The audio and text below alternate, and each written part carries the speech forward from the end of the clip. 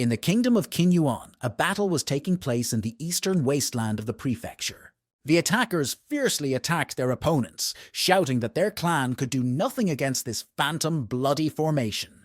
They claimed that times had changed and that these lands would belong to their Moyun clan. One of the defenders shouted that they were not talking nonsense. He had already told Brother Sam about everything, and when he came, none of them would hide. A member of the Moyun clan asked if there was anyone named Sam among the top 10 students of the Qinyun Sword clan, but none of his brothers knew of anyone.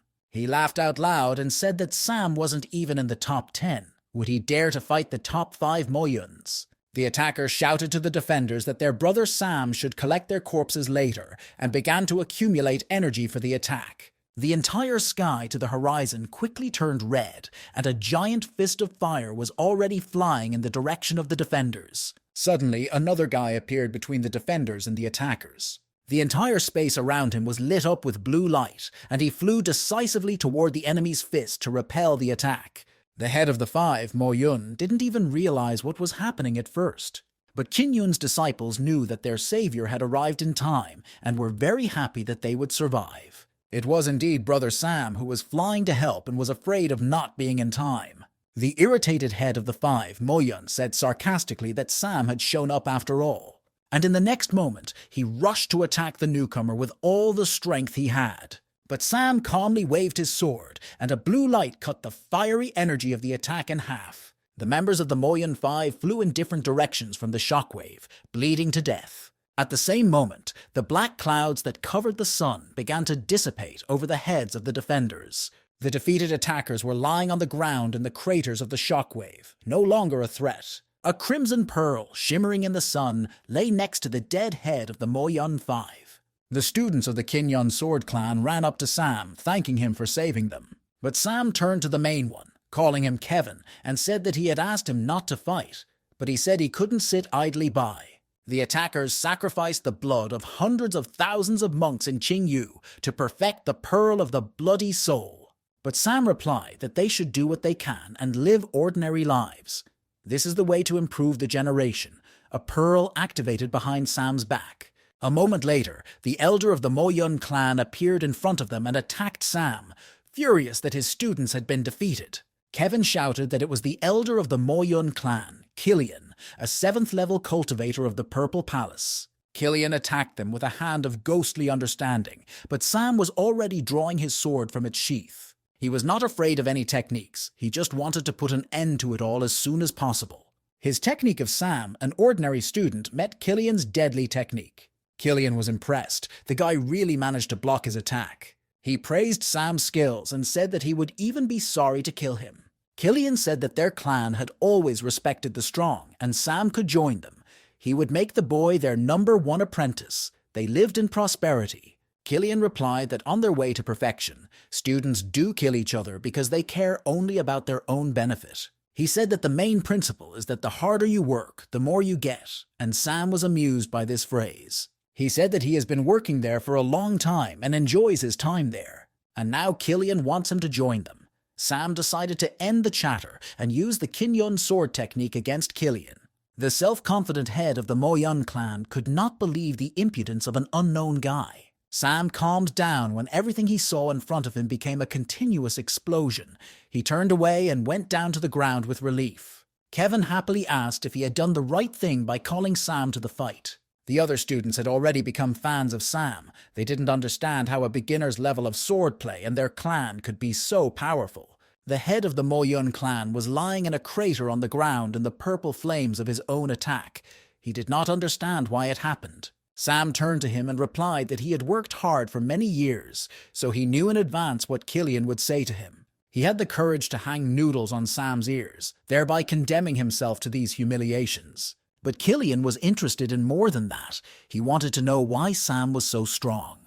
The Cillian Pearl flew into Sam's hands, and he realized that it was time to finish off the head of the Moyun clan. There was an explosion, and the hole in the ground became even bigger, and purple light came out. The boy realized that this was the way the spirit of the clan head left his body. Killian's spirit was fleeing the battlefield. He still had a chance to survive and did not want to lose it. The guy realized what his opponent was up to and reached for his sword. But at the last moment he stopped, remembering something. He could not continue the fight. He sheathed his sword again, first making sure he had time to do so. Sam took a pocket watch from the inside pocket of his kimono. He opened it and looked carefully at the dial, humming thoughtfully. And the next moment he took off, saying that it didn't matter anymore. The main rescue mission had already been completed. The defenders who remained on the ground expressed dissatisfaction with Sam's allowing Killian to escape. But Kevin, who knew Sam better than anyone else, said that they just didn't know something about the guy. He turned to them and solemnly said that Brother Sam was practicing the 9-to-5 method. And pointing to the sunset, he shouted in their faces that this meant that Sam's working day was over. Confused and disappointed, the defense lawyers realized that it was the end of Brother Sam's workday. Sam flew calmly into the sunset, reflecting on his capricious fate. Most of all, he was annoyed that at the end of the day, he still had a lot of work to do and was practically working overtime. In the eastern wasteland of the prefecture, Kinyun, the Kinyun sword clan, was having very intense and long training sessions, just like every day. Some students were flying, standing on their swords, above others who were practicing on the ground. Everyone tried to do their best to move to the next level and become stronger. But every single one of them was annoyed that one of them, as always, was behaving like a lazy man. They didn't understand how he was accepted into this clan as a student because he almost never trained. Sam knew that he was causing discontent, but it didn't bother him, and he lay in the shade of a tree and slept with a mask on his face. He woke up to a voice and, without removing his mask, stretched to stretch his body, which was rubbed. Leaning forward, the guy groaned as his lower back crunched and relaxed. He lifted his mask from his eyes and looked around.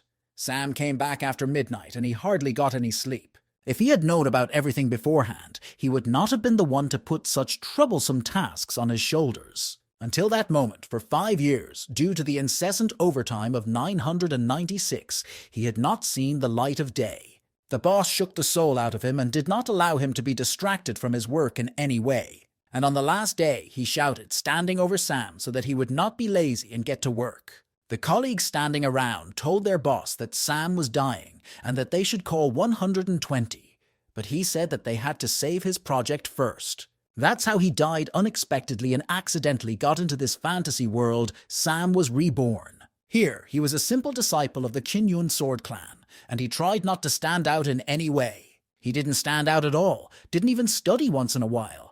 Everyone around him thought he was a lazy man the world had never seen. He decided not to repeat the mistakes of the past and never work overtime in this world. But Sam did not expect that he would stand out so much from the crowd in this world. Kevin approached him from behind and said that an elder was looking for Sam and wanted to ask him about the details of yesterday's mission. Sam asked Kevin if they had told the elder anything about him, and he replied that of course they hadn't told him anything about his power. Sam calmed down, said he was leaving, and added that the next time he had time, he would teach Kevin a few tricks. Kevin forgot everything about the news, and all he could hear in Sam's wake was, "Thank you." Sam took off into the air, whipping up a strong wind around him, and Kevin waved after him, saying that they would see each other again. When he reached the main hall, Sam went down to the bridge and walked to the stairs. In this world, perfection is divided into 6 stages, from the lowest to the highest. The perfection of Ki, the realm of the spirit. Then they proceed to the formation of the soul and the boundary of the palace of the immortals, that is, the ceiling of their power. And behind them is the purple palace, and like Cillian, the ascent to the truth. Each of these stages of improvement is divided into 9 more levels, Sam was thinking about as he entered the main hall. But there was something more serious now that he needed to focus on. In front of him on the throne sat the head of the Kinyun clan, whose name was Jason. He had the 6th level of ascension to the truth, and the most powerful of this world called him the god of the Kinyun sword. Sam, as usual, played the fool and greeted the elder cheerfully, wishing him good morning. But the sergeant major seemed to be in a bad mood and ordered Sam not to forget where he was. Sam, pretending not to pay attention to Jason's bad mood, said that the tea he had planted had already ripened a couple of days ago. Before his eyes, Jason's face began to change from anger to mercy, and he knew how to improve the elder's mood. The next moment, Jason ran up to the boy and asked him to taste his ripened tea. Who would have thought that the sword god Kinyun would turn out to be a tea addict? Sam used his old knowledge of growing succulents and other plants to develop the best tea variety. This helped him build a good relationship with the elder, but it is a must for any self-respecting employee. Jason brought Sam out of his thoughts by asking him how yesterday's mission went. He had heard that Sam had saved everyone. But Sam, cunningly hiding his eyes, replied that it was an accident. He took a crimson pearl out of his pocket and said that he had taken it from one of the students of another clan. Stunned, Jason looked at the object in the boy's palm and recognized the blood pearl. He approached Sam and took the pearl in his hand, asking if the boy knew what it was. The blood pearl began to hiss in Jason's hands and radiate red lightning around it. After a short pause, Jason began to explain what the members of that clan were planning to do with this pearl. But Sam interrupted him, shouting that he didn't want to know anything. He didn't want to burden himself with any obligations. Sam added that he would leave if Jason had nothing more to say and quickly stormed out, not waiting for an answer. He wanted to live this life carefree. He didn't want any unnecessary hassles, but Jason stopped him at the exit. Jason was angry. He said that he was an elder. Even though Sam was growing tea, he could not remain so passive. Jason asked Sam why he didn't train with the sword last Sunday, and he replied that there was a very long line, and he had his own principles in training. Jason was very angry. He said that because Sam had missed class, the masters came to him with a request. They asked the elder to demote Sam from the disciples, and the boy froze in his tracks at the news. He turned his face toward Jason and asked if the masters had really said that. At the same moment, Jason realized that he had sounded rather harsh and wanted to soften his words. Sam turned around and shouted that it was wonderful, that if he was demoted to an inner disciple, no one would ever pick on him again. He did not wait for Jason's decision and began to beg for his level to be lowered to an inner disciple, and the elder was beginning to burn. Jason shouted that there was no such precedent in the history of the clan. If his level was lowered, it would be tantamount to slapping the elder, but Sam didn't listen. He couldn't believe that something so extraordinary would happen. Suddenly, a woman's voice interrupted their argument with her greetings, and Jason turned to the girl and thanked her for coming. The girl quickly came to Sam, saying that tens of thousands of students work long hours to become true disciples. And why is Sam ready to give up a once-in-a-lifetime opportunity? The girl's name was Mary, and she was the #1 true disciple of the Kin-Yun sword clan. In addition, she was a real beauty. Even in her early years, Mary achieved great success in cultivation and has since been ranked first among students. Everyone around her called her the future of the Kin-Yun clan. She was an undisputed authority. Meanwhile, Sam himself was only the last 55th in the Kin-Yun clan. To all the girl's questions, Sam modestly replied that she didn't know, but he had long been stuck on the Purple Palace. And that's why he wants to start all over again, as an inner student. He needs to strengthen his spirit anew, to break through the boundaries of the Palace of Immortality and become stronger. As they say, repetition is the mother of learning. She couldn't believe that Sam would be so progressive and thoughtful. It was so different from what she had heard about him. She bowed to him with respect and said that she was wrong about him, to which the guy replied that the girl was very good to him. Meanwhile, James turned to Sam and said that several masters wanted to address him with a request. The girl and Sam looked at the elder intently, waiting for him to finish his sentence. Sam must go with Mary on a mission and learn from the best student about hard work. Sam's jaw dropped in surprise. This was not part of his plans at all. Dripping with cold sweat, he asked Jason if he was laughing at him. Because it was Mary who, through her hyperactivity, doomed the entire clan to conform to her standards. She and he were completely different, and the guy didn't understand how they could work together. Jason replied that Mary was the best student. Everyone wanted her advice, and Sam had such a great opportunity and was still unhappy. Sam decided not to give up. He said that he was just worried that he was not good enough for this mission and would get in the way of the girl. He hoped that Mary was of the same opinion as he was about this, and he didn't want a boyfriend to interfere with her self-improvement. But the girl readily began to assure him that he shouldn't even worry about it. She said they were a family and should support each other and make progress together. Sam can use this opportunity to prove himself and debunk the rumors about him that others are spreading. The guy thought that the girl wanted to scare him, not cheer him up, and wanted him to suffer as much as she did. He turned to Jason one last time and said that if he took part in the mission, his tea leaves would be left unattended. Sam understood that the elder had invited Mary so that he could not refuse the mission, but the boy did not want to go with her. He wanted to hang around here. But Jason also had strong intentions, and he announced that he would give the boy 3 days off if he successfully completed the task. The guy couldn't believe his ears. Now this offer didn't look as horrible as it seemed at first glance. Sam just started to come alive. Happiness overwhelmed the guy. He would have 3 whole days off. He grabbed Jason's hand out of an overabundance of emotion and squeezed it in his palms. The boy asked the elder to immediately inform him about the content and place of the mission. He swore that he would go through water, fire, and copper pipes to fulfill it. A quarter of a day later, Mary was practicing with her sword on the training ground. Sam, yawning, watched this from a distance. He was in no hurry to rush into work. Still, when he approached the girl, the guy complimented her on her hard work and perseverance. Mary did not react to this, but merely noted that Sam was late.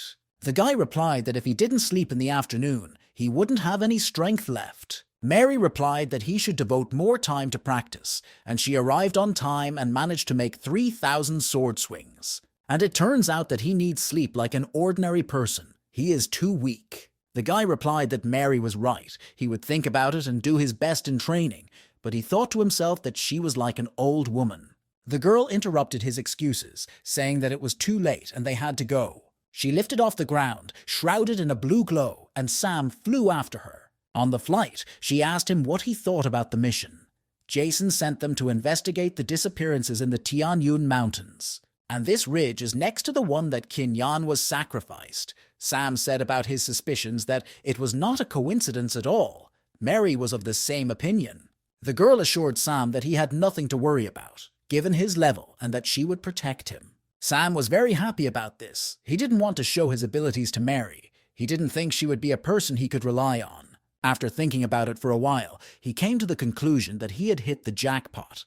He would become friends with Mary and get 3 days off. And now the sun itself was shining on him. He was so happy with this prospect. Sam mentally thanked Jason. They arrived at the place, and under their feet they saw the same Tianyun Mountains. The girl's foot touched the ground first, and green leaves from the trees whirled around her. She asked Sam to start by asking the locals about everything. But she saw that Sam didn't hear her at all, just looked at his pocket watch. Mary heard the guy counting down from 5, and she realized that it was a countdown of seconds. The boy looked at the sun setting over the horizon, shrouded in clouds on both sides, and counted down to the next few minutes. He closed the watch with a click and exclaimed that the time was up. A moment later, he was running away from Mary, finally saying that he was going to rest and leaving everything to her. The town was tidy, but not very lively, although you could meet locals going about their business on the street. He was looking for a place to stay for the night, and soon his search was successful. Sam went to the inn and asked the owner at the reception for a room. The owner was in a very sad mood at first glance. He asked for 1 liang in silver for the room. The boy handed him a liang, and the owner gave Sam the key, saying that his room was on the 2nd floor, to the left and to the end. Sam picked up the key, but noticed that the innkeeper had a strange tattoo under his clothes. But he didn't want to think about it now. He was on vacation, and nothing should interfere with that. Sam found the stairs and climbed them to the 2nd floor and found his room. He lay in bed and thought about how Sister Mary's investigation was going. The next moment, he woke up to the fact that there was some noise downstairs about the vacant rooms. He realized that he had indeed fallen asleep in his thoughts, and he heard a woman's voice from below saying that she would pay for the room. He had definitely heard that voice before, and it was, of course, Sister Mary. The girl stood in front of the owner and did not understand why he refused her a room, even at an inflated price, insisting that there were no vacancies. Suddenly she heard a familiar voice behind her, and it was Sam, of course, calling her name. Sam said that the owner had already told him that there were no more rooms, and there was no need to keep torturing him. He asked the owner if his younger sister could spend the night in his room. The owner grudgingly agreed to this proposal, but the girl blushed, not knowing what to say. All Mary could do was look at Sam and repeat, barely intelligibly, something about 1 room. The guy ignored her embarrassment and was already climbing the stairs to his room, telling her to follow him if she didn't want to sleep outside. The girl decided that this was a significant argument in favor of listening to the guy. She began to climb the stairs after Sam, secretly looking at him as if for the first time. Mary reasoned that they would not do anything shameful, so she had nothing to fear. Besides, she is much stronger than Sam and can defend herself in a pinch. With these thoughts in mind, they went into the room and the guy asked if Mary had eaten dinner, and she said no. There were deliciously fragrant pastries on the table that beckoned to be eaten as soon as possible. The boy took 1 cookie and, chewing it, offered some to Mary. The girl replied that they should learn to abstain from food in order to harden their hearts. But she did not have time to finish her thoughts aloud about the wisdom of existence. Sam took one cake from the plate and shoved it into the mouth of his restless companion. The girl instantly forgot everything she had shown a second before the cake was in her mouth. For her, it was such a long-forgotten and incredible taste that it was hard to describe it in words. This pastry is sweet but not greasy. It melts in your mouth and gives off a little bit of color. It penetrates her heart, and now she wants to drown in it. Mary suddenly woke up from the explosion of her feelings and realized that she had lost control. She attacked Sam with a claim that he had snuck up on her with that cake. Sam looked at the girl tiredly but still slyly and asked her if she had eaten. She replied that she did, but that such food was of no use, so it was better not to eat much, and Sam disagreed with her statement. He asked her if she had ever thought about whether it was possible to walk 7 miles, avoiding 5 vegetables, 3 flowers, and worldly vanity. The girl replied that she could not know, to which Sam said a clear no and no again. He said that they walk in this world, and even with a great desire, you cannot shut yourself off from everything in the world. It will only make you physically tired. A person will be afraid, and this will make the practice difficult. Mary could not understand how one could practice without giving up human desires. The guy replied that true monks are not afraid to face temptation and experience it. As in this case, if Mary is afraid that the taste of the cakes will disturb her mind, she should try to get used to them. When he learns to treat it as something ordinary and remain indifferent, this will be his first step towards real practice. Only with a pure heart can he see the truth, and only the truth will help him to manifest himself, and then he will feel free and natural. Mary sat silently and listened to Sam's wisdom with her eyes wide open. After finishing his inspirational sermon, Sam looked at the girl and winked at her. He realized that he might have said too much to Mary, and that her brain had overheated because she had even forgotten how to blink her eyes. But suddenly, the girl jumped up and ran to the boy with her whole body, saying that she understood Sam's wisdom. Only by facing desire face to face and then giving it up can we return to our true nature and cognize Tao. Having said that, Mary turned to the plate of cakes and began to eat them with appetite on both cheeks, and Sam was amazed. That's not what the guy meant at all. All his efforts were in vain. His heart was in his throat. Sam went to bed and told Mary that she would have to sleep on the floor tonight, but she said she would not sleep, but just meditate. Night fell on the town, and the bright moon began to compete with the streetlights. Mary was sitting on the floor meditating, all enveloped in a blue glow. Sam was lying in the only bed in the room, covered with a blanket, and had 10 dreams. But someone in the inn was awake. The silhouette of a man was approaching the guest room. Standing next to the door of the room, the man said that he was ready to let the girl go, but it was her own fault for insisting on doing so. Now she shouldn't blame him. The man had put an incense stick in front of the guest's door and set it on fire. The smoke from the incense stick began to penetrate the room Mary and Sam were renting. He gradually reached the meditating girl and tightly enveloped her from all sides. Mary was brought out of her meditation by a new unfamiliar smell she smelled, and she wondered where it came from. When she opened her eyes, she saw that everything around her was full of smoke, which made her worried. She looked at the door of the room and saw smoke seeping into the room through it, and she realized that they were being poisoned. Mary had already begun to choke and was covered in cold sweat, and she didn't even have the strength to warn Sam about the danger. The girl fell to the floor, her strength completely gone, and with the last of her strength, Mary tried to call for Sam. She turned her head to the bed where the boy was lying and managed to say his name barely audibly and tell him to run away. But Sam was no longer asleep. He woke up to strange, dull sounds, and when he turned around, he saw Mary lying on the floor, and the room was filled with smoke. He knew that there was nothing he could do to help the girl now. He could only wait for the poison to dissipate. Already losing consciousness, Mary saw the boy's face, looking at her intently. A gust of wind rushed through the broken trees, blowing wilted leaves in its wake. The stranger who had poisoned the couple in the hotel room was hurrying to the meeting on shaky legs. When he saw that the person he was going to see had already arrived and was sitting on one of the fallen trees, the man fell to his knees and reported his actions. He said that he poisoned Mary, the best disciple of the Kinyun sword clan, with the scent of a broken spirit, and that he did not know the identity of the second disciple, Sam.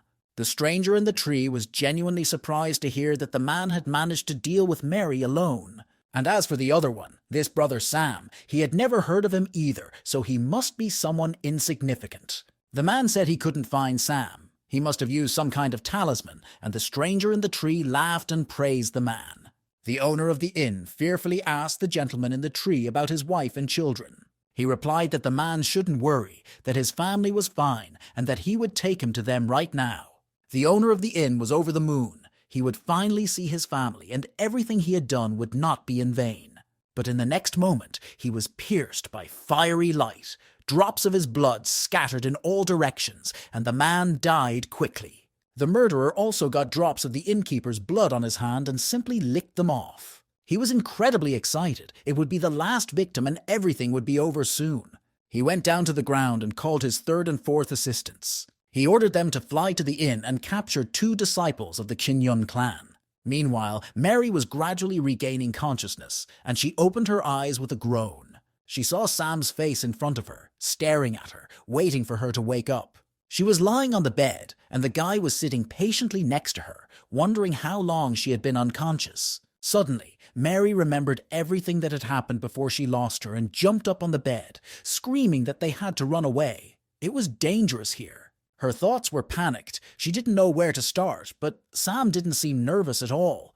He just looked at her calmly, and suddenly she realized that she was the only one who had suffered. Mary asked Sam why he was okay, because he should have passed out before she did.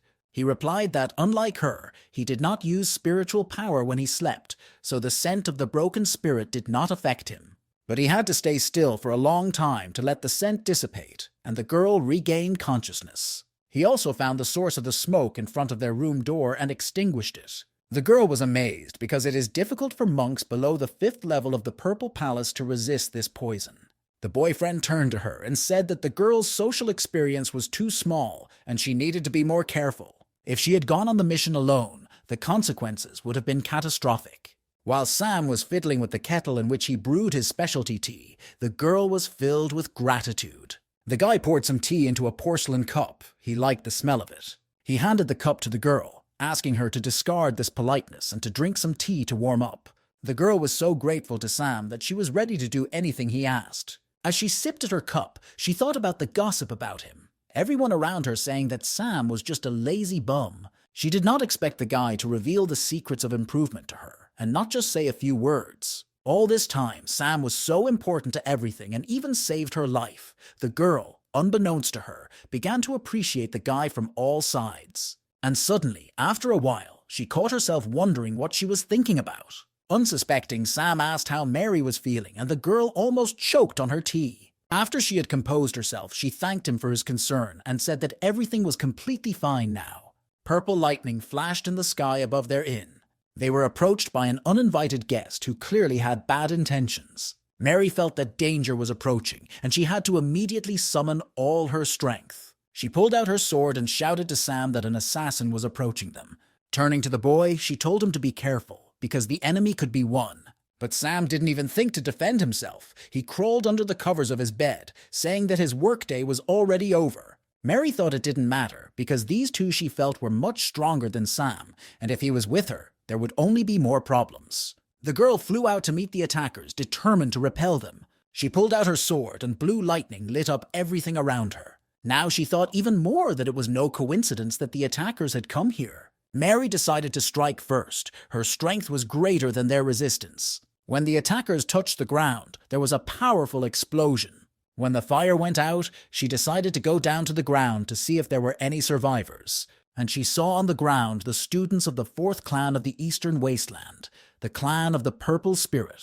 Surprised, Mary asked the girl and the boy what they were doing here. But a moment later, she saw that they were no longer standing in front of her, their eyes frozen, like those of dolls. They were bloody puppets, their souls consumed by magic that turned the boy and girl into unwilling dolls. It was the magic of the demon sect, and the disappearance of the whole village was definitely their work. The power of these 2 disciples was equivalent to the 3rd or 4th level of the Purple Palace. The girl was confident in herself. She was stronger than both of them, and she was very upset. She pulled her sword out of its sheath again, and prepared to strike using the Qin sword technique.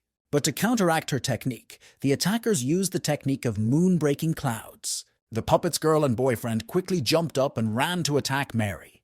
But it was very difficult to approach Mary. She had almost perfect sword technique. She pointed her index finger at the boy and girl and ordered them to disperse. The next moment, a blue glow of lightning struck the ground between the two attackers, throwing the boy and girl into the air. Both puppets were very badly injured by this blow. They were bleeding. Unconscious, their two bodies fell to the ground, creating sinkholes with their weight. Sam, although he did not go to fight Mary, could not deny himself the pleasure of watching this battle. It was much more convenient for him to watch the battle. He didn't even have to open his eyes. He saw the puppet girl regain consciousness and realized that the two definitely did not plan to give up so easily. The girl puppet approached her wounded comrade. The guy was bleeding and she was filled with rage. Mary saw that these two had not completely become puppets. They still had a trace of self-awareness inside them. The attacker, having reached the critical point of her anger, turned in Mary's direction and attacked, shouting that she would kill her. She was running on the ground, and purple flaming flames were bursting from under her feet. The ground gave way beneath her feet as the girl pushed off to fly into the air to attack. The girl was flying at Mary with both hands above her head, holding her weapon. Mary blocked her blow with her sword, but in her rage, the puppet was a strong opponent. Mary couldn't understand how this girl could own such a weapon. It was out of her class. The fight was swift and powerful. Everything around both girls turned into purple and blue flames. Even the stones, due to the concentration of force in the air, began to fly up to the sky. Mary was confused, trying to figure out what kind of force was opposing her because her hands were numb. But the puppet girl did not let her breathe between her attacks. She wanted revenge. Swinging her weapon over her head, she released a powerful purple energy column of light in Mary's direction. Although Mary expected something like this, she still couldn't hold her ground and flew further away from her position. She felt that everything was about to end, and she needed to focus on her technique. Sam's entire room in the inn was lit up with the blue light of Mary's energy. Sam didn't expect anything else from the clan's best student, who had already managed to study her opponent in such a short time. Despite the fact that they are on the 4th level of the Purple Palace, they are now puppets, and their consciousness is sealed. Therefore, puppets can only fight with the help of their instincts. Mary entered a meditative state to achieve the highest concentration and power of her sword. Everything around the girl was completely engulfed in blue flames that rose to the heavens. But the puppet, of course, was not deterred at all by what she saw. Sam began to realize that Mary didn't even seem to be aware of the danger lurking nearby. Leaves from the trees began to fly into the boy's room, and he realized that this amount of energy should be enough to strike effectively. Now the girl will show the attackers the real Kinyon sword technique. Finally, Mary, full of energy, pulled her sword from its sheath and shot a column of blue flame toward the puppet girl.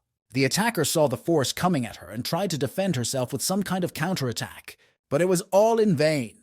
Kinyun's sword technique demolished the puppet girl and everything in her path like an avalanche. Everything was baked in the place where the puppet fell, as if a meteorite had hit the ground. Mary came down and stood beside the girl, who was shaking her body in agony from the blow. But she did not see that behind her, the puppet boy had already regained consciousness and was preparing to strike. He shot a column of violet energy at the girl's back with his weapon. Mary realized too late that she was being attacked. She turned around and saw how she had failed in her defense. At the last second, she tried to defend herself by creating an energy field that should not have been penetrated by this insidious blow. But Mary's hopes were in vain, and the defense, like fragile glass, began to fall apart before her eyes. Suddenly, a green powerful glow flashed across the attacker's purple beam of energy, redirecting the attack. The blow of the puppet boy was redirected to a nearby mountain, and the explosion that occurred was very powerful. Mary looked at the aftermath of the blow in fright and could not understand how it was possible.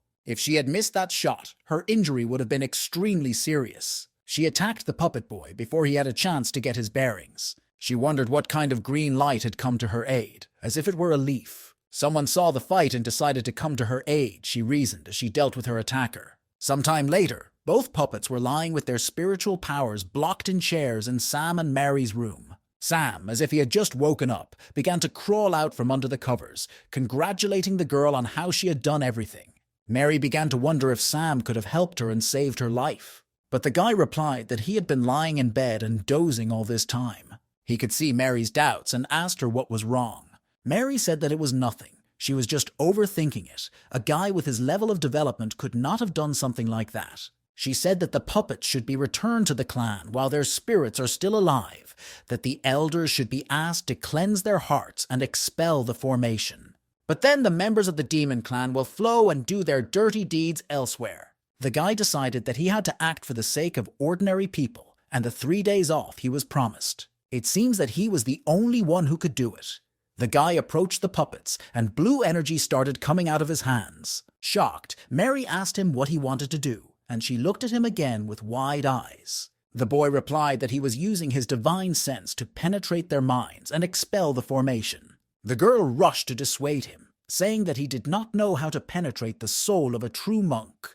The slightest carelessness could lead to the complete destruction of the soul, but Sam calmed her down and stretched his arms over the puppets' heads. When the girl saw that he wanted to convert them from puppets at the same time, she was even more frightened because he was not at all Sam's level. Sam answered that saving a person is equivalent to putting out a fire, the faster the better, while the girl believed that the main thing is not speed, but safety. The girl opened her eyes, struggling to come out of oblivion, and she sighed when she saw the familiar face of her fellow soldier. The guy stood by the girl's chair and was frantically rejoicing that she had woken up. Lisa, rubbing her eyes, wanted to ask Kyle what had happened, but suddenly realized that they were not alone in the room. She looked around and saw strangers, a guy sitting in a chair and a girl standing next to him. Mary happily introduced herself and Sam and said that they were students of the Kinyun Sword Clan. Kyle turned to Lisa and said that his sister Mary was the best student in their clan and that this boy and girl had saved them both. After these words, Lisa immediately remembered everything they had both experienced. She said that they had been captured by an elder of a demon clan and put a spell on them. Sam asked Lisa to tell him more about what exactly happened and how they got into trouble. The girl said that on Sunday she and Kyle went to investigate the disappearance of the villagers on orders. They arrived at their destination and began to explore the area. Later they followed up and found out that the elder of the demon clan used the blood of the villagers for sacrifices. They saw it with their own eyes. He made a lair for himself in the forest near the village. In the end, the boy and the girl fell into a trap that the demon elder had prepared for them in advance. He suppressed their consciousness, and no matter how much they resisted, it was all in vain. Lisa never imagined that they could turn into crooked puppets. After finishing her story, the girl got up from her chair and bowed low to the rescuers and thanked them for saving her. Mary replied that she was not responsible for the rescue and that she did not need to be thanked, because the person who saved them was Brother Sam, and the girl pointed to the guy who was silently drinking tea from a porcelain cup. Lisa turned to Sam and repeated everything she had said earlier. Addressing him, Lisa said that they would definitely pay back this debt. The guy replied that he shouldn't even think about it. He has just managed to free 2 people from the curse of the bloody puppet. Sam recalled Mary's reaction when he completed the process of freeing their minds. The girl said that this spell usually affects the deepest corners of consciousness, and that breaking free from it is like finding a needle in a haystack. And not even all elders managed to get rid of it, Mary asked Sam when he mastered this technique. He replied that he had accidentally found a fragment of a set of practices for manipulating spiritual thoughts, so he studied it because he was curious. The guy told Lisa that to save them, he needed to use resources and artifacts worth almost 30,000 high-quality spirit stones. Mary did not believe Sam's statement and thought that he must have done it by accident, because the guy could not have had so many resources. Lisa replied that they would make it up to her as soon as they returned to their clan. Shocked, Mary was speechless. She couldn't understand how Lisa and Kyle had agreed to this so quickly. Sam knew that a heart purification and evil destruction formation capable of dispelling a spell required at least 50,000 spirit stones. 30,000 is a discount on account of friendship and a loss to himself. So the guy replied politely that they should take their time because their clans are friends. He asked me to remember and tell the details of how Lisa and Kyle were captured. Lisa said that the attacker's name was Freddy. His fighting power was not very strong, and the girl could have dealt with him alone. But he is very good at using formations and poisons, and that's what caught the boy and girl. Sam said that he had an elixir that could make a person immune to poisons for 3 hours and asked if they were confident in their abilities. The girl confidently replied that if she was immune to the poisonous incense, she would beat the demon to death in a matter of minutes. Only after saying this did Lisa realize that the boy was not going to go with them, and asked why he did not want to do so. Sam replied that he actually needed too much spiritual power to save him and his brother, and he just needs to sleep, not fight, to regain his strength. Lisa and Kevin began to apologize for being so blind and not seeing his hard work. All three of them told Sam to have a good rest and to leave the case to them, and he was relieved to say that he was relying on his friends. 3 comets could be seen in the night sky flying in the direction of the forest from the village. Lisa held a blue pearl in her hands and examined it in the moonlight. Was it really the same magic elixir that Brother Sam had talked about? Mary interrupted her doubts, insisting that they should trust Brother Sam, who had never let her down. All 3 simultaneously swallowed their friend's magic elixir, trusting him. Lisa said that this elixir was no different from ordinary pills, and Kyle also had doubts because Sam didn't have a high level of improvement. Suddenly, the bright moon was covered by clouds on all sides. Mary felt a chill run down her spine. Something suspicious was going on, and she had to be on her guard. She turned to her friends and told them what was happening. Something was not good. They should be careful. Lisa turned to the girl and said suspiciously, "Isn't it strange that there is not a single living soul here except for them?" And it was at that moment that the friends realized that they were far from alone, that they were being watched. And literally, they were watched by dozens of red, huge eyes that hovered in the air around them. Mary wasn't going to wait for the demon to strike first. She wanted to be proactive. The girl drew her sword and tried to dispel the ghostly eyes with her technique. Everything around them turned red and blue as if the enemy was mocking them. Suddenly, all of those eyes turned into red fire which descended to the ground. Again, Mary was stunned and did not know what to say. Everything was transforming before their eyes. There was no more land under their feet. It was a solid swamp that came from nowhere. The girl said that it seemed to be the parts of dead creatures that had been treated here. It was a horrible sight. Mary asked the others if they had seen the man who had just spoken to them. But before she could finish her question, she heard a man's voice behind her asking if he was the one they were looking for. When they turned around, they saw a gray-haired young man with fiery eyes. And now all 3 of them were looking at the new guy. It was him. It was definitely Freddy. He asked Lisa and Kyle how they wanted to get rid of his curse so quickly. Freddy suspected that the best student of the Sword Clan had secret treasures that he did not know about. He looked curiously at the girl with blue hair, who was already holding her sword at the ready. Freddy asked why there were only 3 of them, if the 4th one was afraid when he found out who was behind everything. But Lisa, rushing into the fray, shouted that she could handle such an empty place herself. She struck her first blow at the enemy, who raised all the stones around her from her strength. At first she couldn't see anything in the smoke around her. She froze in place, waiting. A few seconds later, Lisa realized that Freddy was still alive. The smoke from the impact dissipated and was replaced by the smoke accumulated by Freddy, saying that the girl was trapped by him. Kyle did not wait for an invitation and rushed at the enemy, demanding that he shut up. The guy attacked Freddy from behind, and he was genuinely surprised at the treachery. He repelled this attack as well, saying that although they were the best students of their clans, they were still fools. Smiling slyly, the demon asked if his friends liked the smell that had already filled the entire clearing.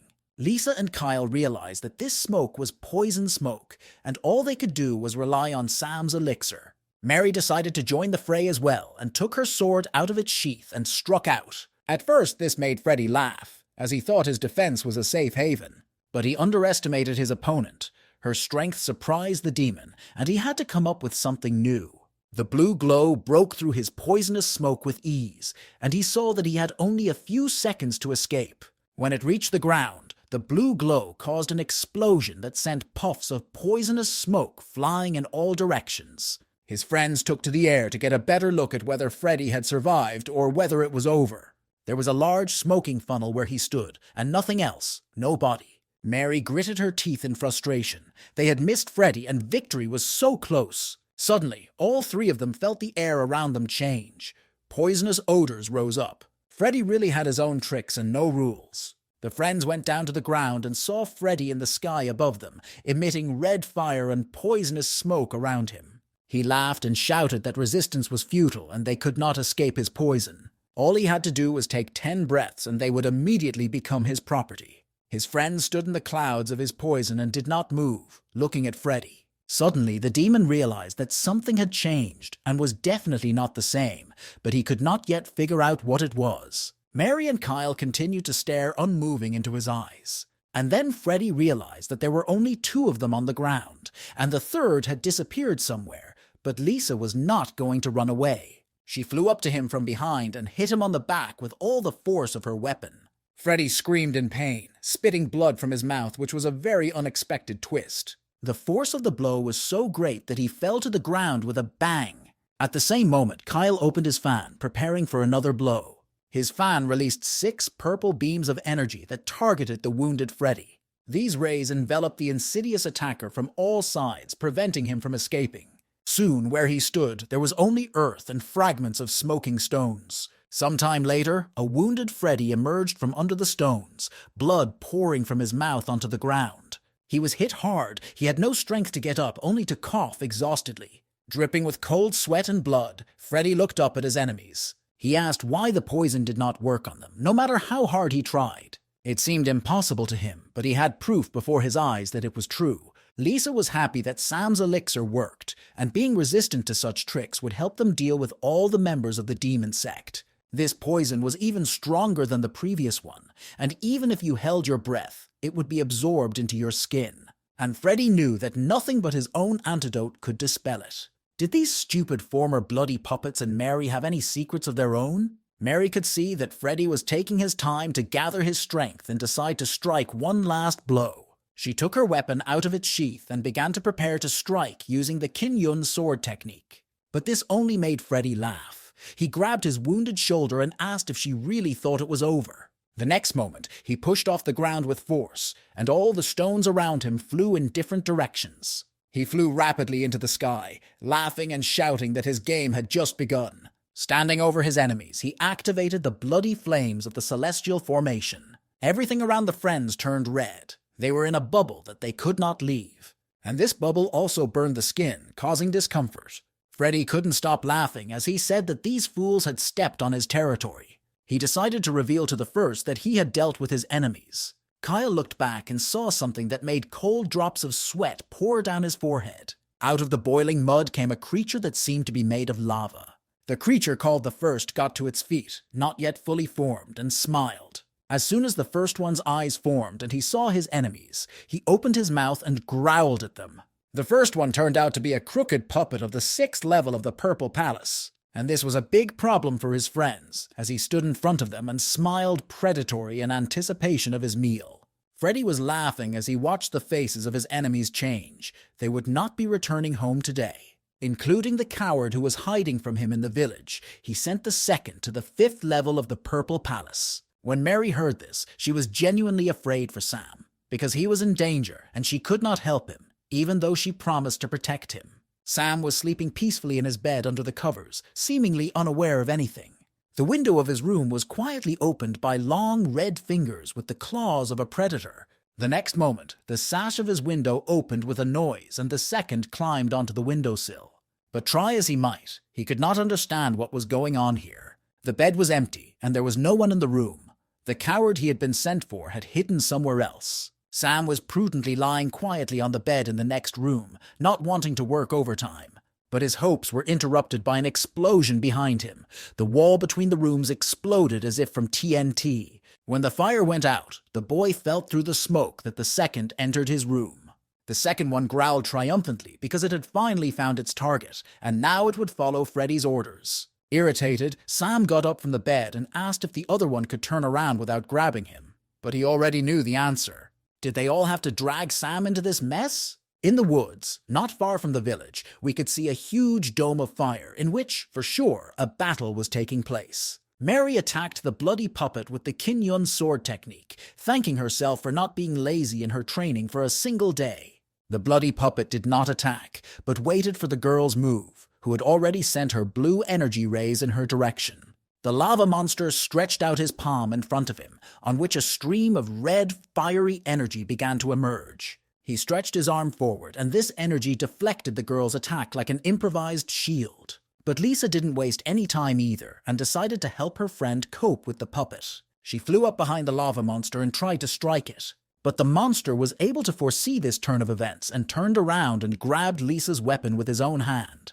He threw the girl away from him with great force, causing Lisa to lose her balance and fall face first to the ground. Mary and Kyle saw that the girl was badly hurt by this counterattack, and something had to be done immediately. Kyle waved his fan, ordering the Ji-Yun chain to form, and at the same moment, purple chains broke out of his fan towards the puppet.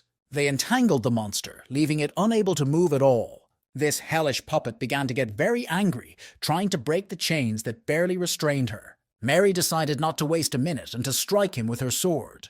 And the second the puppet managed to break the chains that entangled it, Mary's blue energy beam cut it in half. Kyle and Mary saw the body of the bloody puppet break into 2 parts. But Mary suspected that this was far from over and that anything could be expected from Freddy.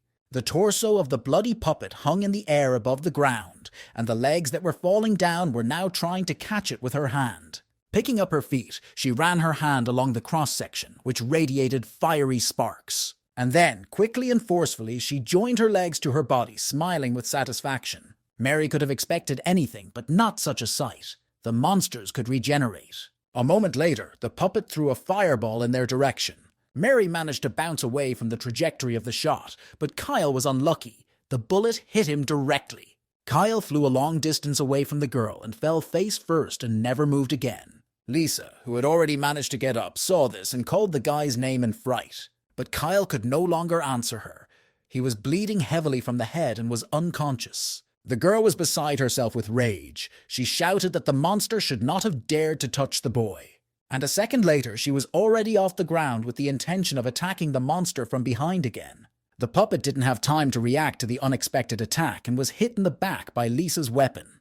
The blow was so strong that it threw the monster into the air, and from there it fell swiftly to the ground, kicking up a pile of stones around it. Mary hurried to her friend, because she realized that fighting the monster like that was a path to nowhere. Mary said that this guy is so strong that with his endless regeneration, they will just eventually run out of steam. Lisa turned to her and said that she knew a way to wipe him off the face of the earth. Mary asked if this was true, and Lisa said that she needed time to gather her strength to attack. She asked Mary to buy her some time and keep the puppet busy. Mary firmly told the girl that she could rely on her there. Freddy looked down on it all and said that it was his masterpiece of a collection of bloody techniques, and they would not survive no matter what they did. Suddenly, he was surprised to feel the second approaching and looked in the direction of the village. He was surprised that number 2 finished his task so quickly, and it turned out that he was really good at it. Meanwhile, the second one was sitting on what was left of the floor in Sam's room, bound by energetic blue chains. Sam almost fell into a trap, and the elders must not find out about it under any circumstances. He just wanted to sleep peacefully, but the monster decided to interfere with that and made a lot of noise. He asked the monster to stop making noise, and if he did, the boy would give him something in return. But the second one, of course, could not shut his mouth, because he had a task that he could not fail to fulfill. And so Sam grabbed him by the hair and dragged him out of the inn room. Pulling the second to the hole in the wall, the guy began to look at the fire dome in the distance. He needed to choose a clear target. He found Freddy with his eyes and raised the puppet with his hand, showing where it should go. The puppet looked at the guy, bleeding but still smiling. The guy looked her in the eye and angrily told her to get out of his room. And he threw the bound monster forcefully toward the fiery dome above the forest. The puppet was melting from the speed at which it was flying at the target. Sam didn't want her flight to be simple, so he gave her a couple of pirouettes in the air, which made the bloody monster vomit. Turning around and facing the room, he held his head. He still had some time to rest, and it was such a mess. Realizing that he would not be able to go to bed here, he decided to look for free rooms. He needed sleep.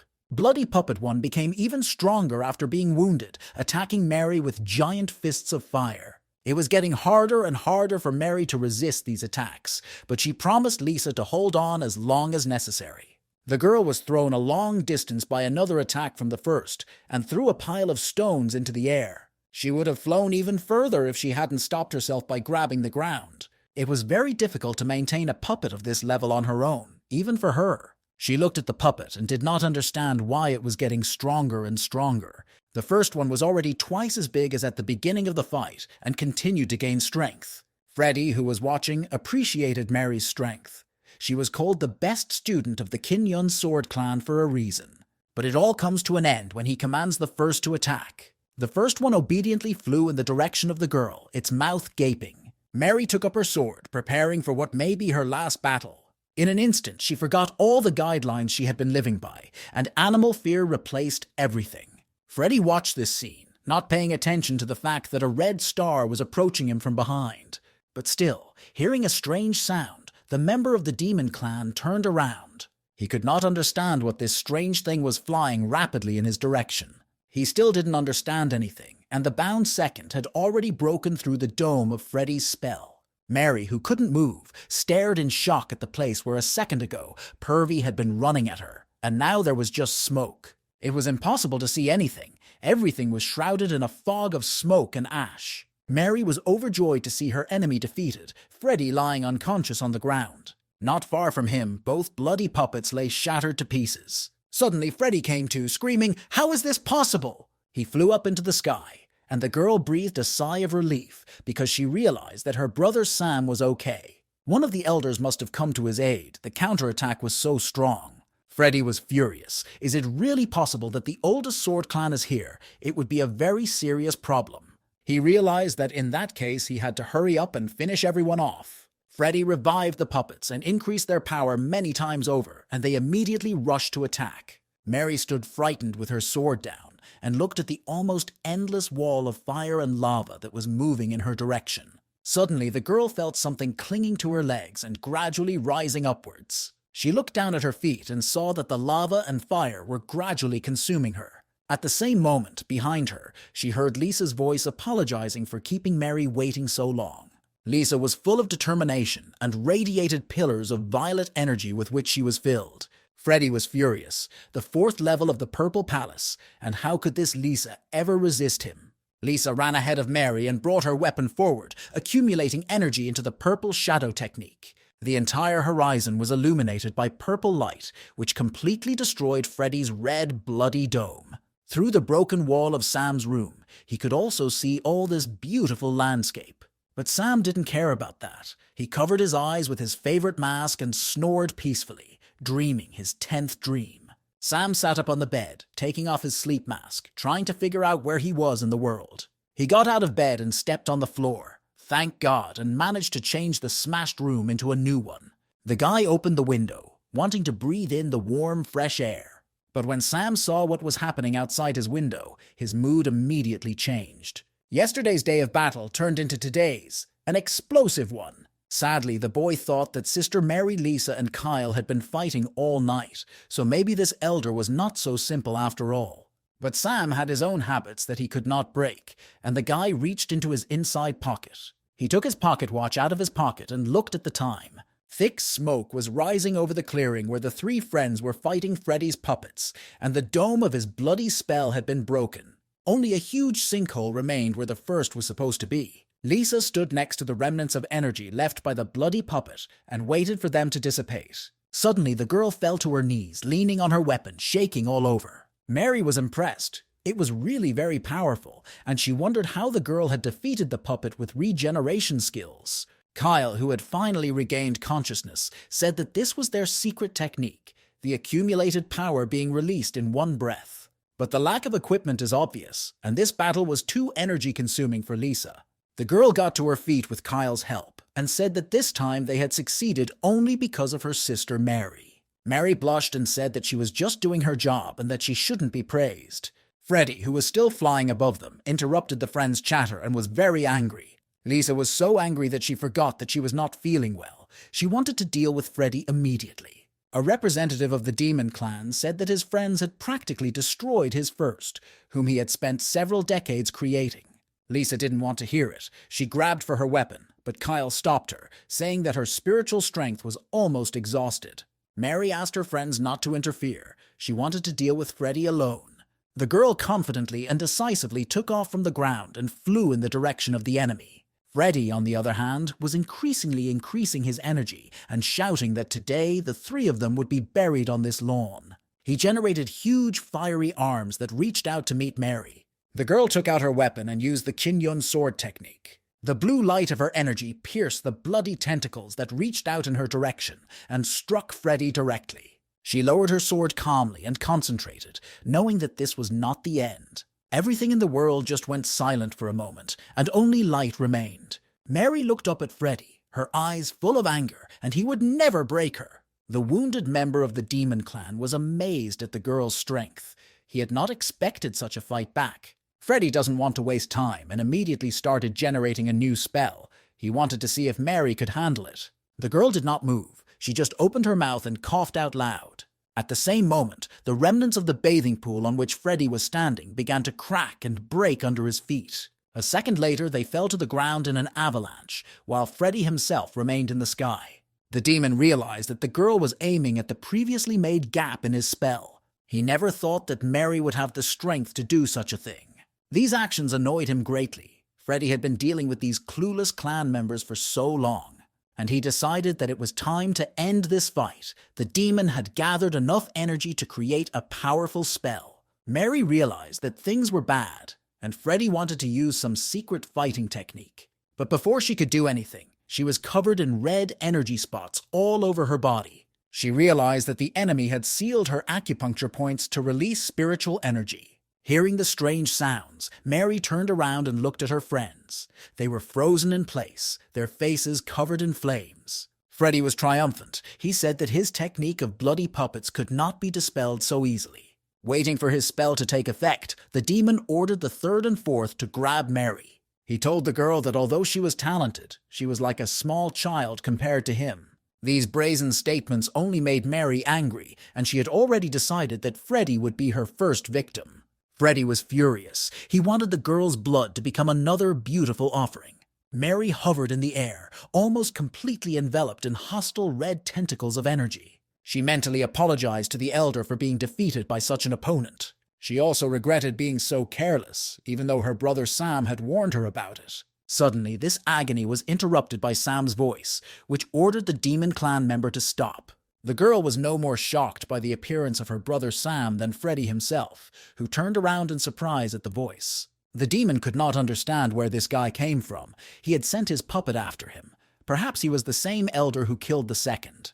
The guy remained calm and told Freddy not to look around because he came alone. Mary was intimidated by this statement. She screamed at the boy to run away because he could not defeat this opponent. Freddy smiled predatory, and it was even better. The sheep went to the wolf by itself. The demon attacked the boy, shouting that in that case he would start with him. Sam didn't even draw his sword. He just stretched his hand forward and snapped his fingers, ordering the destruction. Instantly, everything around Freddy began to explode, along with his energy. He looked up at Sam, dumbfounded, not understanding how this was possible. Freddy's body was covered with cuts from the fragments of his own spell. He was covered in blood, but still alive. Looking down, he saw that number 3 had not grabbed Mary, but rather grabbed her own head and, covering her face, attacked him. This was impossible, because the bloody puppet formation he reactivated was several times stronger than usual. No matter how powerful the guy was, he couldn't dispel it that quickly. But Freddy's thoughts were interrupted by Kyle with his chain attack. Lisa grabbed her weapon and began to build up her energy, which flowed like a purple river. Freddy, wounded, irritated, and exhausted by the fight, was completely enveloped in Kyle's chains. Lisa struck from the top down, saying that it was time for Freddy to come down from heaven to earth. The friends stared in silence at the deep crater, from which a thick column of smoke rose, and it seemed to be over. Mary turned to face Sam with both concern and surprise. She asked the guy what had just happened here, and Sam immediately had to come up with a plausible version. All his friends came to him and started asking him what he had done. Sam decided to stand his ground and replied that it was just a little trick. Sam began to explain that when he removed the bloody seeds from the boy and girl, he discovered that the roots of this bloody seed had already infected the souls of Lisa and Kyle. Sam was afraid of damaging their souls, so he decided to remove only the seeds. This meant that the boy and girl could still be manipulated at any time. That is why he decided to leave several energy threads of swords in their minds. And as soon as the elder of the demon clan tried to activate the seed again, the threads would interrupt his attempt. Impressed by Lisa and Kyle, Sam said that at a critical moment, such measures can turn the tide of battle. The boy and girl said they understood Sam's idea and admired him. Mary asked Sam why he hadn't told her about it in case the plan failed.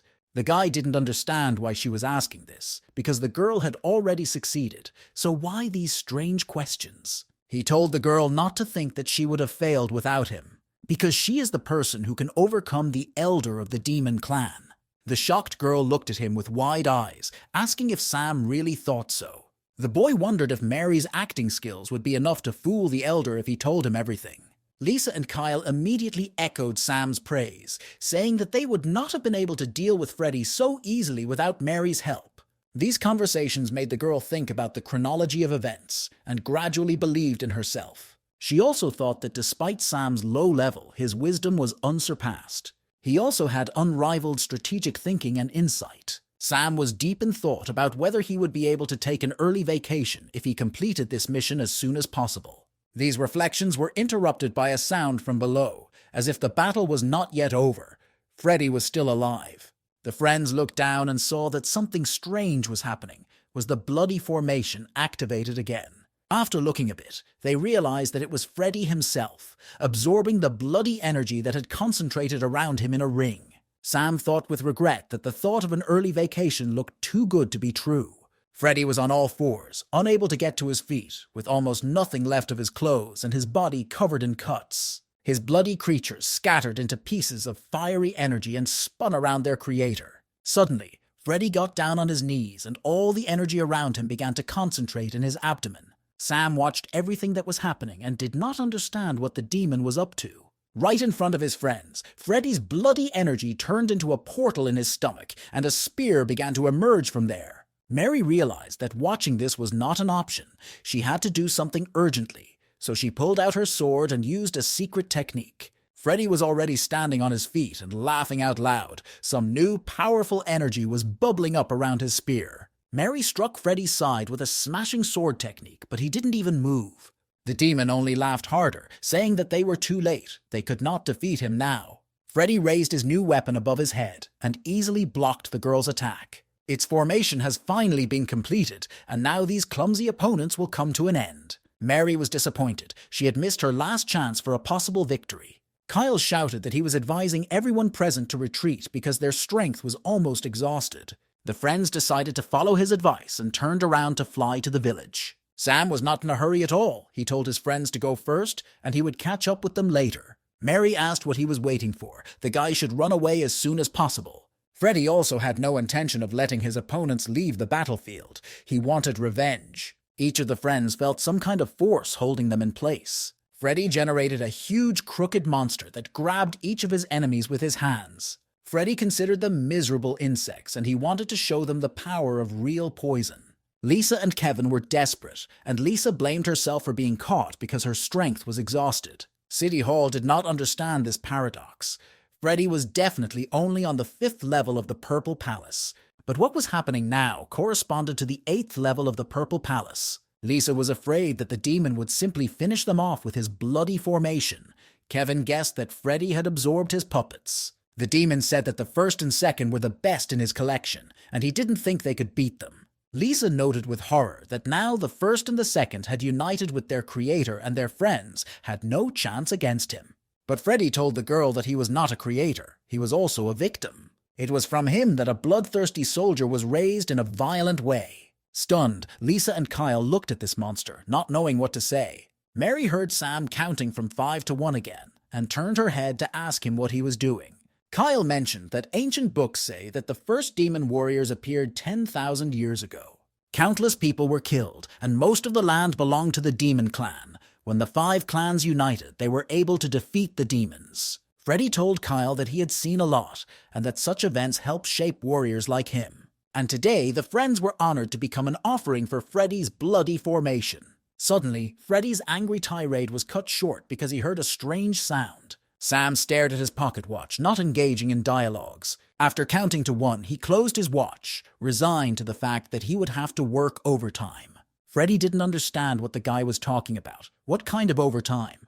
But even here, he was interrupted by a rapid and powerful attack of blue light. Freddy received a blow like he had never received before in his life. That's how Sam decided to free himself from the demon's captivity, he said, because his death hour had come. Not only Sam, but also his friends were freed, and Mary immediately rushed to him to ask if it was his movement that was responsible. The guy told them to run away. They had to get out of here as soon as possible and protect the village, and he would handle it himself. Mary asked Sam to call the elder who had helped him defeat the second's puppet, because they couldn't do it alone.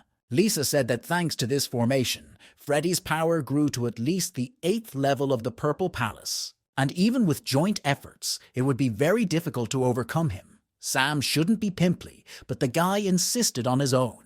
He assured his friends that everything would be over very soon and they could rest easy about it. Stunned by the strength of the attack that came down on him, Freddy couldn't understand how it could happen.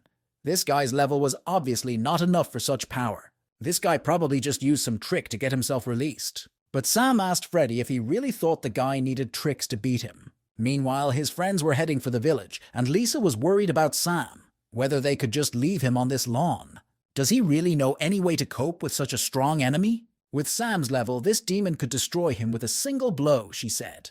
But Mary insisted that she trusted the guy, even without knowing what he was up to. She remembered all his explanations about how he had saved Lisa and Kyle. From the moment he left the mountain, all his decisions were absolutely right. Meanwhile, Sam extinguished Freddy's attack with a single counterpunch, and the guy was smiling. He was holding his sword and seemed to glow with a blue light, only his eyes were red. Freddy looked at this sight in fright. He was scared for the first time and did not know what this guy was going to do next. Meanwhile, the friends flew to the center of the village. There was not a soul on the street, and the locals hid in their homes in fear. Mary landed on the street with a bang at high speed, kicking up earth and stones around her. She quickly generated a heavenly spirit castle to protect the villagers. She threw it in the air to activate it with all the strength she had left. The castle soared high above the village, and a blue protective dome formed behind it from top to bottom. The village with its people was protected from enemy attacks for some time. Sam decided to give Freddy a head start and suggested that he attack him. Freddy didn't even think about why the guy was so kind to him. He could not even think that he would not be able to cope with this little shit. Sam wanted to see what other aces Freddy had up his sleeve as soon as possible, because he wasn't going to give him another chance. The elder of the demon clan was speechless at the audacity of this stranger. He lifted his spear, accumulating a huge amount of energy for a blow that the boy should definitely feel. But the bloody blow with the halberd did not have the desired effect. The boy did not even move. Freddy's energy was flying in the air, destroying everything in its path. The demon was not going to give up. He thought that if he increased the amount of energy and prolonged the attack, the boy's defense would break. But over and over again, the reflection of Sam, who was in the same place, remained in his eyes. To be honest, Freddy was already very tired. He hadn't had time to fully recover, but he wasn't going to give up on Sam either. The guy watched all these attempts to destroy him, and when he saw that the demon was exhausted, he asked him if that was all. It worked like an electric shock on Freddy, and he tried to attack the guy again. He wanted to kill this kid at all costs, and the demon could not understand how what was happening to him right now was possible. He accumulated the power of 10 blades against the boys, which was one of his most powerful spells. Immediately, without waiting for the previous one to act, he also accumulated the demonic light of the heavens, deciding to use his entire arsenal. From the village, a wall of fire was visible behind which Sam could not be seen. The friends' hearts clenched as they saw the full power of the demon warrior. Mary looked at this horrific sight and was sure that Sam was no longer alive, because she would definitely not have been able to resist such a force. Meanwhile, Sam's imperturbable voice haunted Freddy, who had already begun to run out of breath from the incessant attacks. He said that it's not easy to master a skill to the fullest if you can't control it completely. After these words, Sam fired several powerful blue energy beams in Freddy's direction. Freddy heard a sound, looked up at the enemy, and saw that he was under attack. He couldn't believe his eyes and thought he was dreaming. His spell was broken by the few rays Sam shot in his direction. Until that moment, Freddy believed that it was simply impossible to do this. It must have been some kind of illusion. Sam asked the demon if he had any idea how Sam, an ordinary guy who was improving, could resist him with such ease. Without expecting an answer to his question, Sam continued that it was quite simple. The whole point was that he decided to seal his kingdom. While repelling Freddy's attack, Sam said that he had never practiced in front of other people. He was afraid that someone would find out his true level. In that case, a catastrophe would have been unavoidable, and it's not good for a clan member to flaunt his skills. Because the higher your skills are, the more problems fall on your shoulders. And in order not to complicate his life, Sam was forced to hide his power. Listening to this confession, Freddy thought that he was just a man out of his mind. Sam decided to ask Freddy to come to his senses one last time and stop, so he could let him go. But he was already in a frenzy and was not affected by any suggestions. Freddy was in a complete rage. And the guy, realizing that his persuasion and confession had no effect on the enemy, pulled his sword out of its sheath. He said that Freddy had harmed his comrades, interrupted his rest, and forced Sam to start working ahead of schedule. Freddy just didn't need to be here at all, especially to play with Sam's schedule. This was a sin that Sam could not forgive anyone, so Fred was about to be redeemed. He accumulated the energy for the Kinyun sword technique and directed it directly at the demon. When the boy's energy hit Freddy, he realized that his hour of death had come.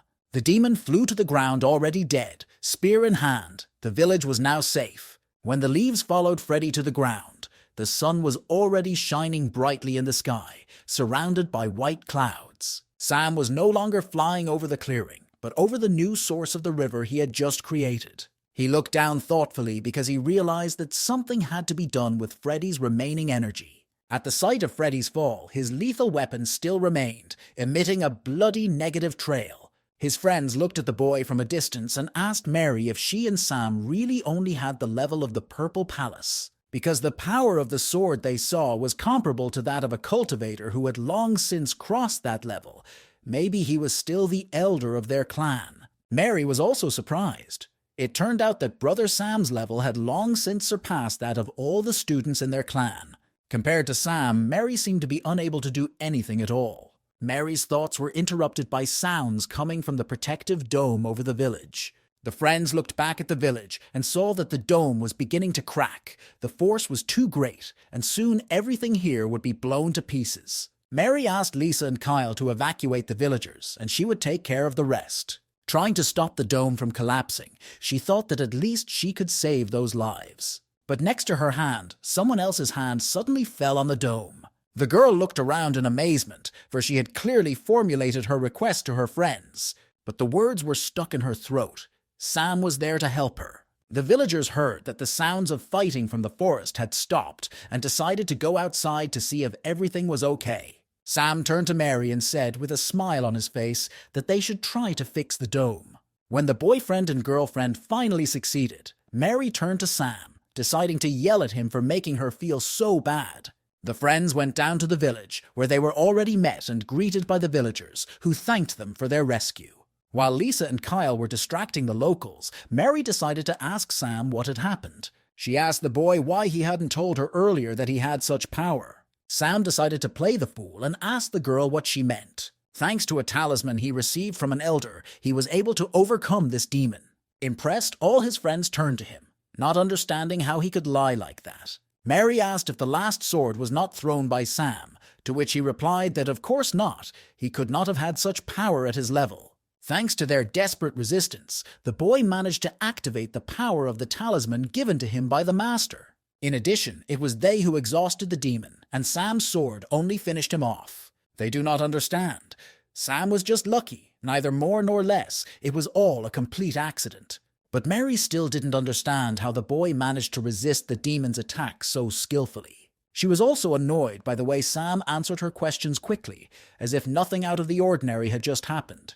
And then the guy replied that in fact, his main specialization was avoiding attacks, so dodging was not such a big problem for him. She, of course, knew who their master was. He was the best in the whole clan. But the girl decided to press on and asked what Sam had to say about the blocking array. Because stabilizing such a formation is not something that a student of his level can do. The guy paused for a moment, took a green stone out of his inside pocket, and said that he had used it. My friends were even more impressed. It was a jade of the hidden spirit. It was able to store spiritual power and activate it at any time. A rare thing. The girl thought that Sam's story was quite logical at first glance, but her intuition told her that something was wrong with the story. She thought about what she could ask the guy, what she could catch him on.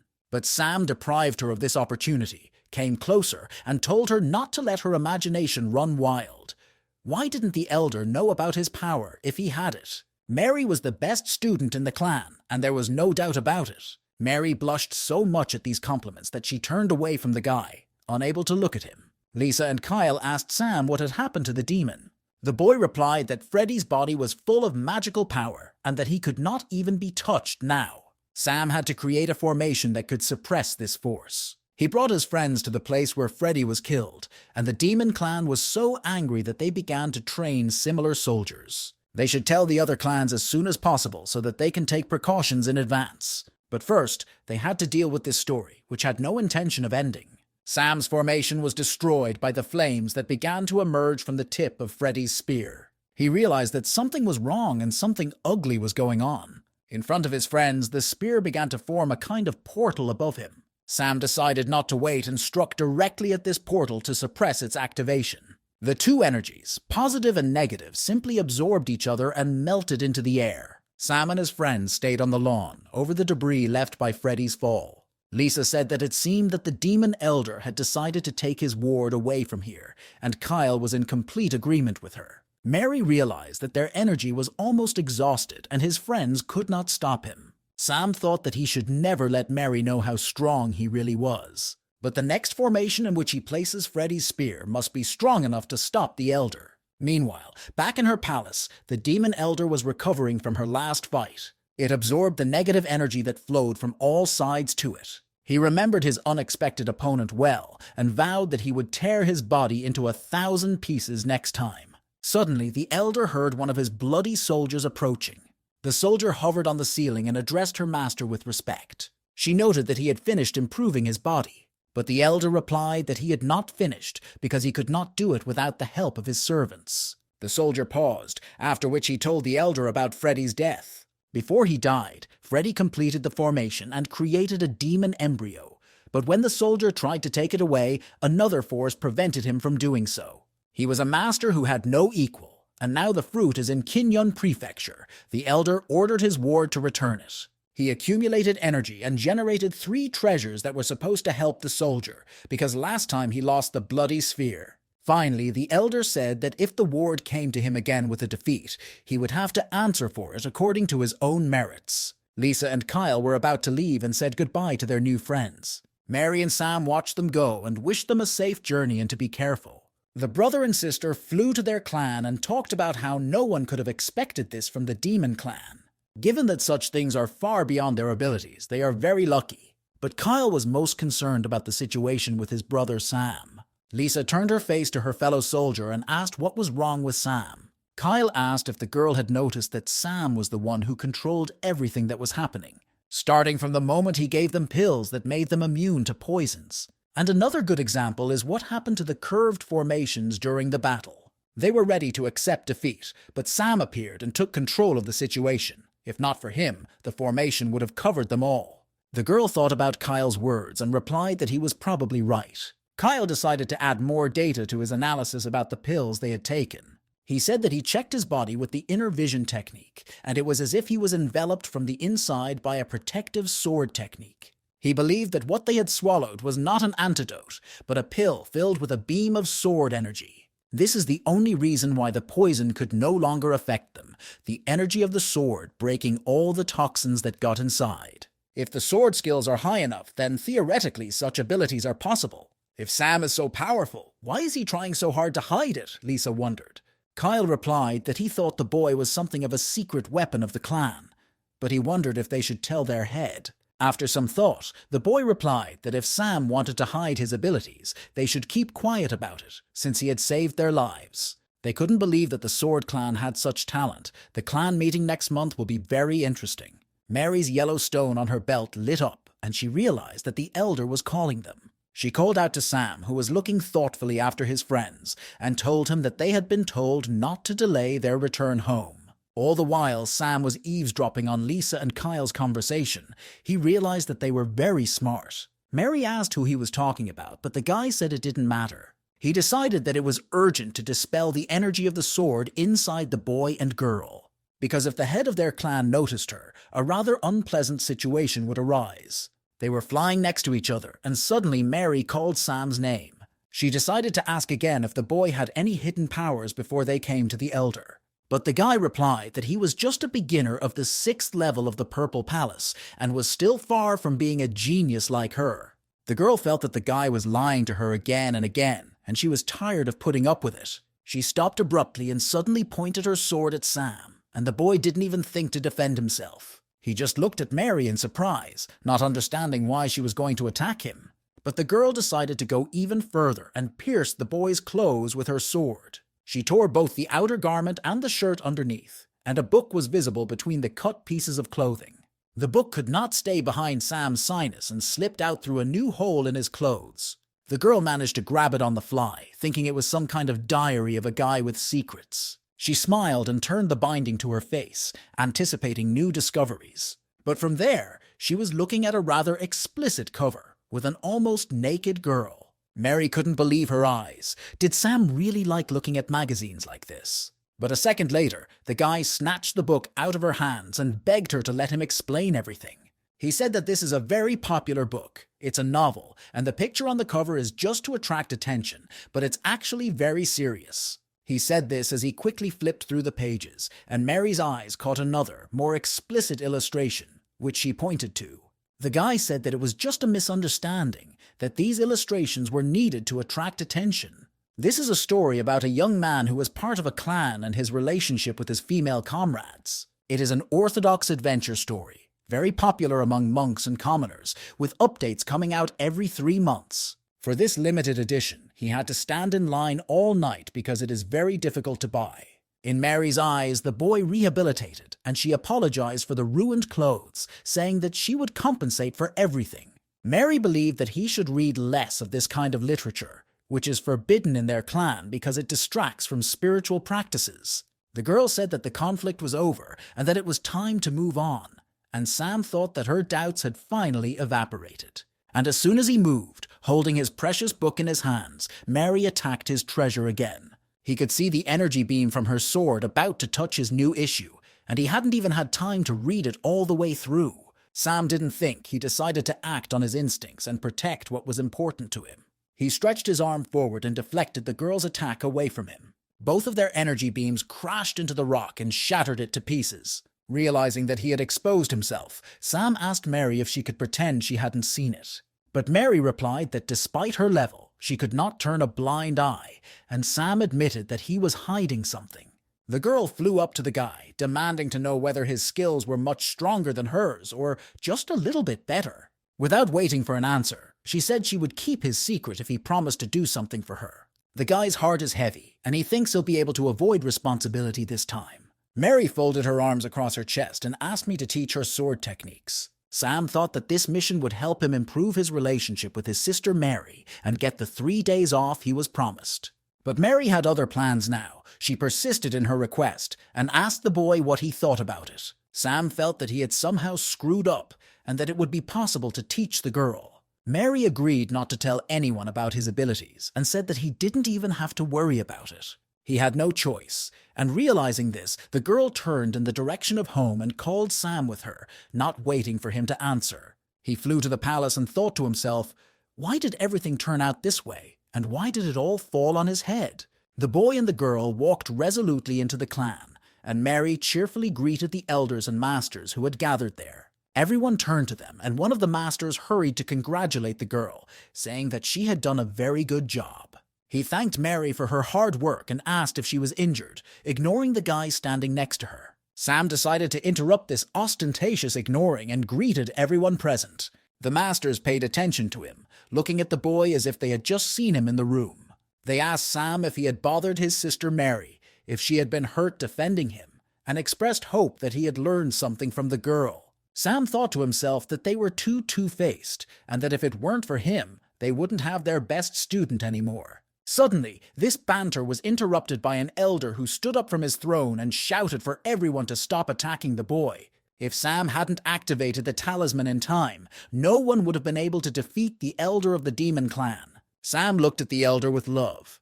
It was not for nothing that he gave him so much of his tea. The elder insisted that it was Sam who had been given this talisman and that it was he who activated it. And so it turns out that his master who gave him this talisman is the real hero in this story.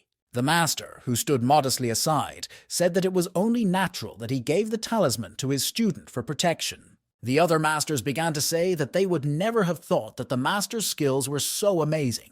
The master, in fact, also had his doubts. He remembered for sure that the talisman he had given Sam was slightly higher than the first level of the Purple Palace. Believing the gossip, the elder of the demon clan was at the 5th level, and the master doubted which one had given the talisman to the boy. The clan elder interrupted the discussion again, saying that they had gathered here for one reason. Their world was about to face a crisis. He asked Mary to tell him everything that happened after they met the elder of the demon clan. Happy Sam walked out the door of the main hall. Finally, it was all over and he could rest. Starting tomorrow, he will finally be free to do whatever he wants, so he needs to plan his weekend carefully. His thoughts and reverie were interrupted by Mary's voice, who was standing next to him. Mary said that Sam had promised to teach her, they had made arrangements, and she was waiting for the first lesson. The guy replied that he had plans in the coming days, but Mary said she couldn't wait any longer and wanted to learn from someone like him as soon as possible. Sam insisted that they were both exhausted and needed to rest before he started teaching the girl. Mary manipulated by saying that while Sam was sleeping, she had been fighting all night and was not complaining, to which the guy replied that he had contributed a lot to the victory. Realizing that the plan hadn't worked, the girl attacked Sam and began to blackmail him into telling the elder and the masters about their relationship. Sam didn't understand what kind of relationship Mary was talking about. It was nonsense. But they were in front of the main entrance to the hall, and the girl was screaming that he was a fraud. So to stop this blackmail and yelling, Sam agreed and asked Mary to come to class tonight. But after this lesson, she has to promise that she will leave him alone, which Mary gladly agreed to. In the end, Sam reminded her to keep his secret and not to be seen by the clan brothers. At the specified time, the girl landed in the yard in front of Sam's house, who was reading a book while sitting at a table. When he saw Mary, the guy was disappointed to see that the girl had come after all. Mary saw his mood and asked him why he was so serious. If it was because of her, she must have added to his troubles. But Sam replied that he had just learned something very important to him. The girl, beginning to worry more and more, asked what exactly Sam had learned. The guy replied that he had found out that a new edition of the book he liked to read was coming out the day after tomorrow. He heard this information on the street from his brothers from their clan, and he will probably have to stand all night for the new issue. That's why Sam has to leave tomorrow, so there will be only one lesson for the girl right now. Mary was willing to do even that, so Sam held out his hand and told her to look closely. He asked Mary to attack him with all her might. The girl was scared. She said that if she tried too hard, she was afraid that the boyfriend's house would not hold. But Sam calmly replied with a smile, telling her not to worry because she wouldn't have the strength to do so. Mary calmed down and, drawing her sword, shouted to Sam to take care of himself. She generated the energy for the spell Heavenly Highlands, which was quite powerful in her performance and illuminated everything around her with a blue glow. Sam looked at the girl's technique and evaluated her choice of spell to attack. He waited until the glow of Mary's energy was close enough to him and put his hand forward, generating a counterattack. The light of Mary's energy almost touched his hand, but did not strike the boy. Colliding with Sam's hand, the spell of the Heavenly Hill just started exploding in the air between the boy and the girl. Mary looked at this phenomenon with wide eyes. She could not believe what she was seeing. The girl lowered her sword in confusion, watching Sam's counterattack absorb her powerful attack. All this abnormal phenomenon for Mary ended with Sam launching all the energy he had accumulated to repel the girl's attack into the sky. The girl fell to her knees in shock in front of the boy, who stood with his hands folded behind his back and looked at the sight with a smile. Sam told Mary to realize that this world was far from perfect, and so was her technique. He had just found a flaw in her technique and destroyed it with his spiritual power. And the girl should continue to work hard on her shortcomings, because when she works through them, her skill will have no limits. If she manages to do this, all obstacles will cease to exist for her. Mary couldn't believe what she was seeing and hearing now, and she was overcome with annoyance. She joined this clan more than 20 years ago. She trained every day and became the best student in the clan, but Mary couldn't even think about something like what she was seeing now. Sam told Mary to look at him closely and kicked hard at the tiles that covered the yard outside his house. The tile flew up from under his foot, and Sam waited, arms crossed, until it reached the height he needed. Suddenly, he stretched out his left hand and generated energy that enveloped the tile and exploded on its surface. When the boy was done, he asked to see the marks left by the sword on this stone, which was supposed to help the girl improve her level. Sam threw the tile toward the girl, and she, still confused, caught it. Mary, her hands trembling with excitement, turned the tile around to see what was on its surface. The word sword was engraved on the tile in a filigree handwriting. Finally, Sam reminded the girl that no one should see the stone but her. Mary held the stone to her chest in reverence, and looking into Sam's eyes, agreed with his wish. She took off and thanked me for my advice and said she would return to training immediately. Sam looked at the blue star, which was moving away from his yard at a high speed, and couldn't believe it. Mary was practicing all night. He realized how stubborn this girl was, and he could only wish her to be more careful. It was still so early that the fog had not yet cleared in Sam's yard. But the guy was already awake. He was standing by the shelf with his treasure of collectible books. It was time to fly. Suddenly, Sam heard someone flying outside and turned around, hoping it wasn't Mary coming back to him. On the horizon, he saw a powerful blue beam taking off at high speed from their settlement. It was his master, and he was also leaving the church this morning, which surprised the boy. Having already flown a considerable distance from the temple, the master realized that someone was next to him. He stopped and asked his pursuer if he had been here for a long time, probably tired of waiting.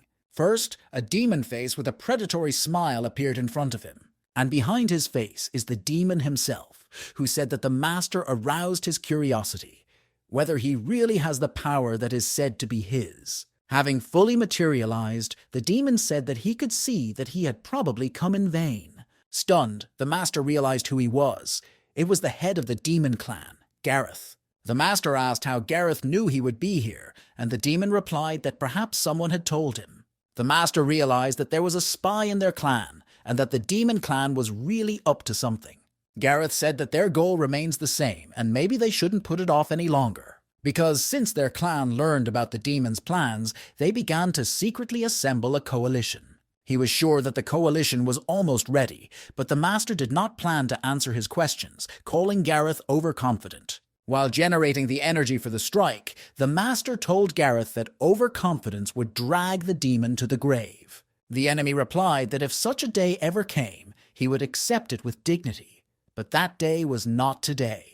Gareth was also preparing for the attack, wanting to see how much stronger his opponent was and whether he could withstand his attack. Sam could finally see the city of Yongxing under his feet, and he was excited about new discoveries. He stepped onto the pavement of the city's main square, blowing some green leaves from the trees around him. Finally, he reached his destination. The guy wanted to see where the meeting would be held.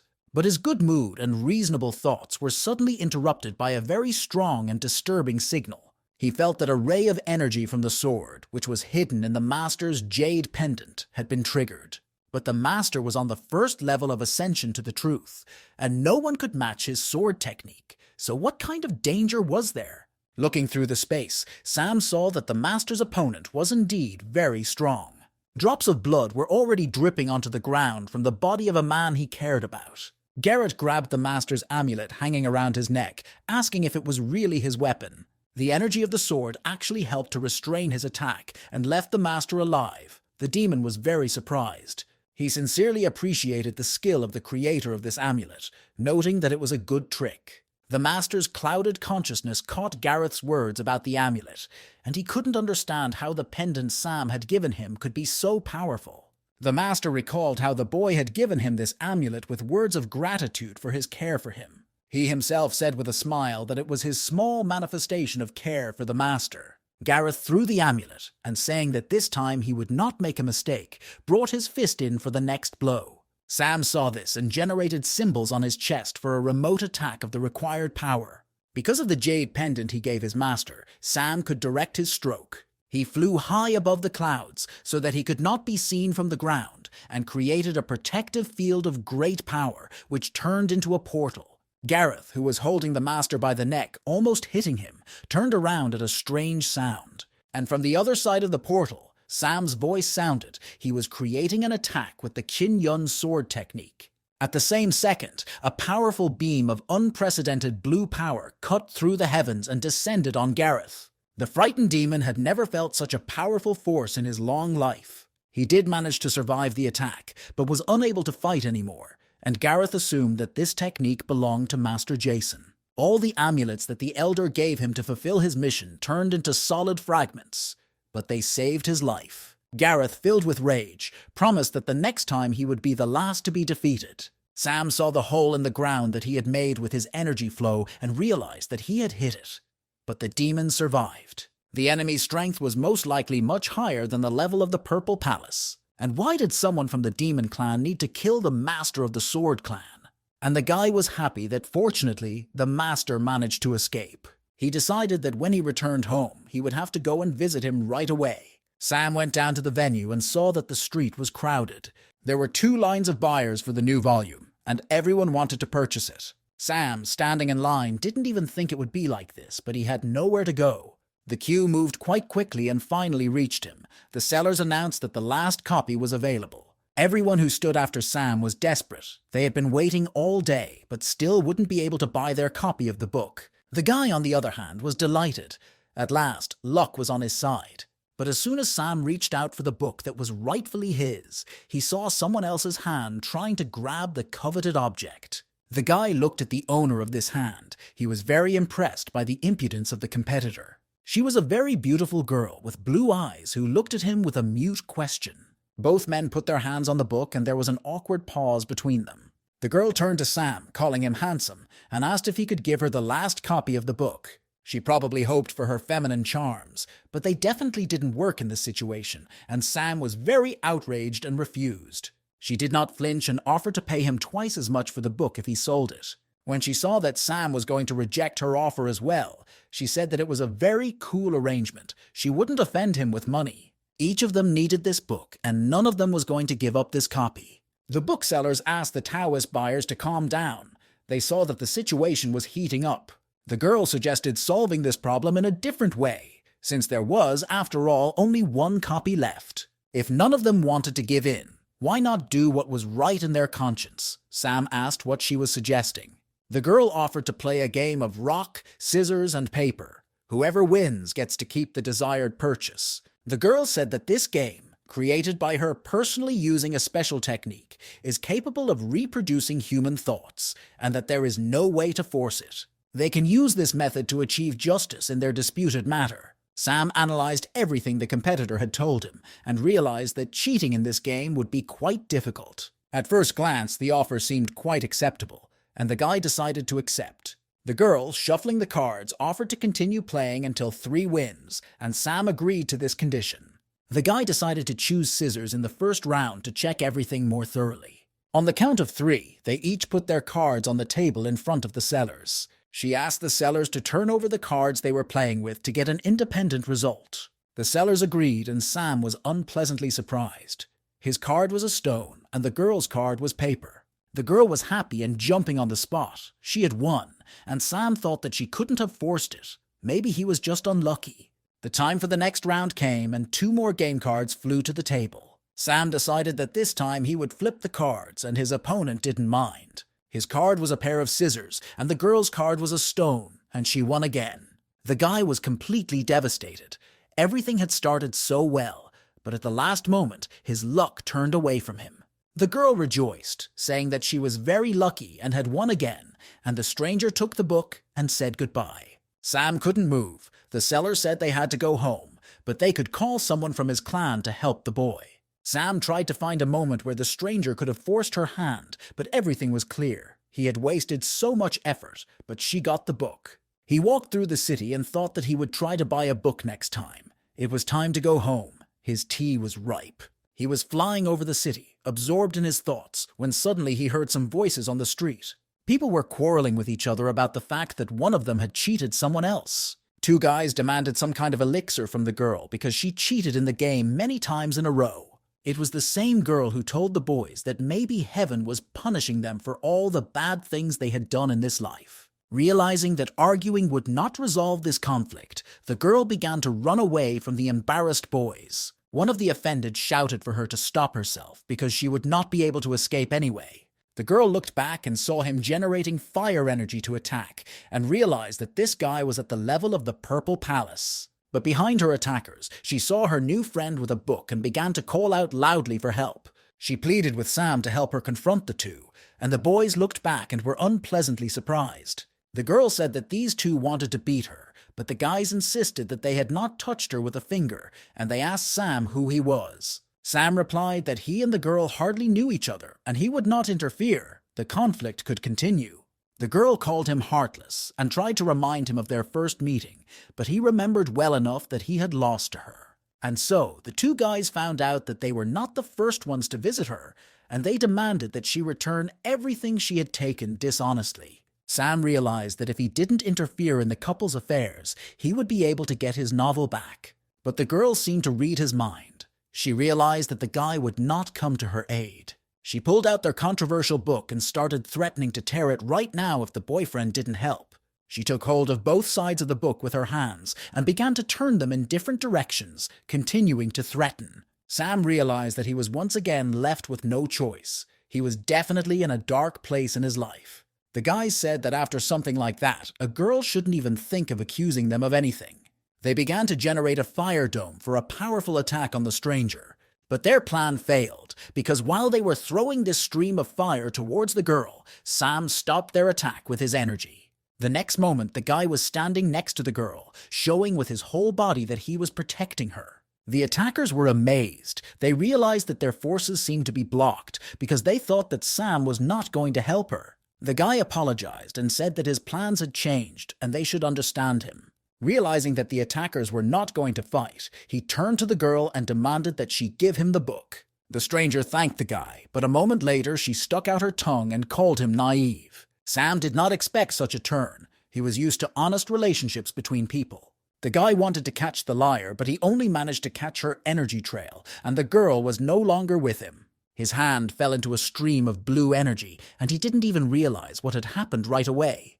But a few seconds later, a powerful blue beam rose from where he was standing into the sky, following the fugitive. Sam flew at a speed that the guys on the ground had never seen before. They didn't understand what clan this guy could be from. He had some kind of eerie energy. Suddenly, they realized that their treasure was still with the stranger the boy was chasing and decided to follow suit.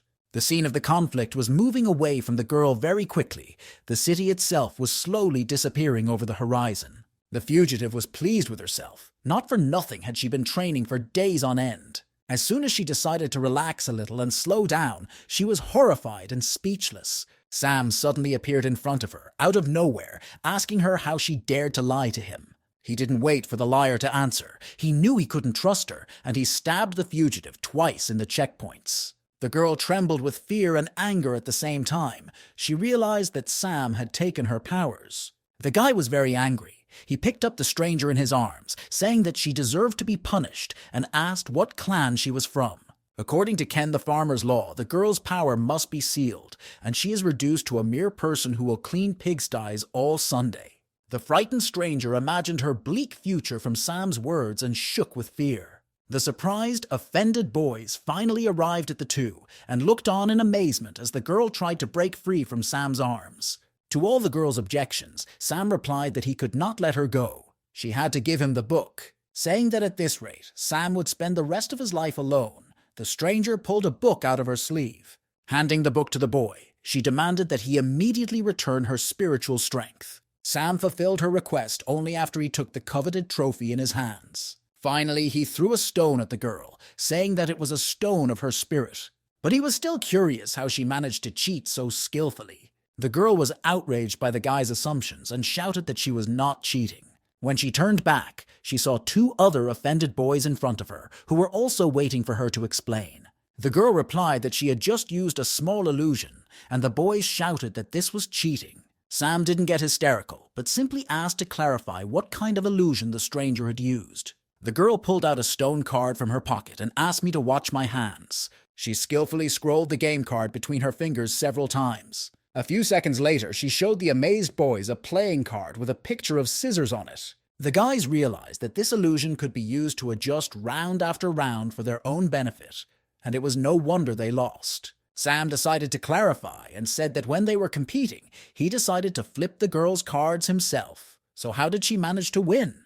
The girl replied that it was a simple cognitive modification. While he thought he had lost, the picture before his eyes changed in the way she needed. All three guys were amazed. Cognitive modification is an advanced method of illusion that includes the laws of cause and effect. All three were immediately eager to find out who this stranger really was. The girl smiled and proudly said that she was Maggie from the Palace of Heavenly Illusions. The guys realized that she was from a well-known ancient clan that voluntarily isolated itself from others. They did not join the alliance, but they should not be underestimated. The two offenders also introduced themselves to the girl. They were Dean and Humphrey from the Moyan clan. They decided not to spoil their relationship with Maggie and said that the thing she had taken from them was something she could keep. Dean asked the girl if she would like to fly with them on a treasure hunt. Her illusions would be useful if they encountered danger. The girl even asked again, not believing her ears, if she really hadn't heard about the treasure. Ding said that a few days ago, a red ray appeared over the Yungshan mountain range, and that perhaps a rare treasure could be found there. Sam listened intently to this explanation, which reminded him suspiciously of recent events. Dean continued to agitate Maggie to fly with them, saying that they would divide the treasure equally if there was a lot of it, or use one in turn. Sam couldn't understand if they were talking about what he thought they were. But he was tired of thinking about it. It was pointless. All these events could have been a mere coincidence. Maggie didn't think twice about it and agreed to fly with the boys, who were happy to have such company. The house asked Sam what he thought about it, whether there might be some rare treasure there. But the guy said he wasn't interested. He wasn't going to spend his vacation on it, thinking that he would rather use this time to have a good vacation. He said goodbye and flew away. Maggie looked into the trail of the flying blue light, telling the boys not to worry, because Sam would come back to them. The bloody spear of the demon, Freddy, stuck out of the ground and burned with red flames, burning all the trees around it. The soldier of the elder of the demon clan was flying straight to him. He had been looking for him for so long. The devil's fruit was finally in his hands, and the plan was almost ready to be executed. The giant magical creature growled fiercely, raising its head to the sky. It saw a girl in front of it and wanted to tear her apart at any cost. No one could walk freely on this territory except it. The girl did not move, despite the fact that the monster rushed right at her. The monster's big paws tried to grab Maggie, but they only managed to grab her projection. Maggie flew up into the sky and commanded the boys to join the fight right now. Dean instantly sprang into action, casting a fog spell on the monster, his yellow energy spiraling across the clearing. The monster, seeing the yellow fog above him, crouched down to the ground.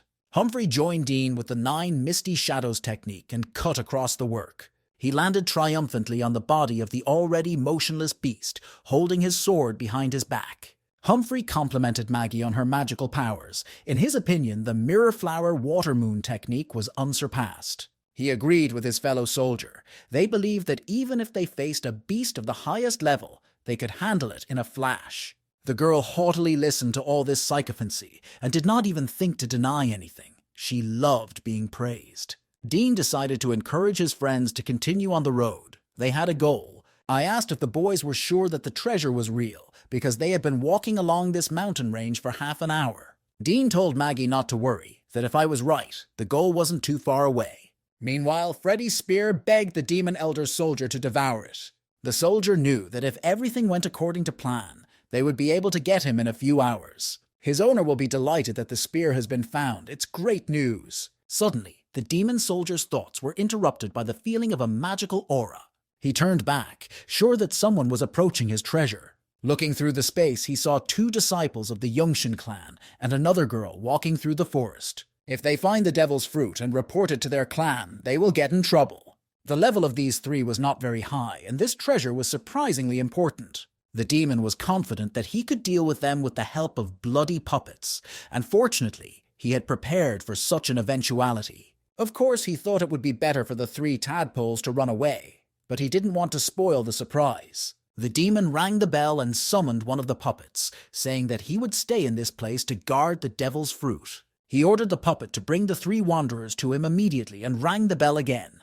The creature listened to him in silence, not even blinking its eyes. Puppets had no voice. When the master's instructions were over, the puppet flew off to find the 3 adventurers. The demon laughed, knowing that he was in no position to leave behind 3 corpses. Meanwhile, Sam reached the city of Yungxing and decided to stay there for a vacation. He was sitting in his hotel room drinking tea and reading a book that he had gotten with great difficulty. He was so engrossed that he didn't realize he had reached the end of the book. The murderer, whose identity had been hidden all this time, was about to be revealed, and the boy was trembling with overexcitement. He has now reached the last page, where he finally learns the outcome of the novel. But the guy was in for a big disappointment. On the last page, instead of the ending, Maggie wrote that she would not reveal the ending to him. The guy lost his temper, and his angry screams caused an earthquake in Yongxing. The people on the ground floor of his inn were looking at each other in fright, not understanding what was happening. A second later, the city of Yongxin witnessed a blue comet sweep across the sky. Sam is determined to find Maggie, even if he has to destroy the entire mountain range. The friends were walking through the woods and did not understand what was happening around them, and the deeper they went, the more impatient they became. Maggie also felt as if someone was always watching her, with the strange man who took her book from her standing in front of her eyes. Suddenly, Humphrey turned to his comrades and shouted that something was wrong. Something was coming right at them. In the next moment, the guy was already falling to the ground. Some invisible force hit him in the shoulder. Dean ran to his fellow soldier, trying to bring yours to life, while Maggie stood at a distance, looking around. Suddenly, the girl turned to Dina and shouted at him to watch out. Dean suffered the same fate as Humphrey. An invisible force hit him in the shoulder. The two boys were lying on the ground unconscious, and Maggie was left alone in a strange and eerie forest. The girl looked around, trembling all over, and begged the invisible stranger to come out to her. The invisible man obeyed her, but not in the way she would have liked. Another blow to the shoulder made Maggie flinch in surprise. Before she lost consciousness, the girl was still trying to see who attacked them, but it was all in vain. Suddenly, Sam felt an explosion of spiritual power, and it was quite strange. He flew to the scene of the fight, but saw absolutely no traces of it. Everything had mysteriously disappeared, and Sam decided to go down to the ground to take a closer look in case he had missed something. As soon as he got down to the ground, he immediately felt that someone was behind him, and that was probably the person who destroyed all traces. Sam decided to scan everything around him with the power of his spirit, because he felt more and more clearly that there was something in the air. The entity that had been sent for him was indeed nearby, trying to find the right moment to attack. When the puppet realized that the guy would not have time to repel her attack, she rushed at him. But her calculations were doomed to failure, and Sam was just waiting for her to attack him.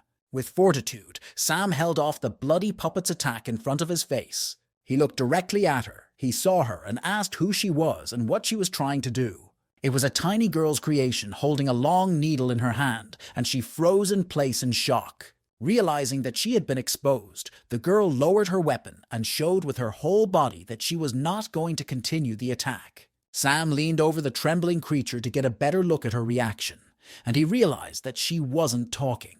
The guy asked where the 3 people she had fought with earlier were and if they were alive. He ordered the girl to take him to them, and when she showed him that they were alive, Sam added that he would not punish her in that case. Suddenly, both interlocutors heard a bell that was getting closer to their lawn. This ringing made a very painful impression on the girl, and she grabbed her head with both hands, trying to endure the pain. Realizing that she could not stand this torture any longer, she turned around and flew away, leaving Sam alone on the lawn. After some thought, Sam realized that it was probably a soul control bell. The master told me that it was a spell that seals the soul of a living person into a bell, putting a curse on it. It was definitely someone from the demon clan. The 3 captive friends hovered over the clearing, in the center of which was Freddy's spear, unconscious from the spell of the bloody puppet. The demon soldier was furious. The puppet hadn't had so much time, but it still couldn't grab another person. He rang the bell again with all his might, knowing that it was causing the girl terrible suffering. The demon pushed the girl and stepped on her with his boot, calling her useless garbage. Was this person really that strong? Maybe the puppet thought she could escape from him, the torturer continued, pressing his foot even harder on the girl's back. He said that if she tried to escape, he would make her life so horrible that she would beg him to die. The demon insisted that the puppet tell him where the person was. Suddenly, behind me, I heard a voice asking why he had called him if he said he could handle it himself. The demon turned around, immediately recognizing the voice, and Sam asked who had helped him recover so quickly, because he definitely did not do without help. This time, the demon soldier decided not to engage in idle chatter, but to attack the enemy immediately. He released a strong spell in Sam's direction, generating enough bloody energy. But the guy easily repelled this attack without even moving. Sam openly mocked his opponent, saying that he still didn't understand how he was still holding on. These taunts did their job. The demon lost her vigilance and concentration. He grabbed the magic bell and ordered Linda, the bloody puppet, to kill Sam for him. The guy seemed to be waiting for this. With his lightning attack, he hit the demon's hand holding the magic bell. And while the wounded soldier was writhing on the ground in pain, the boy turned to the girl, asking if her name was really Linda. Deciding to free this magical creature, Sam once again generated an energy beam that finally shattered the magic bell. He told the girl that she no longer needed to be a puppet of the demon. From that moment on, she was no longer a bloody puppet. The girl was free. The girl's eyes instantly filled with tears. She didn't have to say anything. The boy understood all her feelings without words. The former mountain meadow took off into the air, trying to get away from its former owner, but he did not want to let it go so easily. He told her that even without a heartbeat, she could not disobey his orders. But before he could finish his next nasty assumptions, he received a powerful blow from his former puppet. After knocking out her former master, the girl rushed to Sam, trying to make him run away. But he reassured her, saying that Lisa could safely fly home. He told the girl not to worry, that he could handle everything himself. He understood very well what was done to this child. It was exploitation and coercion. Meanwhile, the soldier regained consciousness after being hit by his captive and decided to use the bloody hell technique. A gigantic bloody portal formed from the earth to the sky, through which hundreds of predatory eyes peered into the clearing. Suddenly, a giant hand reached through this portal, and the voice of a monster was heard asking who had challenged its master. Following the hand, the giant hell beast itself appeared, and the soldier ordered him to kill Sam immediately. The beast said that Sam was a small pawn, and that the owner should not personally get his hands dirty with him. The next moment, a giant hand formed a fist and aimed at the boy. Sam, seeing the danger, immediately drew his sword, and everything around him glowed with a blue glow. A ray of his pure blue spirit energy simply tore the attack of the giant hell beast to pieces. The beast realized that the boy had very great strength and was sorry that he could only show 1/5 of his strength because of the seal. It was tearing Sam's energy to pieces, and finally the beast said that he would return someday, and there would be a good battle between them again. He asked the boy to memorize his name, but he never had time to say it, because a moment later, he fell apart. The girl, who did not have time to fly home, hid behind Sam's back and watched in amazement as he dealt with his enemies. The demon soldier was shocked to find out who this stranger was, who was able to overcome all his powerful spells with such speed. Sam turned to the demon soldier and said that this time he was not going to let him go alive. The guy generated energy and pointed his hand toward his opponent, and a powerful blue beam flew out of Sam's fingers. The wounded demon shouted at the boy to wait and not to do it, because he had not yet had time to fulfill his mission.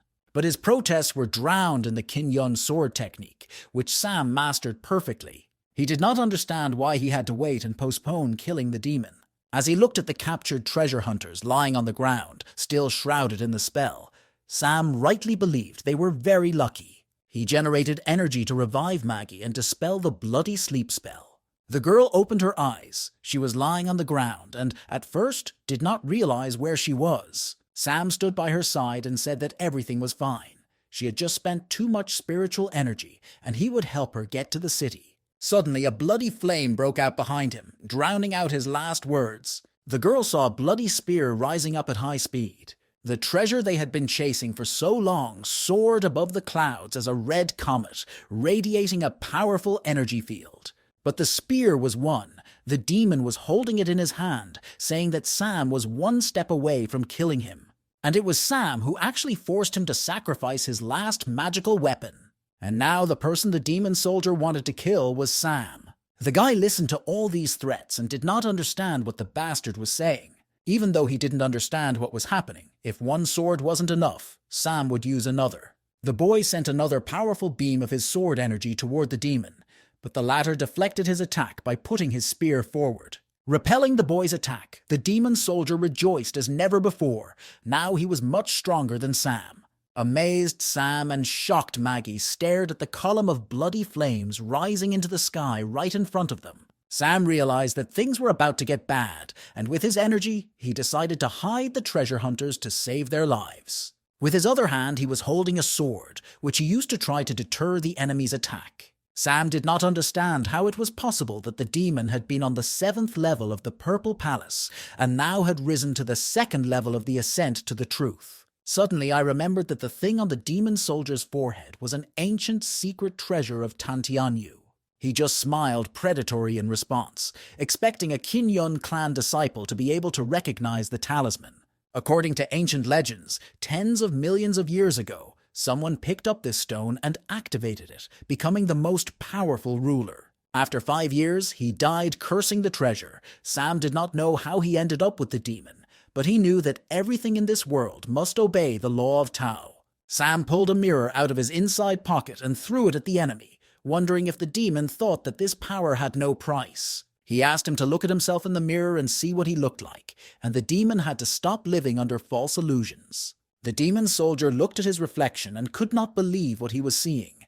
He was at least 800 years old. He could not understand why he looked like that now. Unable to look at his reflection anymore, the demon broke the mirror. Sam replied that this treasure was a demon that sucked the life out of the host, and he always enjoyed opening people's eyes to the truth. The soldier replied that if he returned what he owed, his master would give him an elixir to restore his vitality. If you use this stone wisely, the whole world will be at your feet.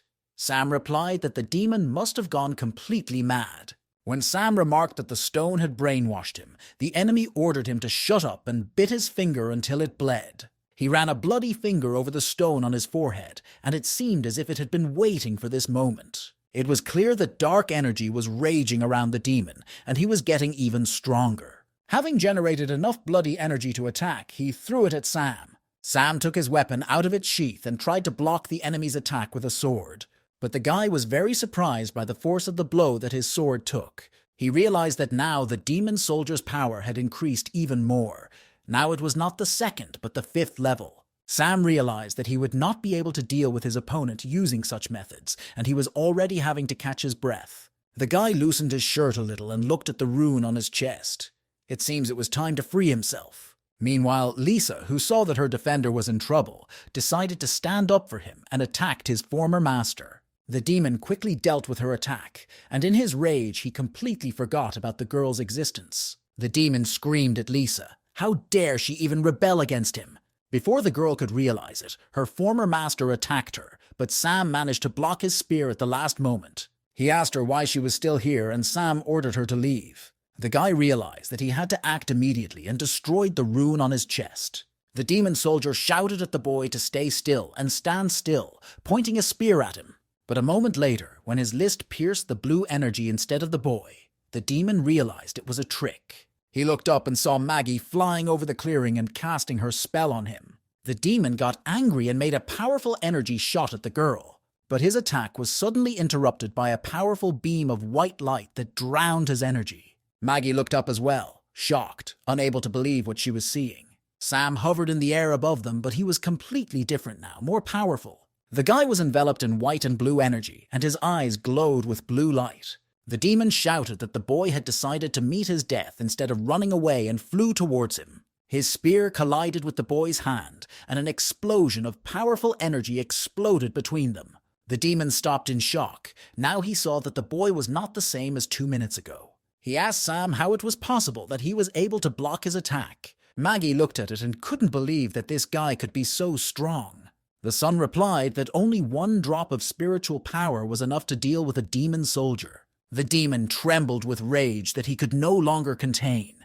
He could not believe that this bastard could talk to him like that. The last shreds of reason left his head, and wishing him dead, he rushed at the boy. But Sam just laughed, saying that the demon had lost the moment the guy took off his seal. He grabbed his weapon and generated the Kinyun sword technique, which was the most powerful this time. From his sword came a yellow firefoot, which turned into a giant flying dragon. The boy brought his sword down, and the dragon flew straight at the demon, who instantly lost his temper. He looked at this fascinating, beautiful, and frightening phenomenon at the same time, realizing that these were his last seconds of life. In the next moment, the demon drowned in yellow fire and flew down, dropping his spear. Before he even reached the ground, his body turned to ashes, dissipating into the air. Sam remained in the same place, the remnants of his powerful energy gradually dissipating into the air. It cost him a great deal of effort to tame his unbridled energy again and seal it up. The girl saw that the boy had returned to his previous level of ability. Suddenly, she noticed a stone from the demon soldier's forehead, a treasure that lured her. He was so beautiful in her eyes. Maggie saw her reflection in him and wanted to take him for herself. But her thoughts were interrupted by Sam's voice, which advised her against touching the stone. The boy took out a pouch from his pocket and energized the treasure Tantianyu, avoiding touching it. As soon as the stone was hidden in the bag, the girl regained consciousness and realized that the treasure was trying to enchant her. He himself agreed with her conclusions, saying that this thing was surprisingly dangerous, and he had to be careful. Otherwise, he would say goodbye to his life. The girl looked to the side and saw a magical creature rapidly approaching them. She realized that it was this little girl who had attacked them, and Lisa looked at Maggie in fear. Sam replied that the girl's name was Lisa, and she did not want to offend them at all. She was just obeying the call of her soul. Maggie was surprised and asked what had happened to this soul bell, and the guy threw it away and said he had destroyed it. The son turned to Lisa and told her that she was safe now and could go, and let her not fall into the hands of the bad guys anymore. Maggie was even more surprised at the whole scene. She was surprised that the guy wanted to let such a creature go. She said the girl was strong enough that Sam could have kept her instead of letting her go. But the guy asked Maggie why she was comparing him to a man from the demon clan. This question stumped Maggie, and she had no idea what to say. After thinking about it for a while, the girl said that the guy used her as a weapon with the help of a soul bell. And after thinking about it a bit more, she realized that she must have been very wrong about the guy before. Sam replied that if Maggie was wrong about him, she could give him back the page that had been torn out of the book. The girl thought that this idiot only cared about his novel, but returned the page to him, thanking him for saving her. The guy was over the moon, finally holding the torn page of his favorite book. Turning to Lisa, who was nearby, he thanked her for her work, finally asking that no one find out about the incident. Maggie was confused.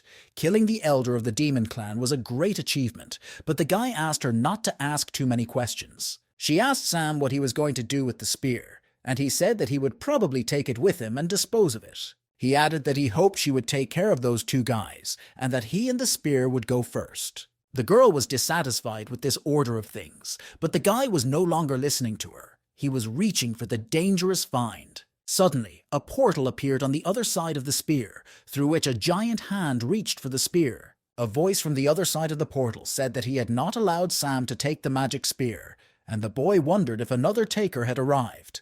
The giant hand quickly grabbed the spear and began to disappear into the portal. Finally, he heard a voice saying that he would protect this artifact at any cost. After that, the portal finally dissipated, and only Sam, Lisa, and Maggie remained conscious in the clearing. Maggie shook her whole body, asking the guy what it was, because she felt a very strong aura, and Sam said that it was another elder. Maggie asked if the guy was going to pursue him, but Sam replied that the enemy was very strong, and he was not interested in destroying the list. The third reason he refused was that he was on legal leave, so he was already saying goodbye to Maggie. He wanted to return home as soon as possible and find out how the novel ended. Maggie didn't want to see Sam again. So many bad things had happened to her since their first meeting.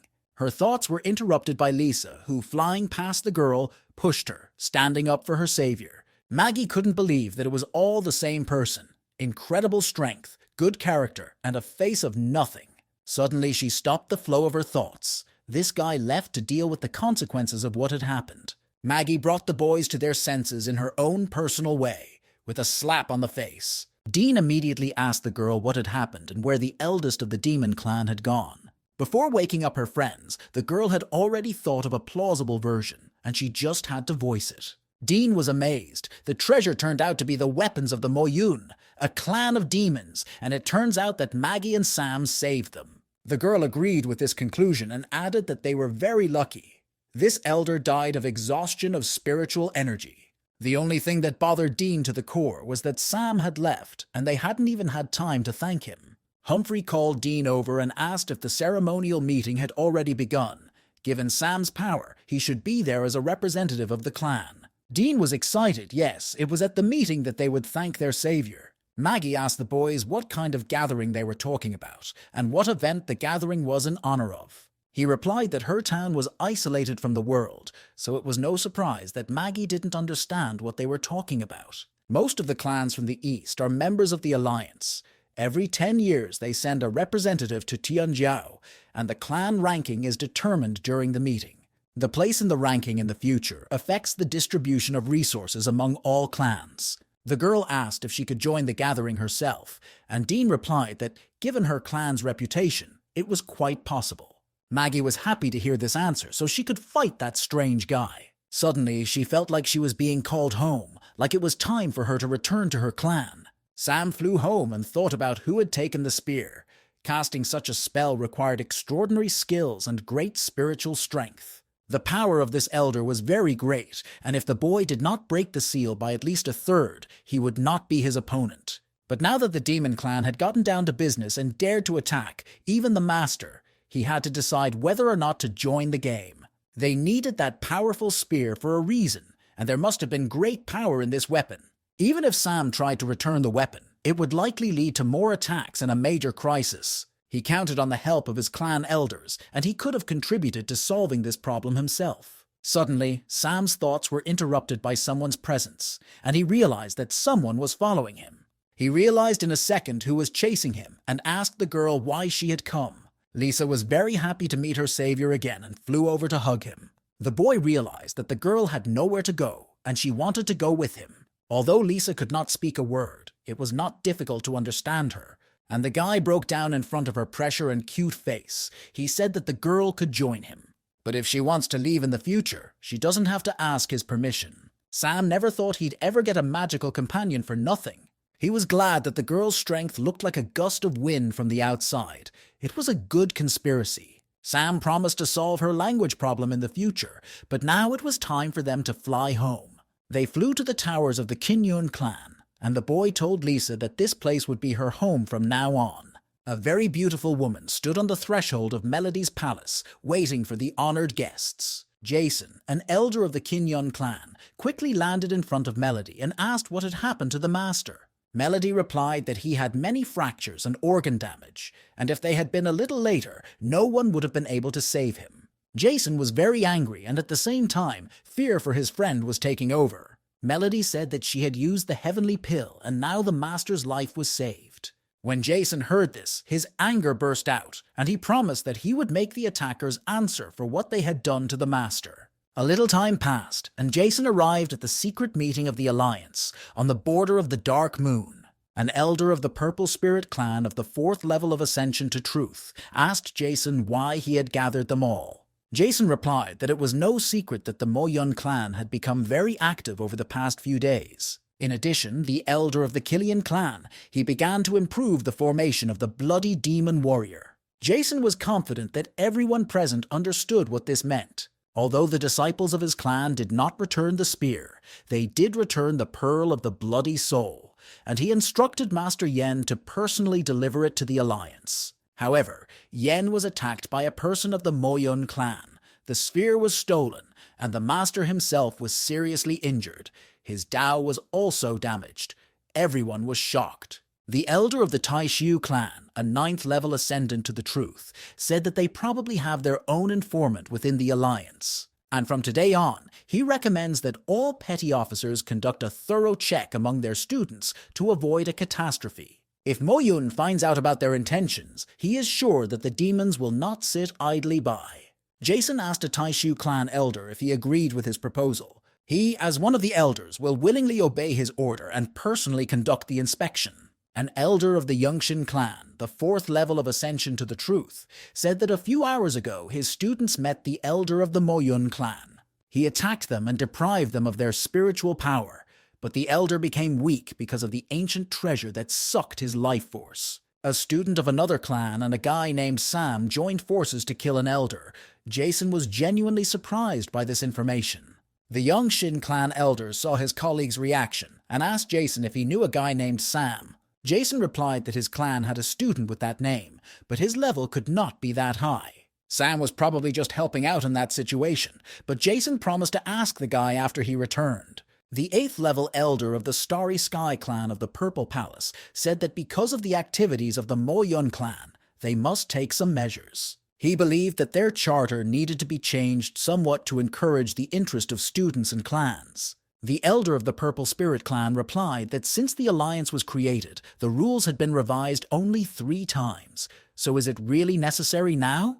But the starry-eyed officer replied that he should be sure that now was the time for change. And with the words that he would not skimp on motivating the students, he began to generate something that impressed everyone present. The elder generated a golden key and asked if the audience would mind using it as a reward. Sam finally arrived home, and the first thing he did was to visit his master. He asked how he was feeling and asked to examine the teacher. The guy did not come empty-handed. The master was sitting on the bed and said that thanks to Melody's care, he felt much better. But he still needs some time to recover his energy. The boy was laying out his gifts, listening to Master Yen's explanations, and now he could be calm.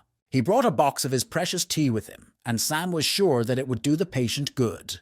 The guy poured some tea into a porcelain cup, saying that he had carefully cultivated these tea leaves. But he won't be pouring plain water over the tea. Sam brought water from a spring with him. A cup of this tea is supposed to restore Master Yen's spiritual strength. The boy approached the master's bedside and handed him a cup of his healing drink, offering him a taste. The master did not refuse. He knew the quality of the tea his apprentice grew. And after taking the first sips of the drink, Master Yen realized that it was surprisingly good tea. He told Sam that he should use his time growing tea for his own development, as his level was too low. Among all of Master Yen's students, Sam was probably at the lowest level. Sam realized that the persuasion had begun again, and he needed to release some of his spiritual power to calm everyone around him. And having done so, Sam demonstrated his energy flows and said that he had risen to the 8th level recently. Master Yen was genuinely surprised by this turn of events. He hadn't expected the boy to work on his own to improve himself. Master Yen told everyone that 5 years had passed since his last breakthrough. He asked me to look at Sister Mary, how she trains hard to achieve her goal. The boy promised Master Yen that he would train harder, but the teacher asked him to stop making fun of him. As Sam's teacher, he knew that he didn't like to hear about such trivial things, and most likely visited him for a reason. Sam didn't want to talk about serious topics, so he immediately turned to the exit, saying goodbye to his teacher, but the teacher stopped him. Master Yen said that he had been wounded by one of the people of the Moyun clan and almost died. But the jade pendant Sam gave him protected him from a deadly attack. After that, there was a flash of light that wounded the attacker and allowed the master to escape. He asked if the guy was hiding his true level, or maybe he sealed his power or invented something like that. Sam laughed and asked the master if he was serious, if he could hide his level from him and the chairman. Master Yen thought about these words. The boy really wasn't very diligent. He couldn't have pulled off something like that.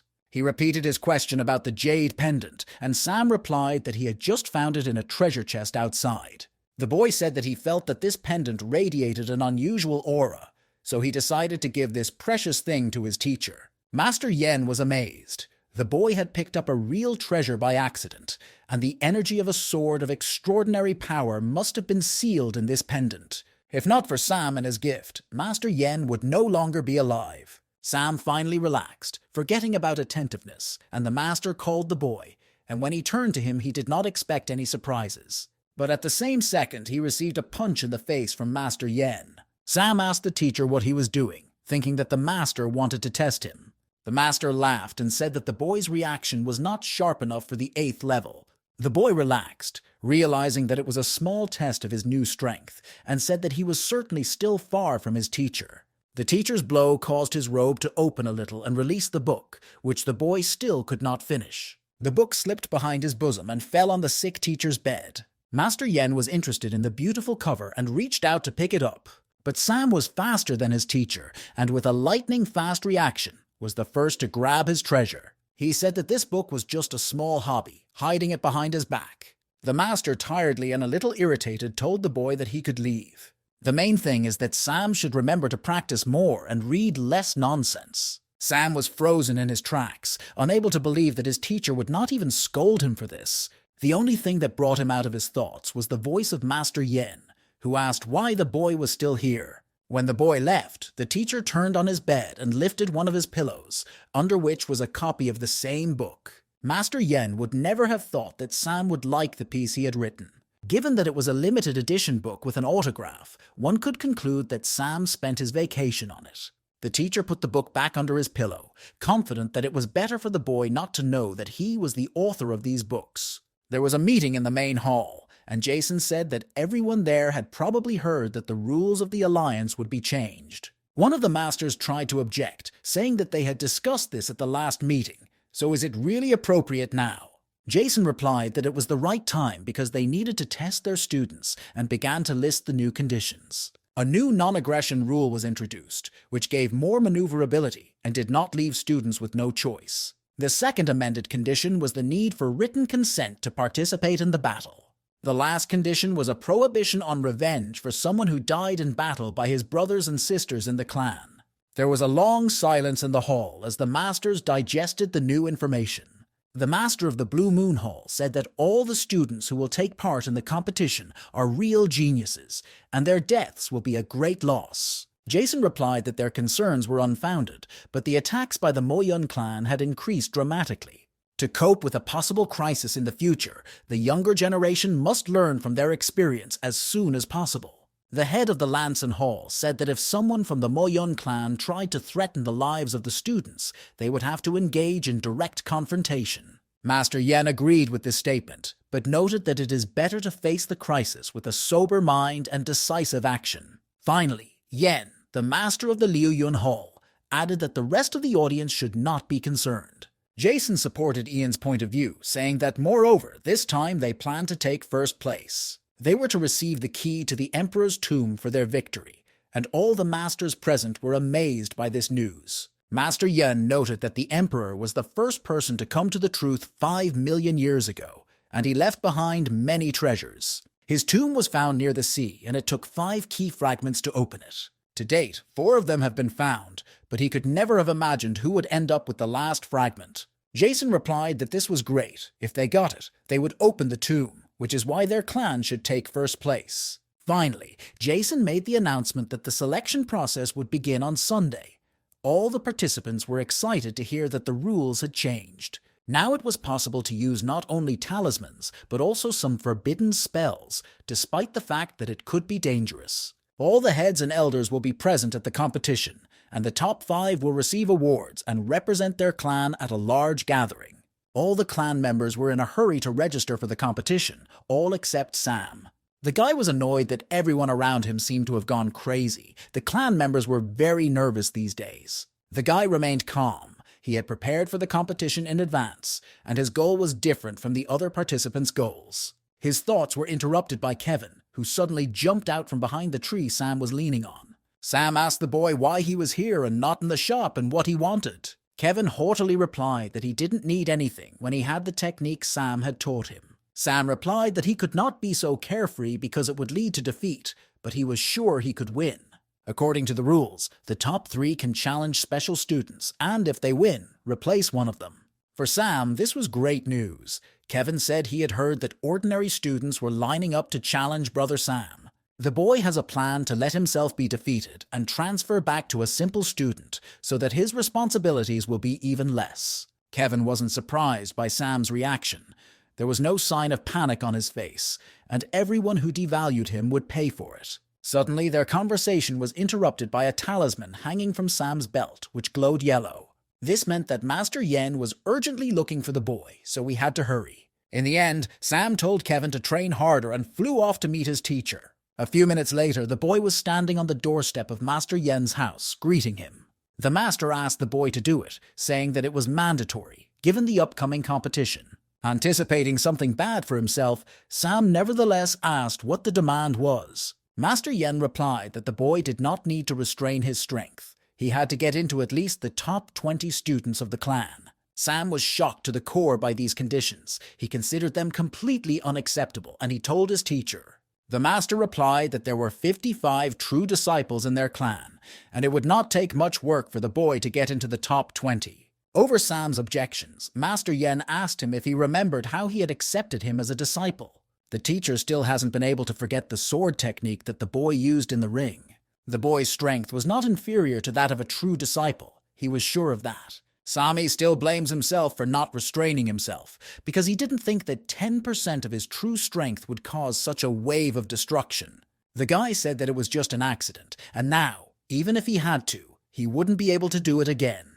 Master Yen asked if Sam really wanted to refuse his master's request, but Sam insisted that he really couldn't fulfill such conditions, thinking to himself that no one could stop him from becoming an ordinary student. Master Yen was tired of listening to these cunning excuses and decided to play the trump card by putting his book on the table. He pushed the book closer to Sam so that he could look at it closely and recognize his favorite reading.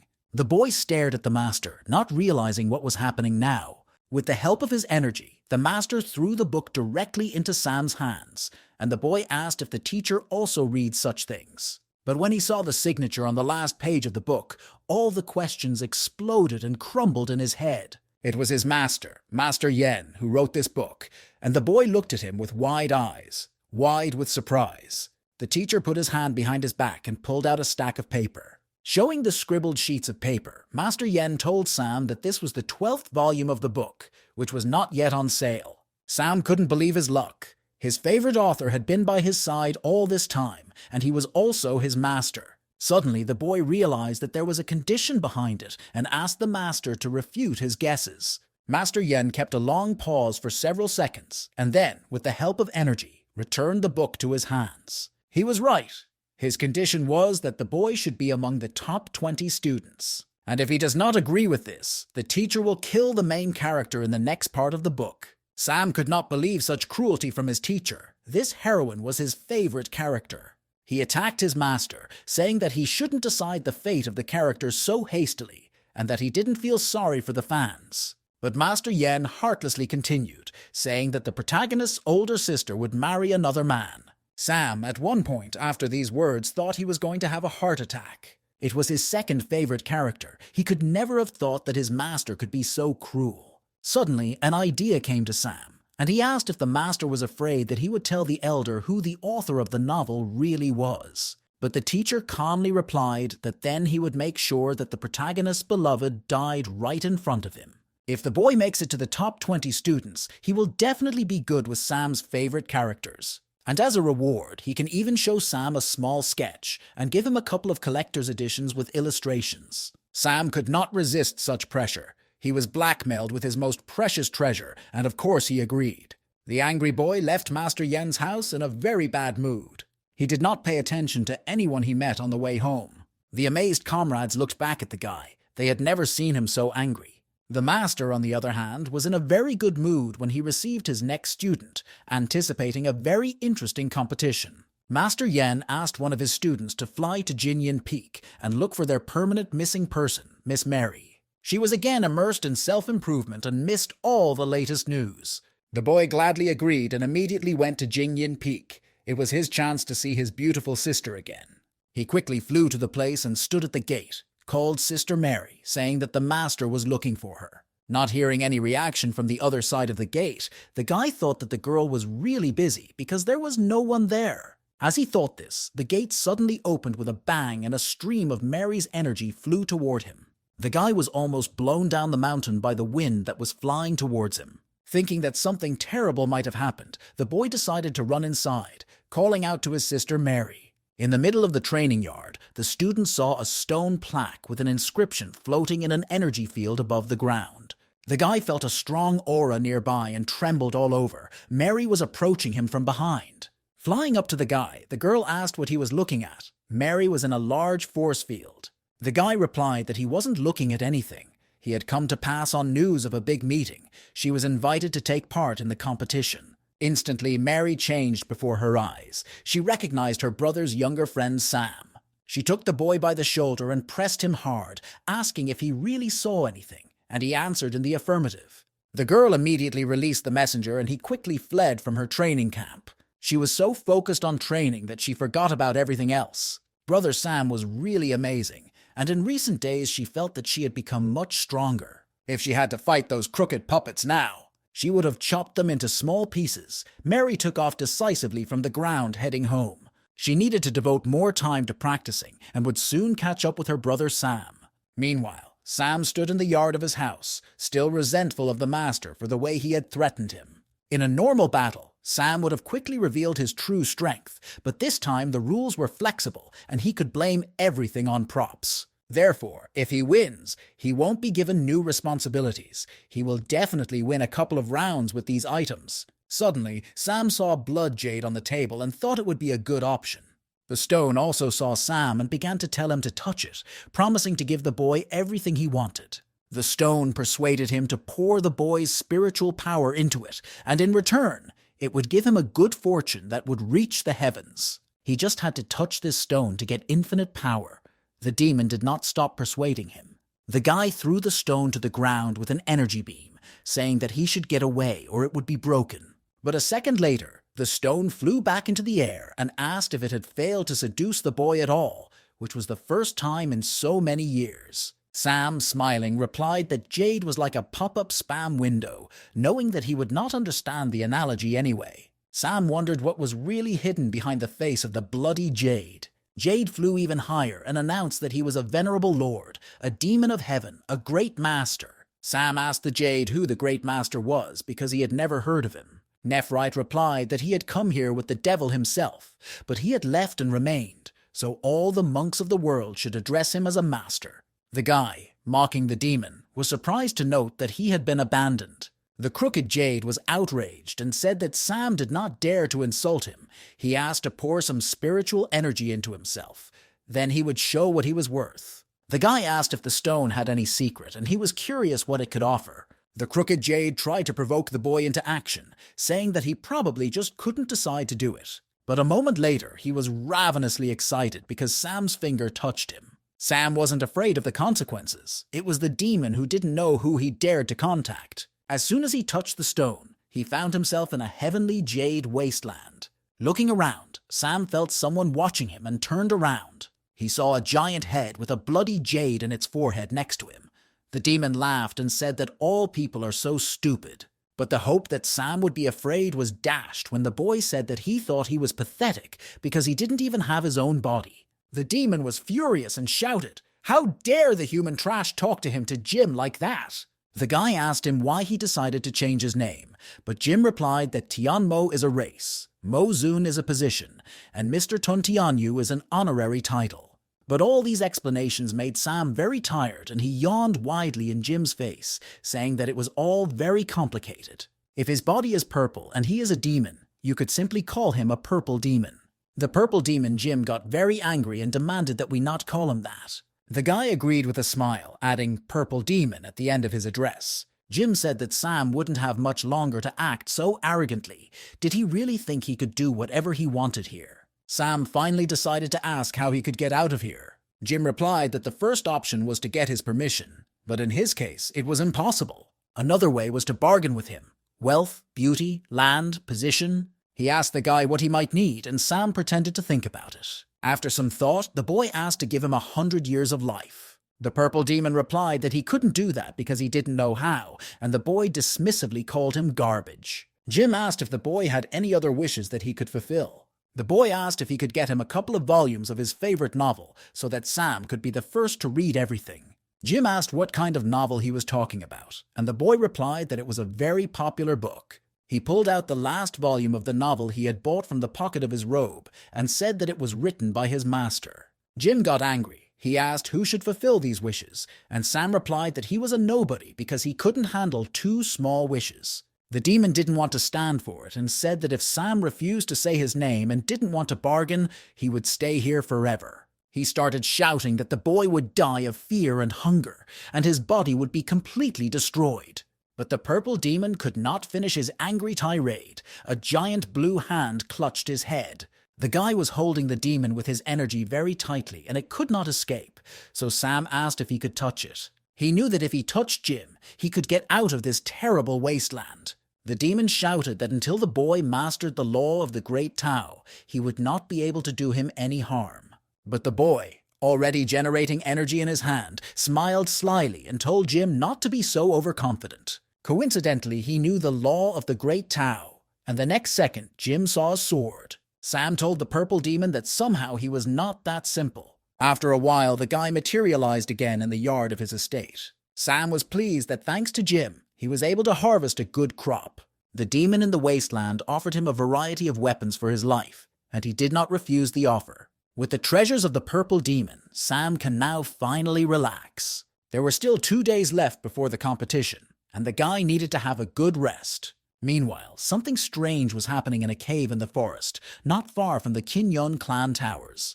There was a mirror on the ground of the cave that shone a purple light into the face of the boy sitting in front of it. The demon on the other side of the mirror asked the boy what his chances of winning were. He replied that with the secret treasure that the demon had given him, he would definitely be among the top 5. The demon was pleased. He said that thanks to the boy, he would finally be able to return the bloody sphere. The guy replied that he owed him his life because he had saved him and that he was willing to go through fire and water for the demon.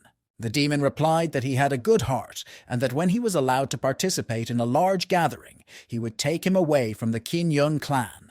The boy asked his master not to worry. He could rely on him completely. He will fulfill his mission under any circumstances. The boy bowed respectfully to his master. Jason announced that they had gathered all the students from the last few years and that this competition was to choose the most worthy student of the clan. Unlike in previous years, you can use talismans, elixirs, spiritual formations, and other things during the fight. Students will need to defeat their opponent and get a higher score for the match. But the participants, no matter what, are not allowed to hurt their opponents for no reason. Jason and the other clan masters will be watching over them. After completing his introductory speech, Jason solemnly announced the start of the competition. The students looked up and saw dozens of blue lights above them. These lights turned out to be plates with engraved serial numbers. A jade plate in the hand of each student will show the number of their opponents. Plates with numbers embossed on them landed in the hands of all the participants, and everyone began to look at them. Jason announced that if the jade plate lit up in the students' hands, it was time to enter the arena and take part in the fight. The first was a pair of students from the Lancing Hall against a student from the Blue Moon Hall. The masters began to talk among themselves, speculating about how many of the ordinary students would turn out to be outstanding. Master Yen also decided to join the discussion of his colleagues, saying that with the spiritual energy that these students have, one battle will take no more time than it takes to make a cup of tea. The other masters looked in surprise at Master Yen, not immediately realizing what he meant. So, Master Yen believed that they would see the results of the competition by the end of that day. The competition had been going on for some time, but Sam had just arrived at the training grounds. The next pair was a student from the Blue Moon Room named Garth and Sam's old friend Kevin. This was the last round of internal trainees that had just started. Sam watched the match from above, realizing that it was almost over. He even felt proud of his younger brother Kevin, who was able to hold out until the end and reach the final. The opponents fought fiercely in the ring, but Kevin's technique was significantly different from Garth's. Sam realized that Garth from the Hall of the Blue Moon was already on the 5th level of the boundary of the Immortal Palace. But his younger brother Kevin did not even think of giving up. Although his opponent was a full step taller than he was, Kevin's sword technique was unsurpassed. He was already able to match a true student, and Sam had only taught him a couple of tricks.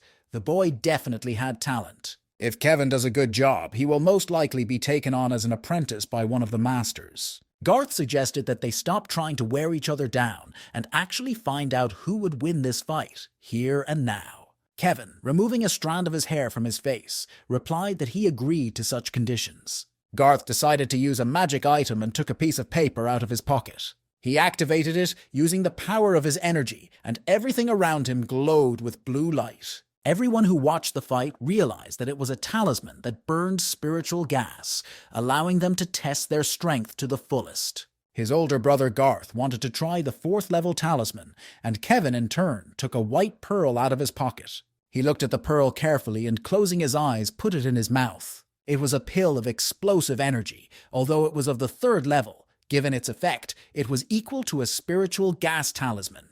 Before the attack, Garth warned Kevin to be careful and to use the Moon Spirit Sword and the Moonbender against him. Kevin, in response, activated the energy of the Air Spirit Sword and the Silver Dragon. The fight was short but spectacular, with 2 streams of energy blinding everyone around with their power. Sam heard the referee announce that there was a winner in the fight. The explosions in the arena were still going on, and all the spectators began to turn away because the force of the impacts was so great. A little later, when the smoke began to dissipate, everyone present saw the silhouette of a man on one knee. It was Kevin, leaning on his sword and sadly saying that he had lost. He was better only in terms of spiritual energy, and even then, not much stronger. Brother Garth reassured Kevin and said that if he had been at the same stage of the climb, he would have lost without a doubt. Kevin, in disbelief, raised his head and looked at his former opponent, asking if he really thought so. He remembered his brother Sam. If he hadn't taught him, Kevin would never have been able to lift a sword so well, even if he had worked all his life. The internal apprentice competition was completed, and Garth from the Blue Moon Hall was declared the winner. Jason was happy with the first stage of the competition. The last pair was really good. One had a good spirit, and the other a great talent. Both of these guys have the ability to become true disciples. He asked Melody to disturb her, but she said it was her duty. She directed her energy to heal both boys, and they were surprised to see their wounds healed and their spiritual energy restored. Garth was asked by the referee to choose a true disciple with whom he would like to fight, and if Garth wins, he will take his place as a true disciple. Garth didn't think much. He had long ago decided who this student should be and announced that he wanted to fight only Sam. The audience knew that Sam was a true disciple, but the weakest of all, the best of the inner disciples, would fight the worst of the true disciples. Sam was disappointed that it was his turn so quickly. He landed in the ring and Garth asked for his help. Suddenly, a hand came down on Garth's shoulder and Kevin stood behind him, warning him to be careful. Garth didn't understand what his younger brother Kevin meant, but for some reason he had a bad feeling about these words. The fight was announced as started, and Brother Garth told Sam that he had heard about it for the first time a long time ago. Sam was very touched by this news, but inside he felt that he was about to hear a trick. Garth said, to be honest, he was terribly disappointed with Sam's behavior.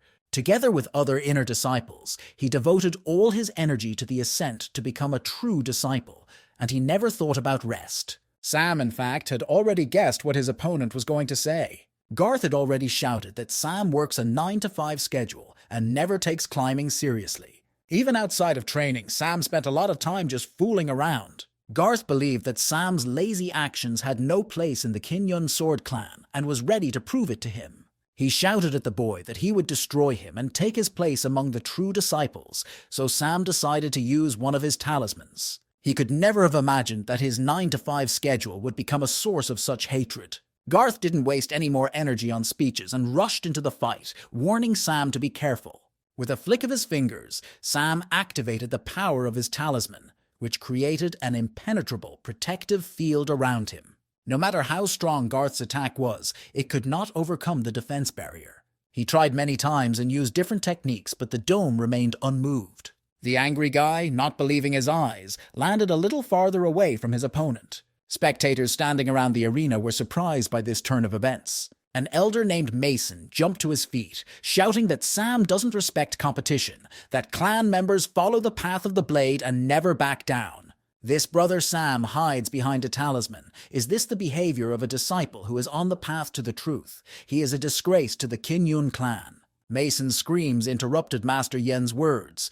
He said that a disciple of the Kinyun Sword Clan should have some sense of self-preservation. If everyone was as impulsive as Mason, the clan would have long since ceased to exist. But the elder Mason was not going to give up so easily, and turned to Master Yen to explain in more detail what he meant. The argument between the two elders was interrupted by the voice of the chairman.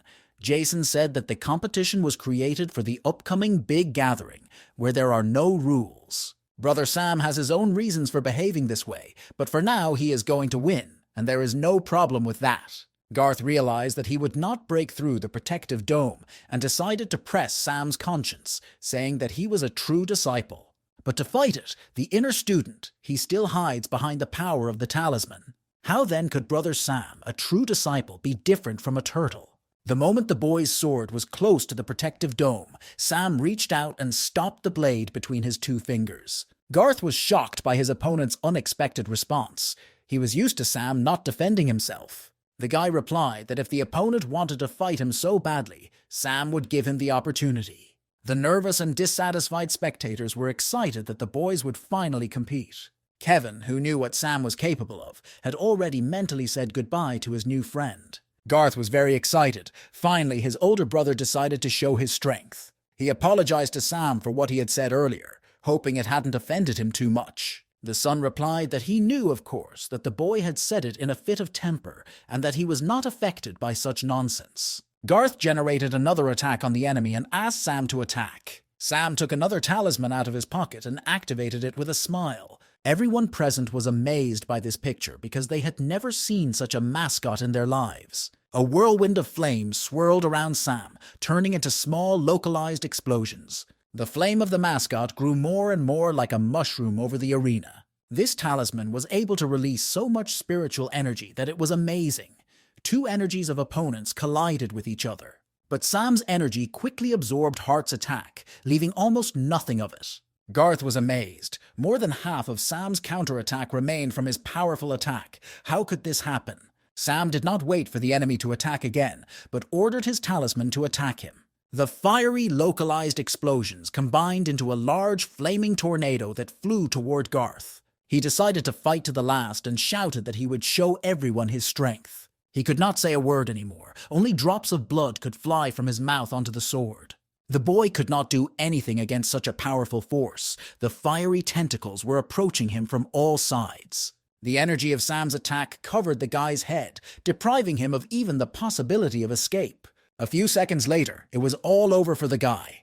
There was a powerful explosion that this arena had never seen before. A second later, a completely naked Garth flew from the epicenter of the flames to the ground. The guy did not understand how he survived. His chic hairstyle turned into afro curls, and smoke was coming out of his mouth. He stood up and all the spectators around him began to close their eyes, screaming. He needed to put something on urgently. Sam stood on the other side of the arena and addressed Garth, saying that he had warned him that this would happen. But he didn't listen.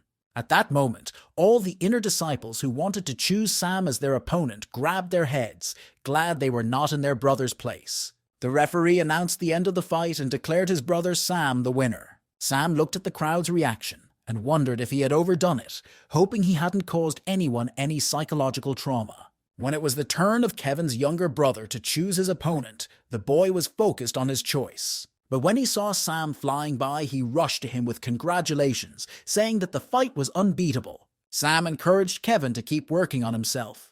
Kevin walked decisively to the arena where the referee stood, demanding to choose an opponent. After careful consideration, Kevin announced that he wanted to fight his older brother Jacob. This choice surprised everyone.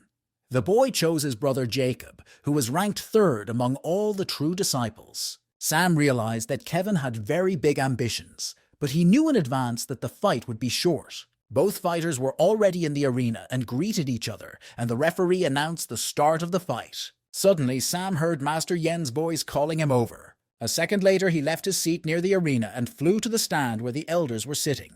Landing on the podium, Sam politely greeted everyone present. The elders met the boy with unfriendly looks, and there was a pause between them. Master Yen suspiciously asked Sam where he had gotten such a powerful talisman. The boy replied that he had previously inherited this family treasure from his ancestors in a secret kingdom. That's how he learned about this talisman of 100 hell dragons and showed it to his teacher. The power that this talisman can unleash is directly related to the spiritual energy of the student. In fact, Sam got it by making a deal with the purple demon and gave him some of his spiritual energy in return. The guy just needs to use these spiritual talismans during the fight, and he can win 2 fights without even lifting a finger. Master Yen stood up from his seat and walked over to the boy to take a closer look at the talisman he was holding in your hand. The dialogue between the master and the student was suddenly interrupted by the angry voice of Master Mason, who called Sam by name. The boy turned to Master Mason and asked what he needed from him. The elder was angry. He said that instead of fighting, Sam chose the easiest way to win without fighting. Sam replied that if competitions between clans do not prohibit the use of mascots, it means that his tactics are within the rules. Can Master Mason disagree with the rules set by the head of the clan, Jason? Mason's tirade about Sam's fraud was interrupted by Jason's voice, which ordered the elder to be silent. Jason turned to the 7 and said that if he had received the talisman from the secret realm, they would no longer torment him with questions. They wished him good luck in the upcoming competitions, and the boy said goodbye to them. While he was talking to the elders, Kevin's fight with Jacob was already over. Although Brother Kevin lost, he was not long from being initiated as a true disciple. The referee made an announcement that the competition of the inner disciples had come to an end, and that the fights among the true disciples would now begin. Sam looked at his number. He was 23rd on the list, so it wasn't going to be long now. Judging by his number, even after an hour and a half, the line will still not reach him. The first battle between the true disciples had already begun, and the boy decided to stay in the sky to watch the fights from above. After a while, the fight ended and the referee evaluated the next match. Melissa from the Blue Moon Room versus Mary from the Hidden Mirror Room. The crowd around the arena immediately grew larger, and everyone was excited to see the next contestants. Sam heard Mary's name being chanted from above and realized how popular the girl was. But Melissa's name was chanted no less, as she was also a clear favorite among the locals. There were rumors that Melissa's younger sister was very beautiful, and many people discussed her. All these guys who were present around the arena were so excited because they wanted to see these two girls. Sister Melissa was ranked 6th on the Divine Leaders Board of Honor. She was on the 4th level of the Purple Palace. A blue beam of energy rapidly descended into the arena, carrying the older sister Mary, the first student of the clan. The girl was on the 1st place of the Divine Honor Roll and also had the 5th level of the Purple Palace. Sam looked at Mary and realized that her ascension had increased. The purpose of her sword was stronger.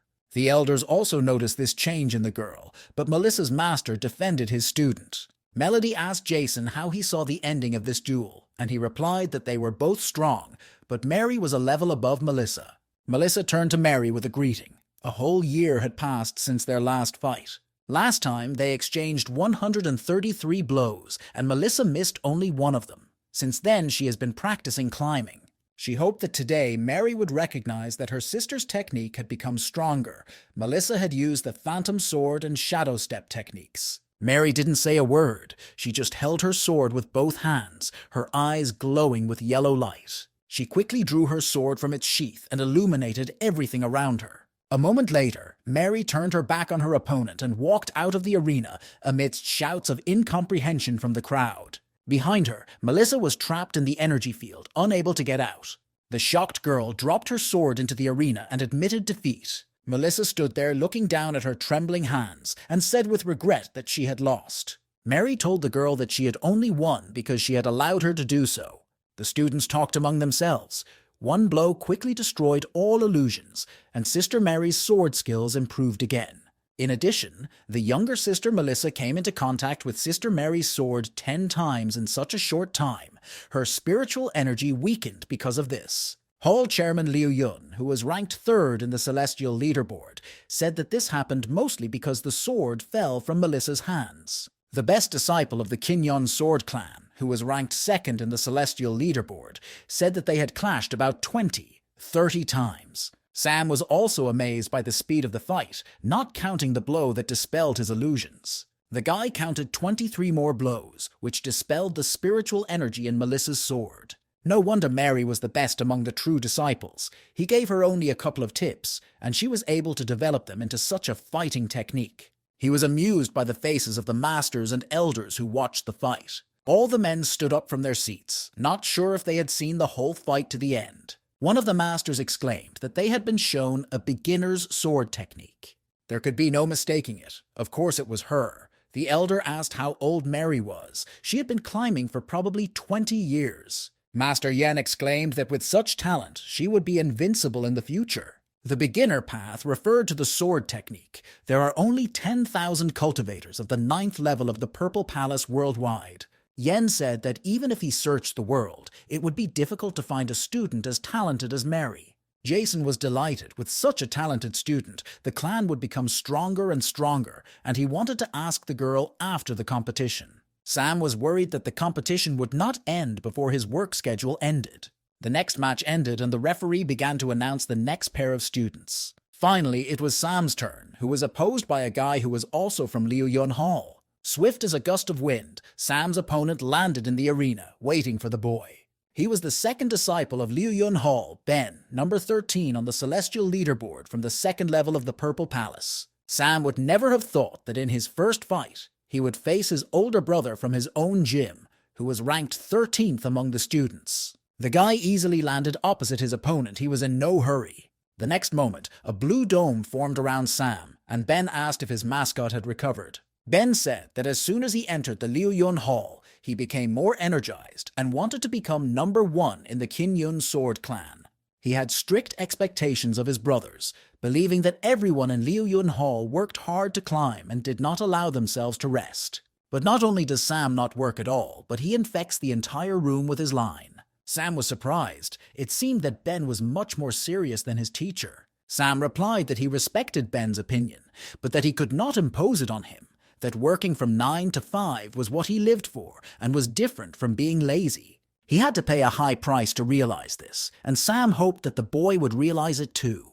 But Ben did not want to listen to his excuses and had already launched his first attack. He promised that today he would break Sam's talisman and make him realize that the Kinyun clan lives by the sword and follows his path. Wielding a sword is the ultimate goal of every student, including Ben himself. Ben's brother's attack smashed Sam's protective dome into pieces that flew in all directions. Everyone present was amazed at the strength of the blow.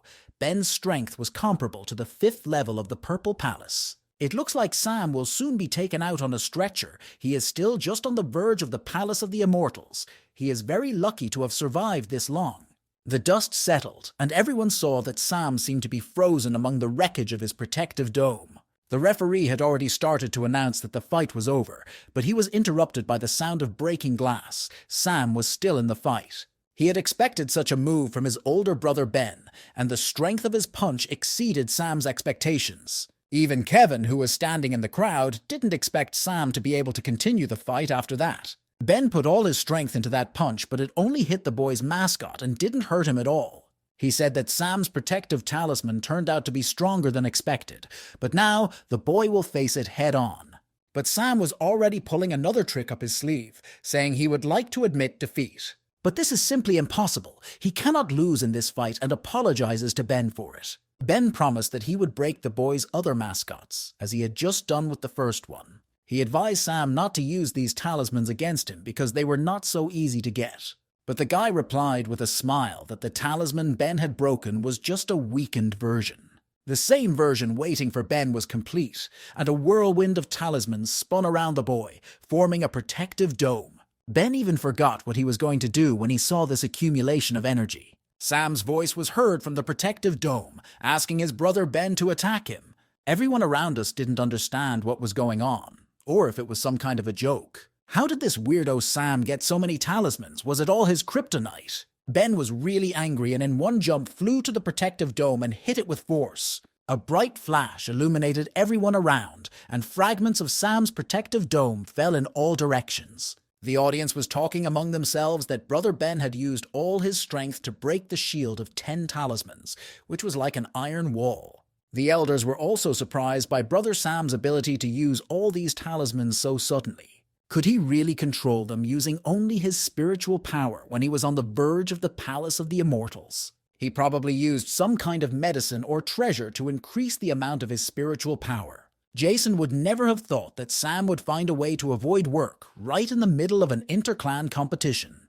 From the very beginning, Sam used a standard shield talisman and deliberately did not show the full rune, which forced Ben to use his full strength to attack. And then, the guy revealed a full set of runes when the enemy had spent a lot of spiritual energy, and he didn't have to worry if he would break through the shield again. If this weirdo Sam had thought this through in advance, he would have been a great strategist. Brother Sam fought like this for the first time, and only because of Master Yen's condition as his teacher, he was very pleased. Still, both opponents were his students, and he was rooting for both of them. Master Yen did not want to see either the first or the second student lose. Exhausted by the attacks, Ben landed in the arena and knelt down, leaning on his sword. In front of him, the protective dome made of Sam's talismans was still intact. Even though he used all his spiritual energy, he still could not destroy this protective shield. Resigned to his miserable situation, Ben decided to admit defeat. The referee made an announcement that the fight was over, and Brother Sam from Liuyun Hall was the winner. Sam dispelled his energy shield, and all the talismans flew back to his wide sleeves. He paid his respects to his older brother Ben, and said that he only won because he allowed him to do so. But Ben did not want to accept these words. He considered Sam an unworthy opponent. He turned toward Sam and said that a cultivator above the 3rd level of the Purple Palace could shatter his shield just by concentrating. Sam realized that the same method of his strategy would not work with other students. Ben knew that he had lost, but he said that Sam would not get far if he relied on this shield alone. He hoped that the boy had more tricks up his sleeve to get Liu Yun higher in the ranks. Sam watched his brother Ben leave the arena, grateful for his remarks. Despite the fact that Ben's older brother's words were surprisingly harsh, his intentions remained very good, but Sam did not care about his rank. He just wanted to live an ordinary life in this world. He was the last to leave the ring and walked pensively past the crowd of spectators. He heard unfavorable comments about himself from all sides, and the audience said that this victory was very shameful. But the guy was not affected by all these words. He expected a similar reaction. The main thing for him was the goal. Sam found a secluded spot under a tree, away from the crowd, and sat down, lost in thought. Mary, who was also watching the match, could not understand how her older brother Sam came to use mascots. Suddenly she heard her name called, and the true student of the Hall of the Hidden Mirror, Gemma, stood next to her. When Gemma asked Mary if she thought the fight was shameful, she wondered how she could say that. The chairman had long ago announced the rules for this competition. They did not provide for any restrictions. Victory was the most important thing. So what's so shameful about Brother Sam winning this fight because of his talent? Gemma didn't expect such pressure. She just wanted to find a topic to talk about, but Sister Mary is very sensitive. Gemma decided to answer that Sam was a disciple of the Kin Yun sword clan, and yet he hadn't used any blade techniques. It was too much. Mary asked the girl who had said that a disciple of the Kin Yun clan must follow the path of the sword. The second elder came to the truth through the way of the wind. The reason Sam did not use the sword was because that he simply didn't need the sword.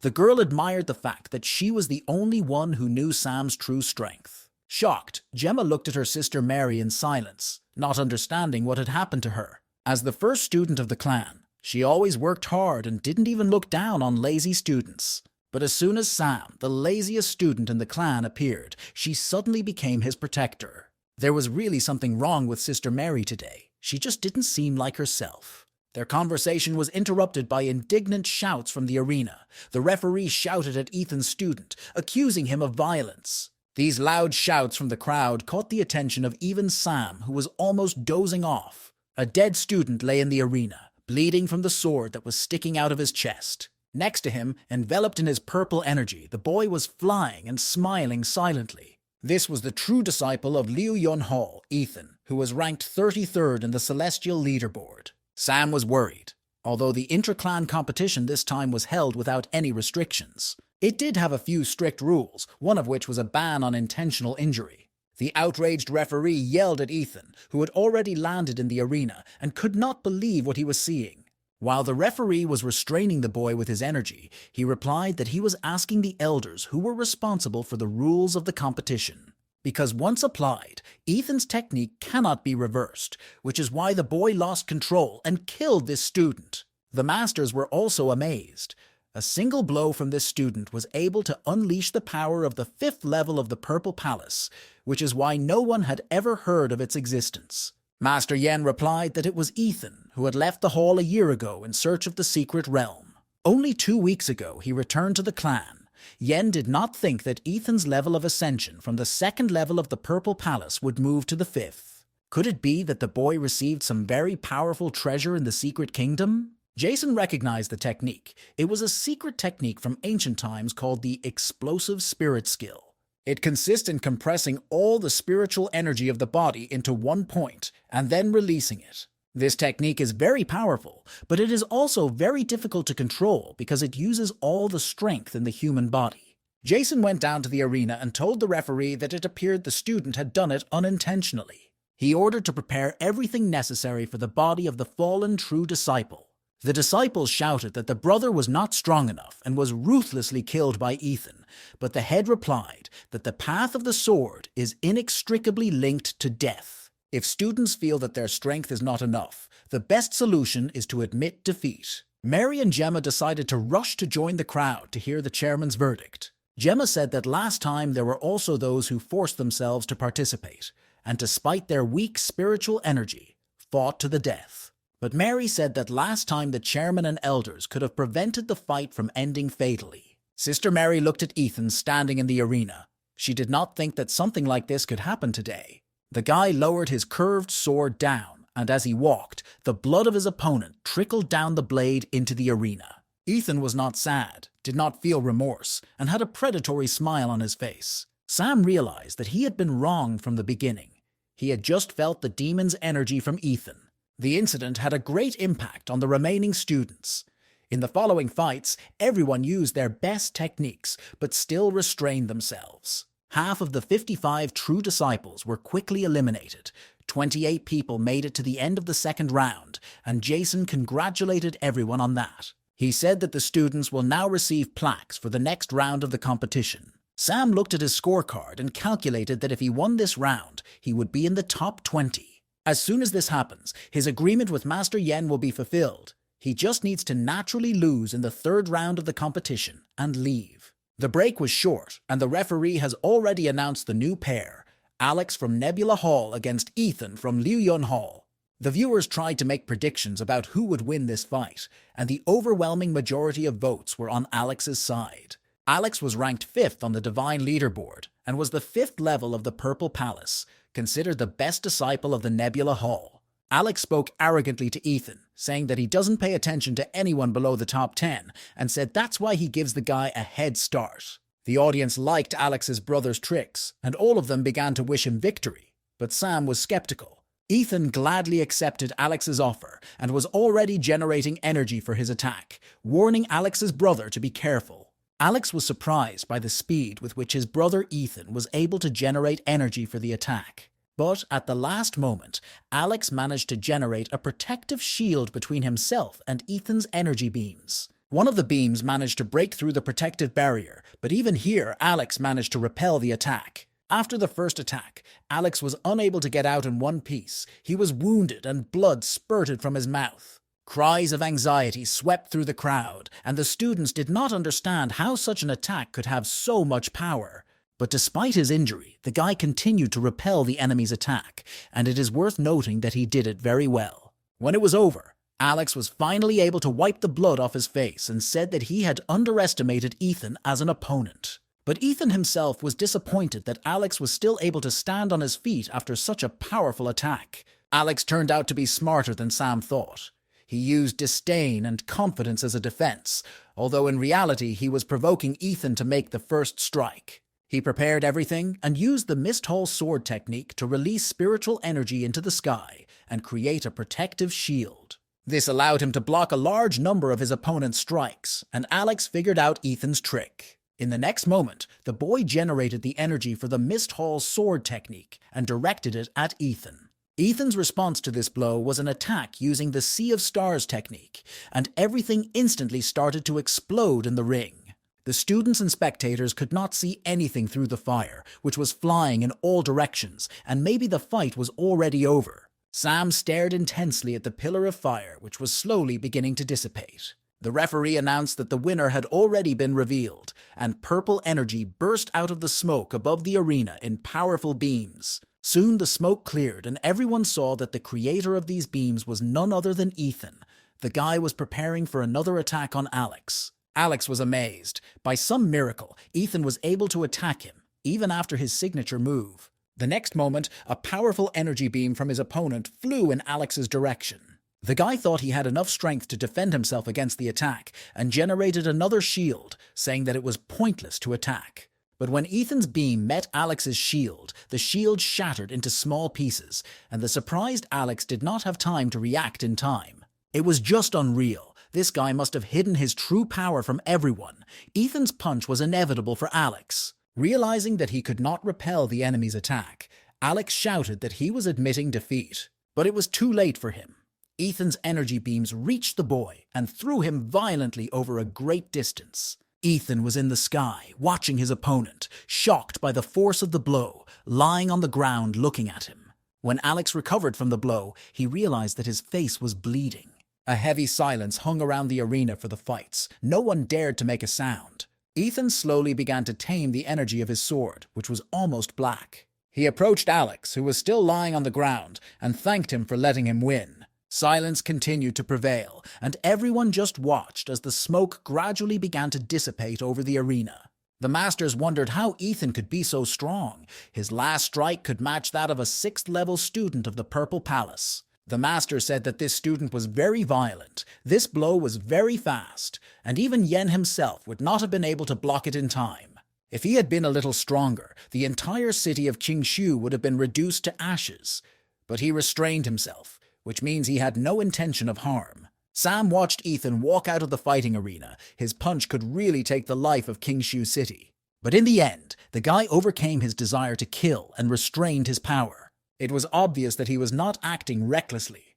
Ethan was definitely pursuing a different goal. Sam wondered if it might be due to his demonic nature, if the boy had gotten involved with the Moyun clan.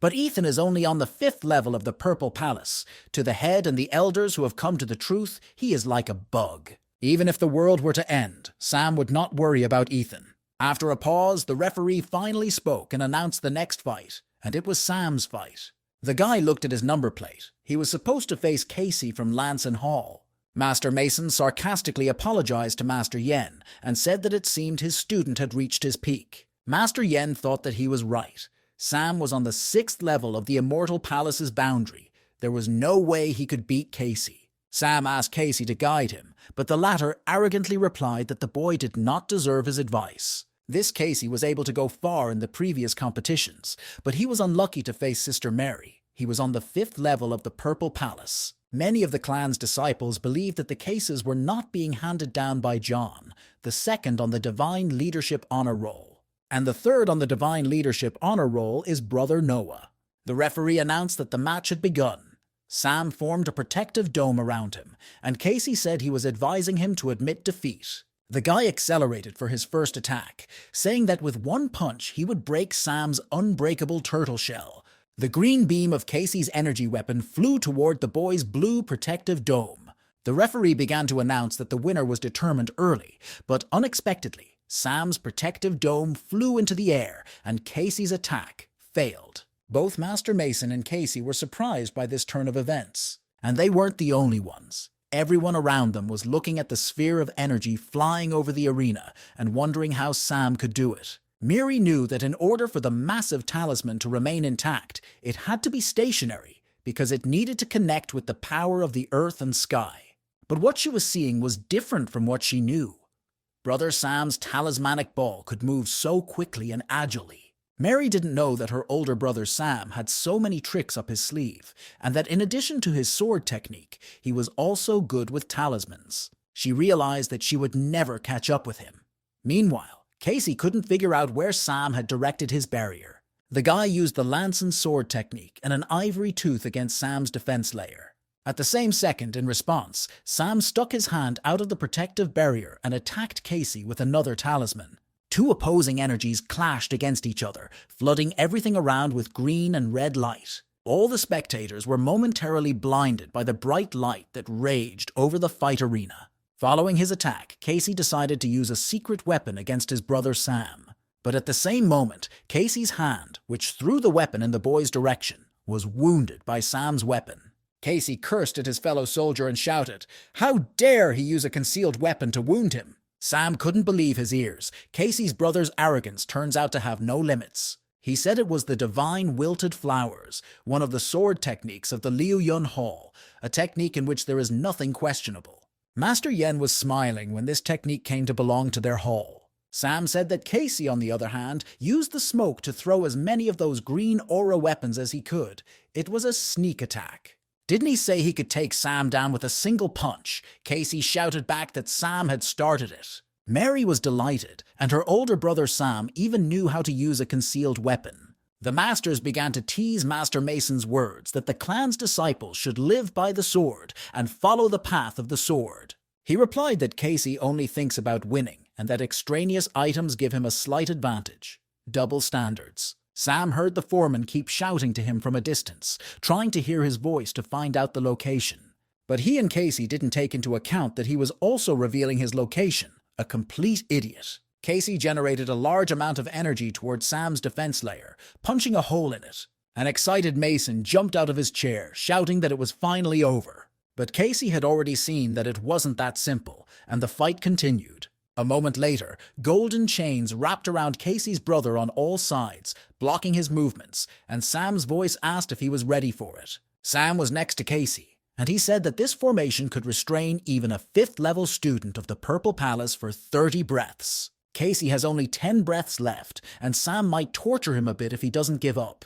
Sam pointed his sword at his opponent's left leg, showing with his whole body that he was going to make the first cut. The frightened Casey raised his arms as high as he could and immediately admitted defeat. The referee announced that Brother Sam from Liuyun Hall had won the fight.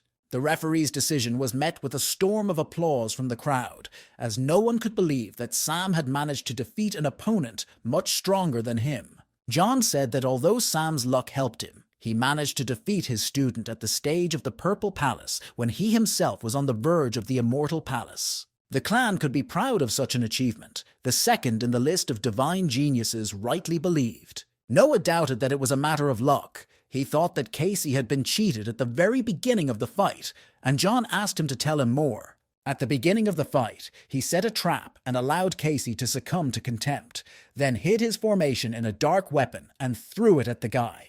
At first, he quite competently provoked a verbal attack and started his opponent, distracting his attention.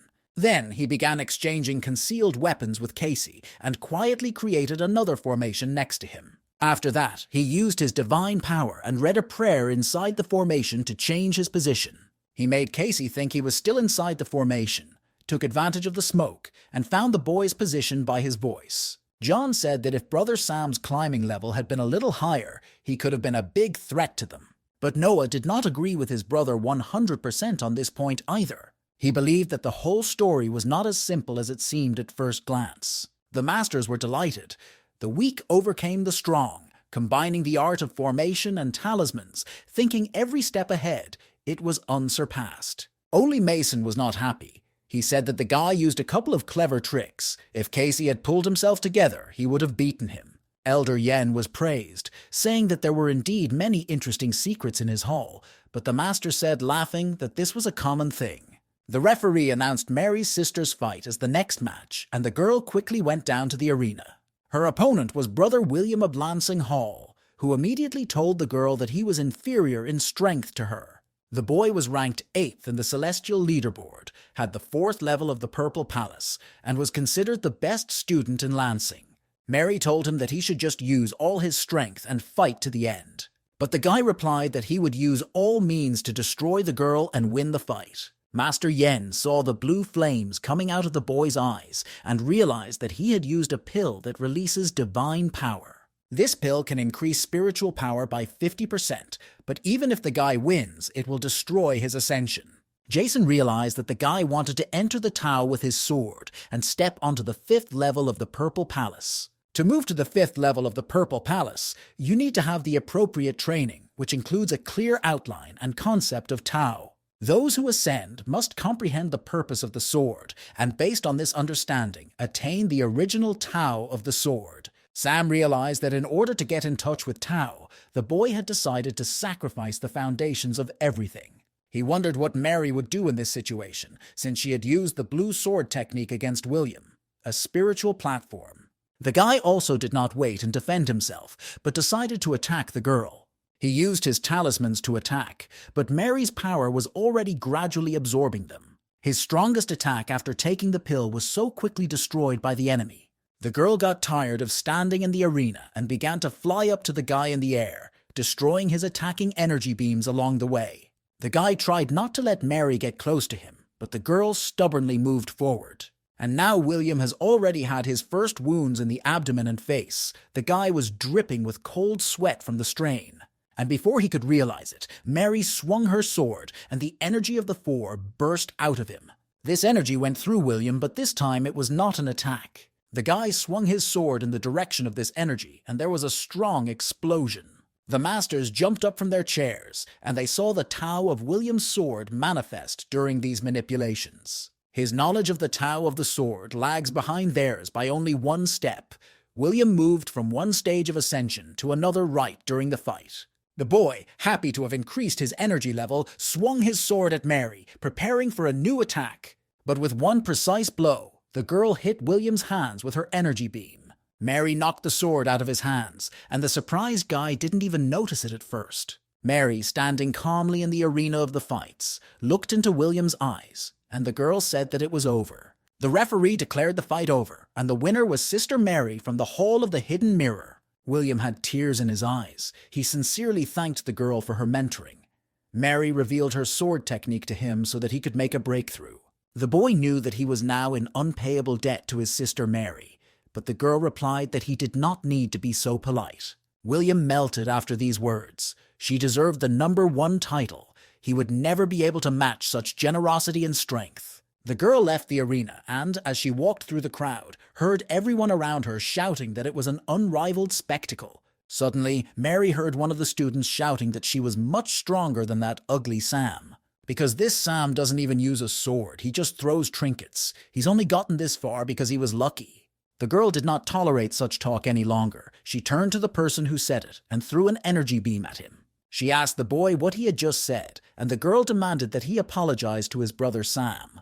The guy who talked too much was scared to death, while the girl was looking right at him. Sam was shaking with tension. He didn't want Mary to add to his troubles. The student said that they only made a quick comment on Brother Sam's fighting technique. Mary interrupted him, exploding in anger, and said that it was not a comment. It was an obvious insult. As disciples of the Kin Yun sword clan, although they develop swordsmanship skills, they must first develop their hearts. And even if Brother Sam doesn't draw his sword in battle, his strategy, as well as his understanding of the rules and subjects, far exceeds their knowledge. On the other hand, they failed at the first levels and are also jealous of other people's achievements and show their dissatisfaction. Students' viewers have no right to criticize others with such an attitude toward their fellow students. Everyone around her began to talk, supporting Mary's actions, saying that the girl's wisdom made her protect other true disciples. Gradually, each of the viewers began to realize that Sister Mary was telling the truth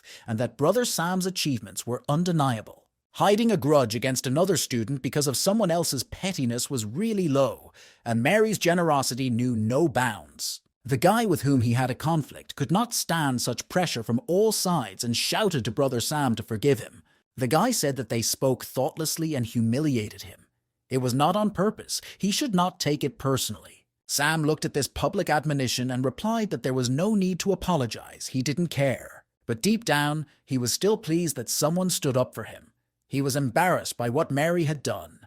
The masters were also pleasantly surprised by Sister Mary's act. Even though she is stronger, the girl still maintains modesty and calmness. Guiding William with her own sword style, the girl increased his ascent. She also defended a student who was being humiliated, a heart that only true immortal swordsmen have, said Master Yen.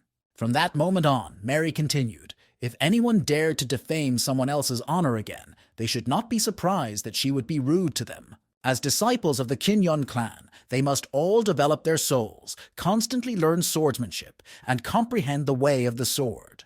Instead of criticizing others, it would be better for everyone involved to train even harder. After finishing her speech, the girl flew off in the direction of Brother Sam in front of everyone. The girl asked Sam if he would mind if she stayed with him, and he replied that he had no objections to that. The boy who had fallen out of favor with Mary saw that she had stayed by her brother Sam's side to protect him and felt ashamed. Sam asked Mary what she wanted to show by this act, and she replied that after this, no one would dare to say nasty things behind Sam's back. The girl had reached the point where they could communicate mentally without opening their mouths, and she asked Sam if she had performed well. Sam was unhappy with what she did.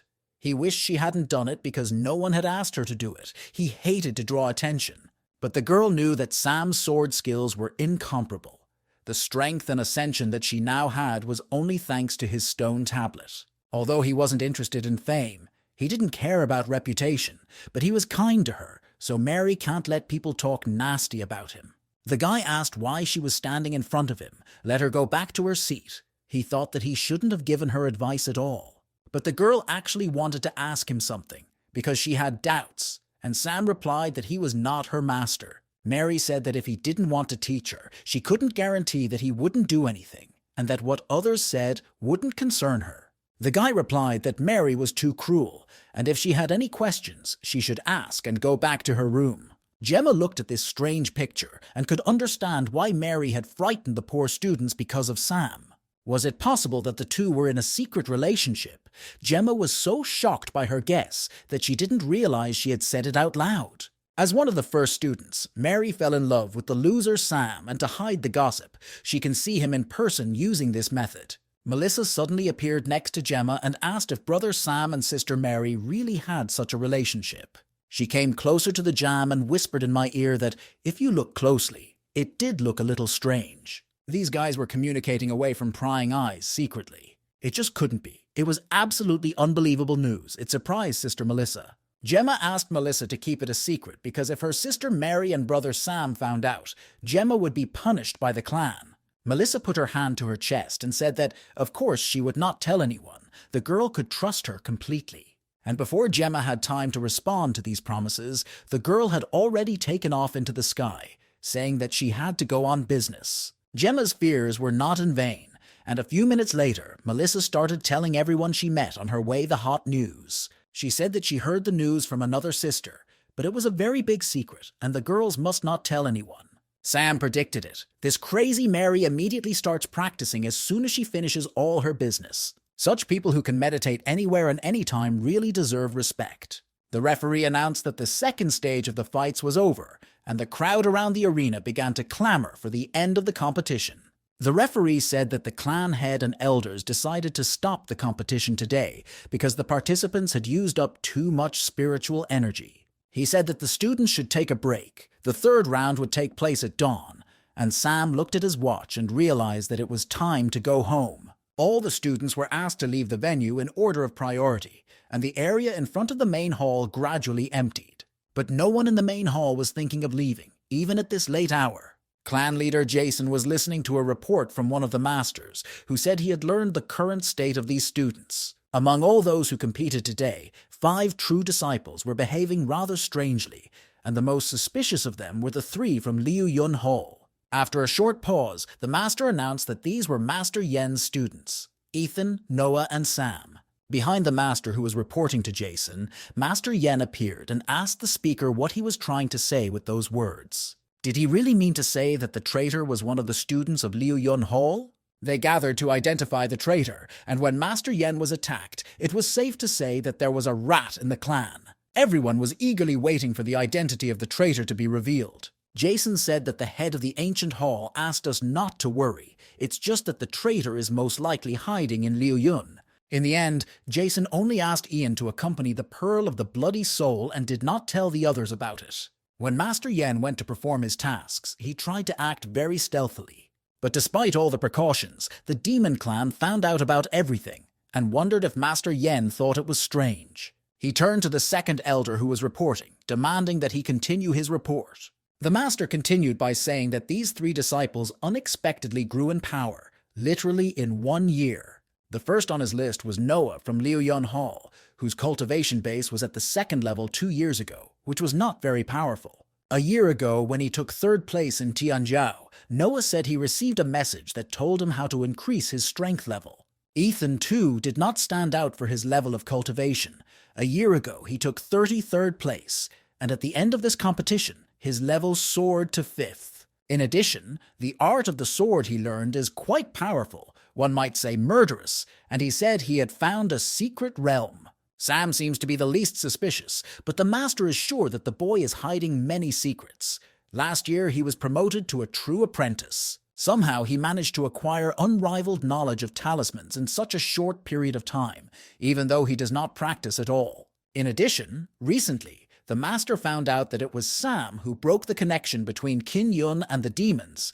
He destroyed Mo Yun's followers and returned the pearl. According to other students, the elder of the Mo Yun clan, Killian, was also there at that moment. But after Sam met with him, Killian disappeared for no apparent reason. Then Sam and Mary were on a mission in the village, and they had to face Elder Mo Yun, who was forming a demon embryo. During the attack, he was holding a secret treasure, which in the end was never saved. And finally, he and the students of other clans met a demon soldier who had previously managed to escape from them from the battlefield. Brother Sam also received a lot of attention at today's competition. He used talismanic strategies that the master had never seen before and defeated 2 stronger opponents in a row. Summing up, the second elder said that the guy was hiding his true powers and was the most suspicious of the announced trio. Jason interrupted the second elder and shouted that this was not possible. Master Yen also believed that Brother Sam could not have been a traitor. What the second elder said was absolute nonsense. The shouts that rose in the main hall forced the second elder to shut up. He looked at Jason and then at Master Yen, and did not understand how they had such a mutual understanding. One of the elders present said thoughtfully that this version was quite likely. He suggested that Brother Sam might have fallen under the control of the Moyun demon clan. Master Yen could not take this nonsense any longer, and he went to this elder, asking what it was supposed to mean. He did not back down and said that perhaps at some point Sam was kidnapped by the Moyun clan, and then all these events began. Master Yen said that this was not true. He believed that the boy had simply been hiding his true strength for a long time in order not to stand out. And if it had been captured by the Moyun clan, then why didn't they take the pearl from them? Why did they start killing people in the village of Yuigan? It's illogical. Elder Mason jumped out of his seat and shouted, "Why don't they just arrest all the suspects and deal with each one individually?" Jason stopped the argument by saying that we shouldn't jump to conclusions. We need to find out why the spies were sent. He had a strange feeling that the Moyun demon clan wanted to disrupt the competition. The second elder asked in surprise what this was supposed to mean, what exactly the clan head had in mind. Jason replied that someone would be secretly controlling everything. Since the Moyuns had planted a mole on them, they would use it as bait. It doesn't matter who it is, Ethan, Noah, or Sam, they will see what the Moyun demon clan is up to. At home, Sam had a very serious conversation. Lisa asked to go to the competition tomorrow with her boyfriend. She was very excited and showed with her whole body how much she wanted to go there. The boy understood her interest. Lately, the girl had become quite bored, but he still could not take her with him. Tomorrow he planned to give up during the competition, and then he would come home and they would eat together. The girl's face described the degree of her dissatisfaction with this news without words. Suddenly, she seemed to feel something and turned toward the door. Lisa grabbed her brother Sam's little finger with her little hand and pulled him out of the house. The boy did not understand where the girl was taking him. He was about to go to bed. Some time later, they were both standing in a clearing in the middle of the forest that surrounded the city. Sam knew where they were. Behind the mountain of Liuyun Peak, he just didn't know why they were here in the middle of the night. The girl flew into the air and began to point to one particular place on the lawn with her hands. The boy realized that something was hidden underground, and Lisa agreed with his assumptions. A moment later, she raised a small tornado that scattered everything from the hiding place. The guy, amazed, looked at the discovery. It was a red flag of the formation. The rank of this flag was quite high, most likely used to protect spiritual knowledge and form a certain space. Sam realized that his actions could violate the prohibition of the head of the Kinyun clan. But his actions will provoke excessive panic among clan members and elders. Besides, he didn't really care about what was going on. He didn't want to get involved in problems. However, judging by the placement of the flags, nothing good was to be expected from this formation. What will happen if Qingyun faces a crisis that he could have prevented right now? How can he continue to lead his carefree, stable life from 9 to 5? Sam asked Lisa how the girl had found this flag of the formation. It was very difficult to follow the girl's thoughts, who diligently began to answer the boy's questions with gestures. Sam managed to realize that when Lisa went out at night to absorb the essence of heaven and earth, she encountered the man who was burying the flag. He had a hunch about who she had met, but he asked the girl if she remembered the bad guy anyway. The girl began to create an energy screen in front of Sam to project her memory. And on this projection, Sam saw the face of the very person he had been thinking about. The boy looked at Ethan's face, which was smiling predatory, and everything inside him was shrinking with a bad feeling. He knew that it would not be easy to get rid of the flag, and he had to do it without anyone noticing. It was impossible to know the location of all the flags, so Sam finally decided to remove at least one of them. The blade energy it created could follow a specific target and then destroy it. The blue dome covered the red flag, hiding it under the leaves, as it had been before Lisa showed it to Sam. Having done his job, Sam concluded that the conspiracy between the Gentiles and the Moyun clan was over. The girl flew up to Sam with her recent request, which she had rejected before, and she decided that now was the time to get what she wanted. The guy asked her if she really thought she deserved the recognition and wanted to go to the competition with him. When she responded in the affirmative, he grabbed her cheek and told her that she must not reveal her existence. As expected, the girl was angry, and she reached into the boy's sleeve and pulled out some of his talismans. Holding the talismans in her hand, she held them up to Sam's face with an angry face. Sam realized what she was saying. They could use one of the mascots, and then Lisa could enter the fight arena. Clan competitions are not limited by any rules and will be able to use spirit spells, formations, and talisman strategies. After thinking about it for a while, Sam said that in that case, there shouldn't be any problems if he had his spirit animal to help him. But tomorrow he planned to lose the match, and he scratched the back of his head. He said that even if the girl went with him, she would still not be able to have fun there. At dawn, all the students gathered in the square in front of the main hall. The competition was to continue today.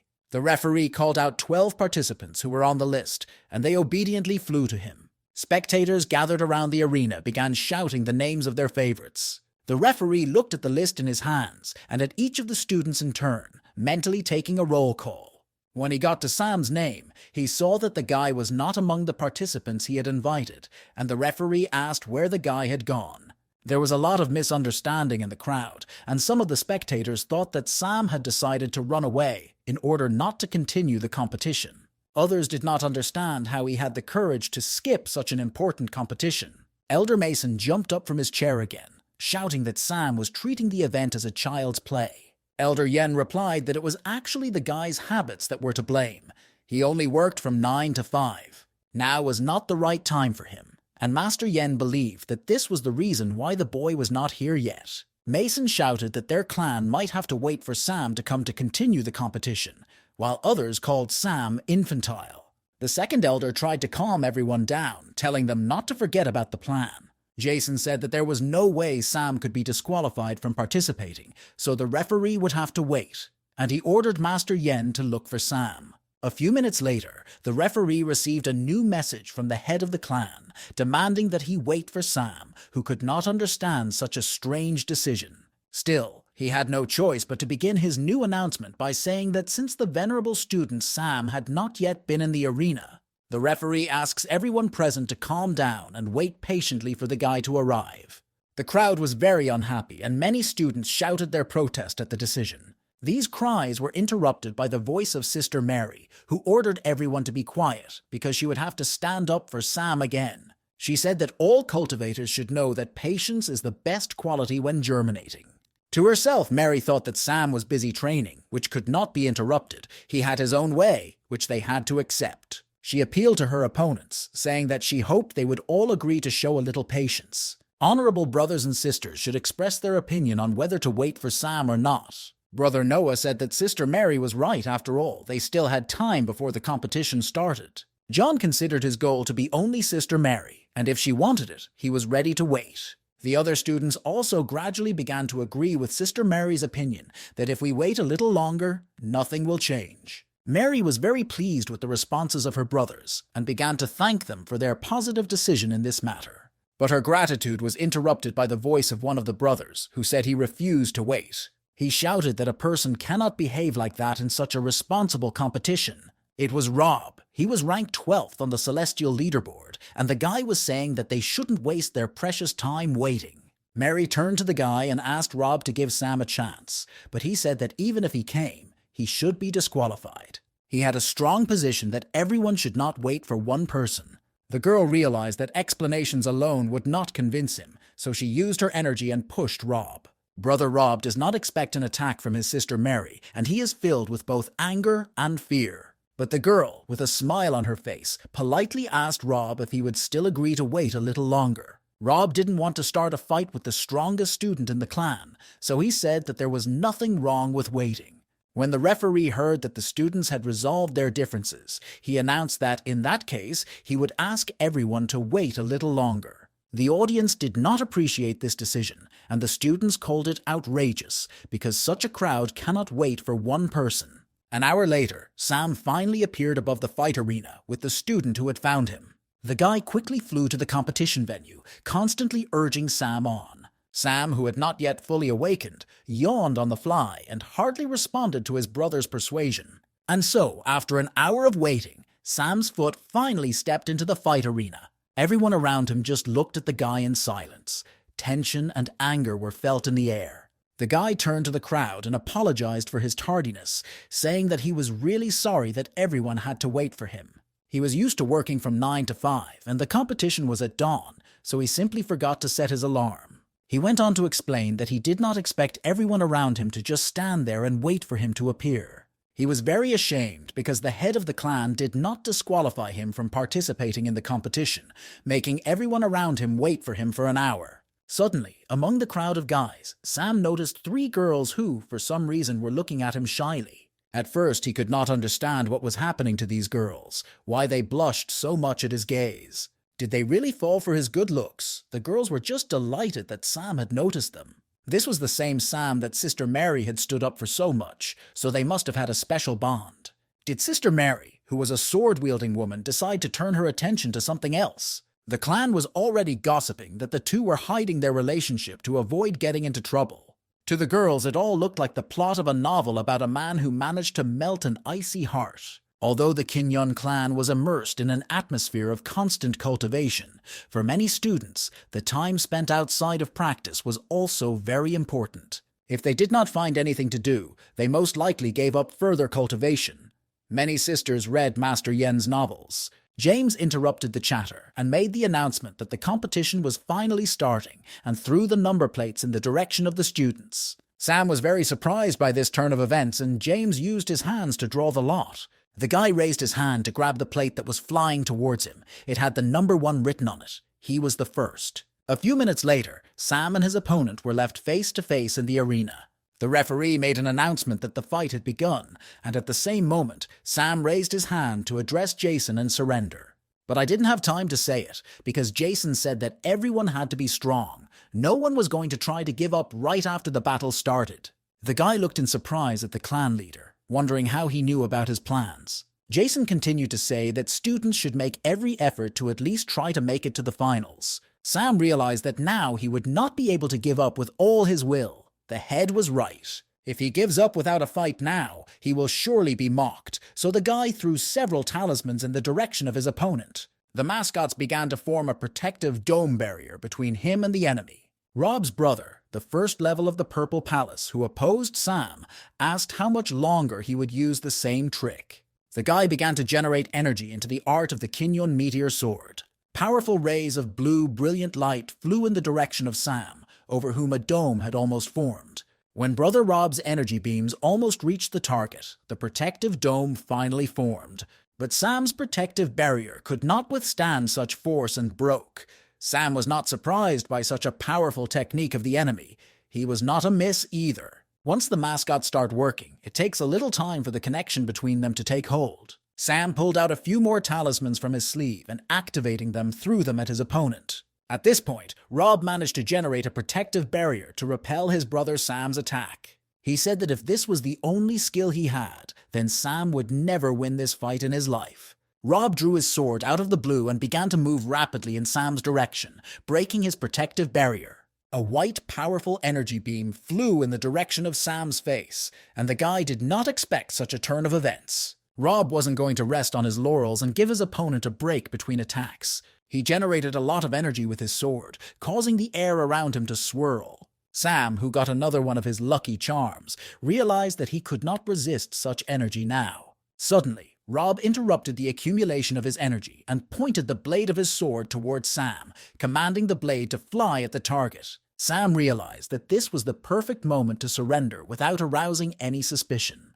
The guy closed his eyes and relaxed. Finally, he would be able to rest in peace. He didn't notice, as he was getting dressed in a hurry, that there was a wooden sign in his pocket that just now glowed with purple light. A moment later, Brother Rob, who was running to attack the boy, froze in place, unable to move. The shocked enemy could not understand what had happened to him at that moment, and all his efforts to free himself were in vain. Sam was also surprised, no less than his brother Rob. He expected a different ending to this fight, and it was supposed to happen right now. His whole body was shaking with tension, and he asked Sam why he couldn't move. Sam watched his brother Rob suffer and sincerely did not understand what was going on. Brother Rob was slowly able to turn his head, but he still forced Sam to admit what was happening.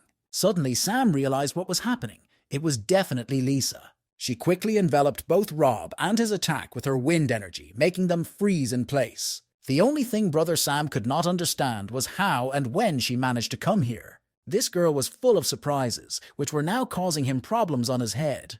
He looked at his clothes and saw a wooden plate made of a 1,000-year-old tree in his pocket. It is said that Lisa's divine soul belongs to the yin spirits and is kept in an ancient tree for the benefit of body and soul. When did this cunning girl manage to put this sign in his pocket, if not while he was sleeping? Rob managed to free himself from Lisa's captivity. He could move freely again.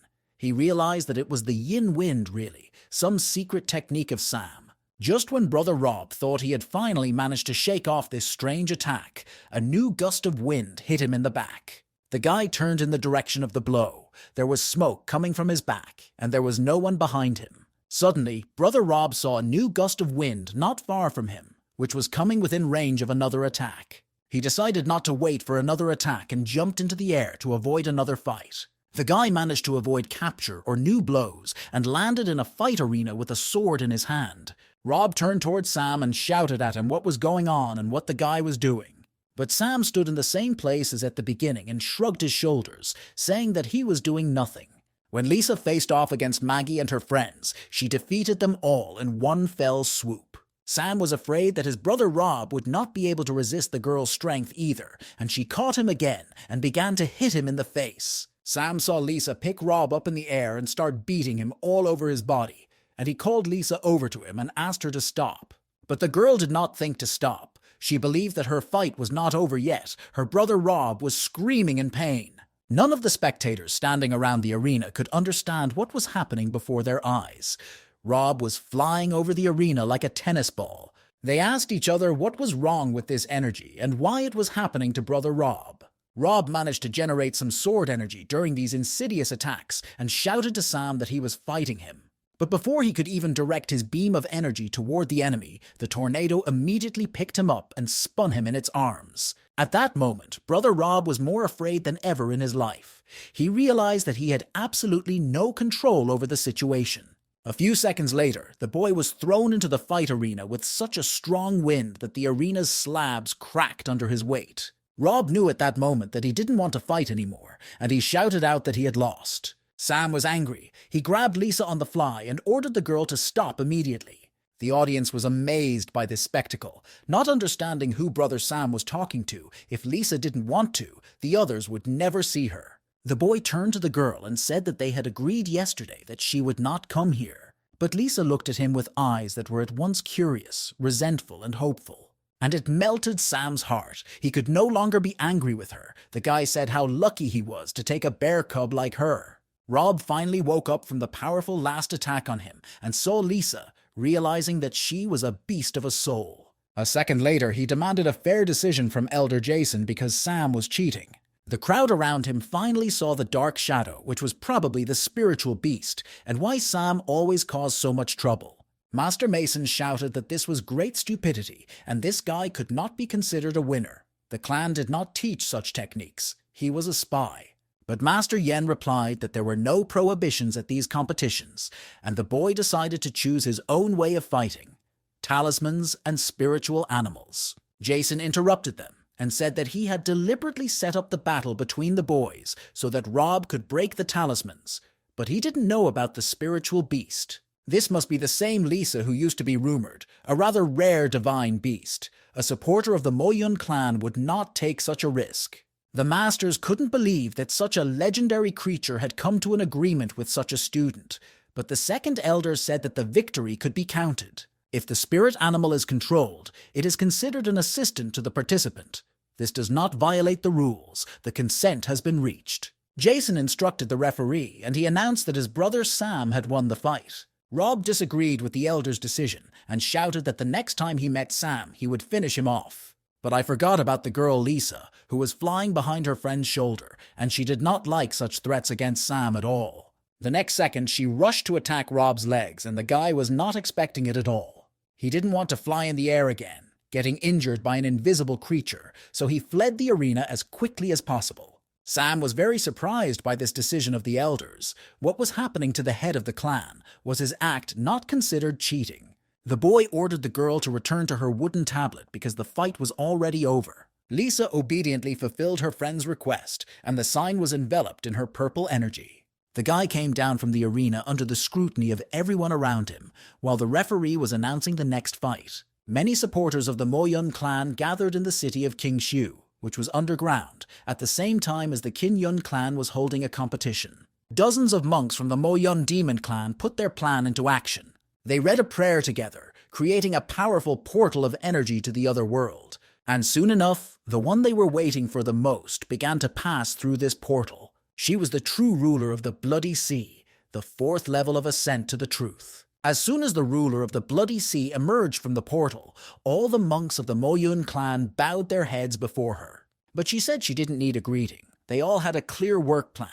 The people they sent to the Qin-Yun clan have already placed everything they need there to get rid of the obstacles. All that remains is to wait for the opening, and then they will destroy the Qin-Yun clan, taking a position much stronger than theirs. The monks doubted that they would be able to capture the clan, because Jason was at the 6th level of ascension, and with him there were elders from other halls. But the ruler of the Bloody Sea assured her followers that they should not even worry about this. Everything was not as scary as it seemed to them at first glance, because they had support. As soon as the ruler said this, the head of the Mo-Yun Gareth clan, the 4th level of ascension to the truth, materialized from the portal.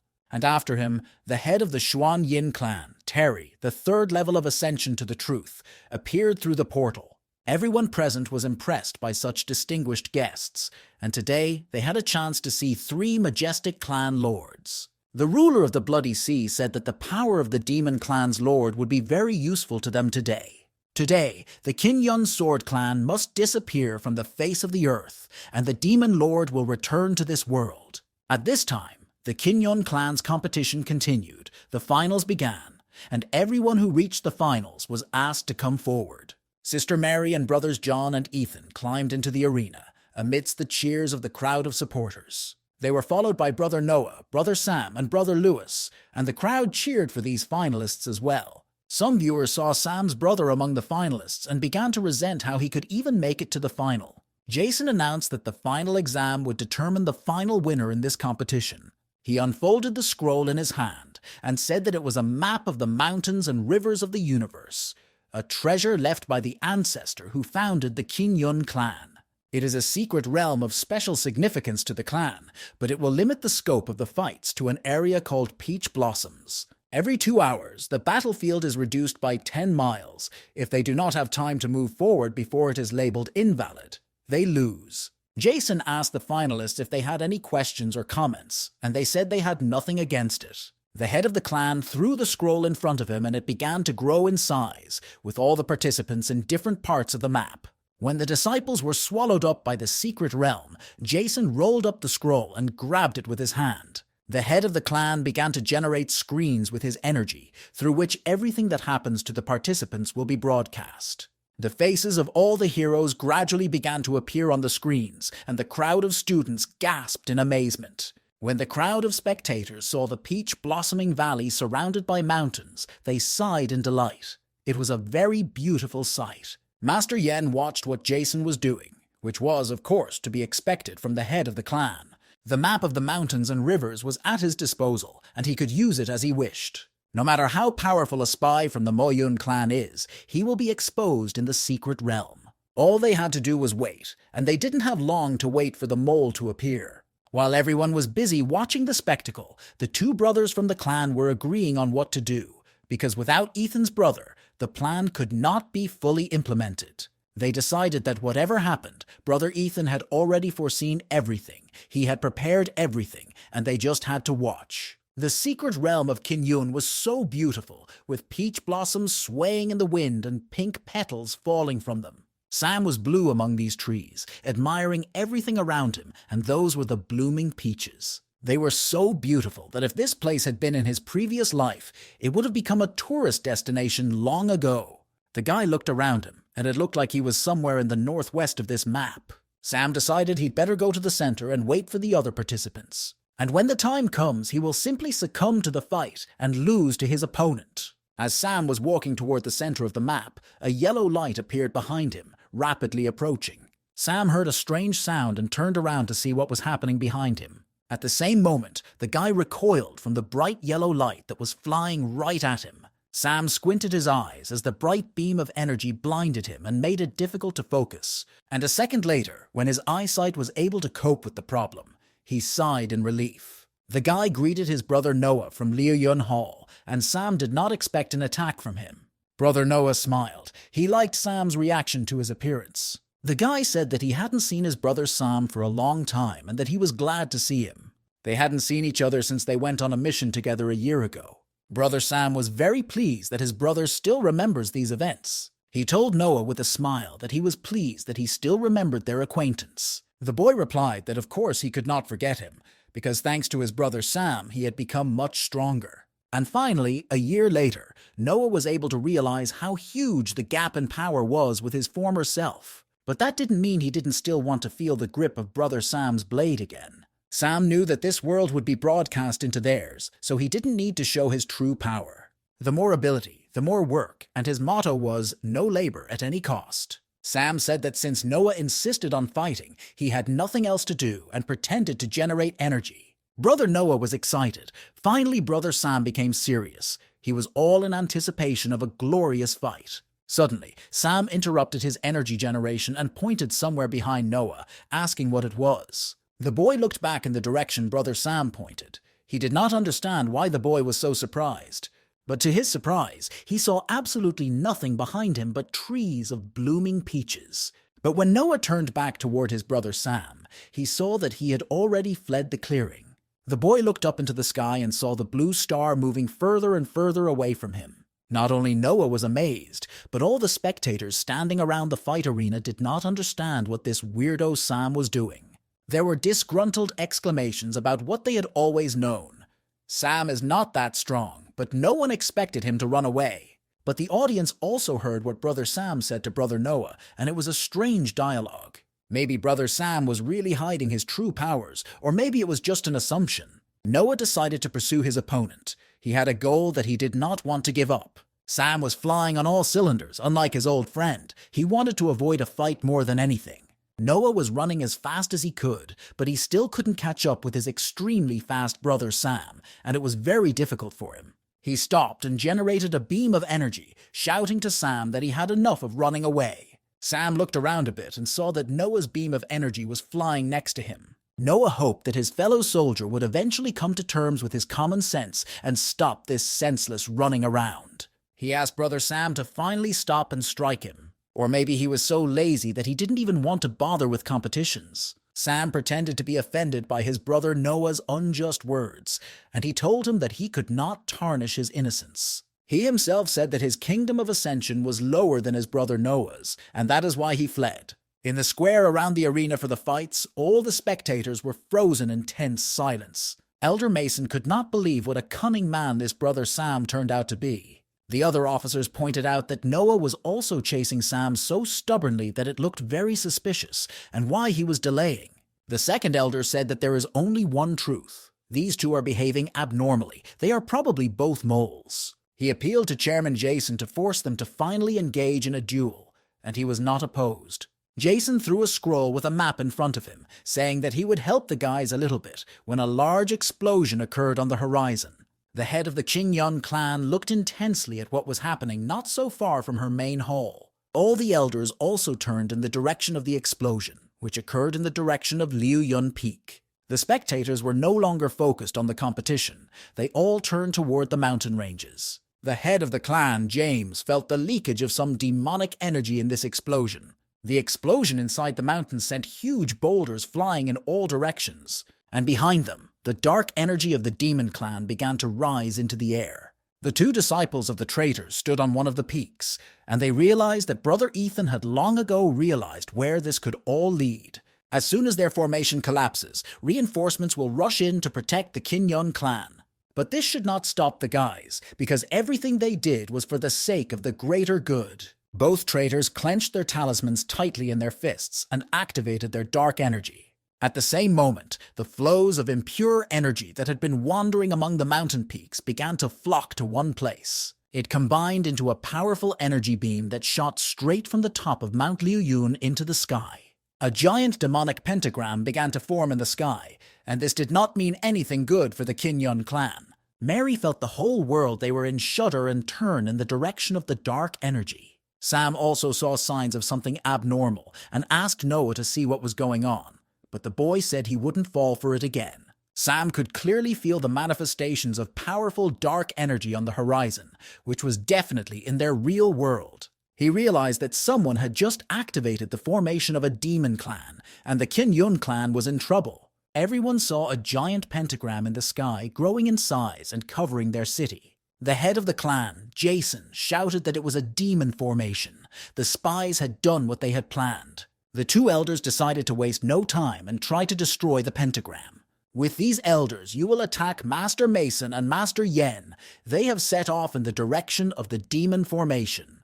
But all their attempts to attack the pentagram were in vain. It only grew stronger from their attacks. And finally, when its formation was completed, it responded to their attacks with a counterattack. The elders were violently knocked to the ground and lost their balance by the impact of the formation.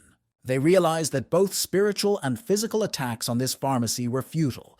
The strength of the attackers was too great. Pharmacy was able to block external and internal attacks. It was impressive, and we had to destroy the flags of the formation.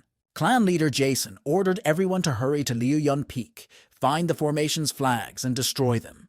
But he was interrupted by the voice of the ruler of the Bloody Sea, who said that this was not necessary. Clan leader Jason looked up and saw a huge portal opening in the sky. The ruler of the Bloody Sea and his army passed through the portal. Jason knew this ruler. She was very pleased that he remembered her name. She said she considered it an honor. A little behind her, on one side, stood the head of the Moyun clan, red-headed Gareth. On the other hand, Jason and the elders saw the head of the Xuan Yin clan, Terry. The head of the Kinyon clan realized that this time they had decided to enlist the support of the Demon clan to strike. It was very self-serving, but one could not expect anything else from such people. Jason only wondered if they would have enough strength to destroy the Kinyon Sword clan.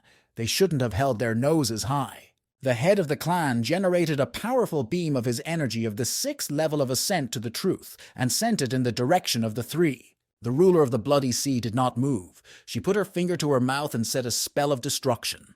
And in the next moment, her defensive energy collided with Jason's powerful attack. The dark energy of the ruler of the Bloody Sea was so strong that it changed the direction of James's attack energy. She pointed her finger at the head of the Kinyon clan, generating an attack, and said that their last meeting was a long time ago. And she is really sorry that Jason will meet his end here and now. The dark energy of the ruler of the Bloody Sea hit Jason in the chest with great force, and blood spurted from his mouth. Both the disciples and the elders were amazed at how powerful this attack was. Even Jason himself could not believe it. It was the power of the demon god. Once Mo Yun used it to break into the Sword clan, but after the battle was over, this power disappeared. But Jason believed that this ability was considered long lost. How could the true ruler of the Bloody Sea have such power? The woman decided to waste no time and ordered her henchmen to grab a map of rivers and mountains from Jason. The clan's adherents immediately attacked the people of the Kinyon Sword clan.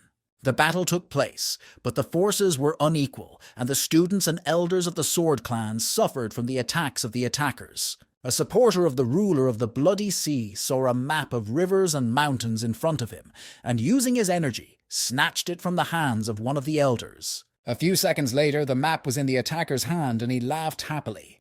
The elders of the Kinyon clan were amazed at the strength of the subordinates of the ruler of the Blood Sea, who also had the power of a demon god. The bloody ruler unfolded a scroll with a map of mountains and rivers, and was illuminated by the purple light of unclean energy. Jason, the head of the Kinyon clan, realized that his connection to the map of mountains and rivers had been interrupted. The ruler said that she was gifted with the blessing of the demon god, and that it was useless to fight her. For 2 hours, all members of the Sword clan will turn into a pearl of bloody souls, and it's time for them to make their contribution to the demon god. All the clan members fell to the ground in despair. They didn't want to die now. Couldn't anyone save them? The ruler of the Bloody Sea told them not to worry, because no one from their clan would be able to come to their aid, and soon everyone would die. The woman called 2 of her servants and ordered them to go to the map of mountains and rivers and kill all the members of the Kinyon clan. Both adherents gladly agreed. They liked the idea of such a massacre. In the next moment, two purple beams of light were already dipping into the map of mountains and rivers. Sam didn't want to fight Noah. He begged him to stop. Wasn't the boy at all interested in why the world was shaking? Noah replied that there must have been fighting on this side as well, so Sam dared not use such a sneaky distraction again.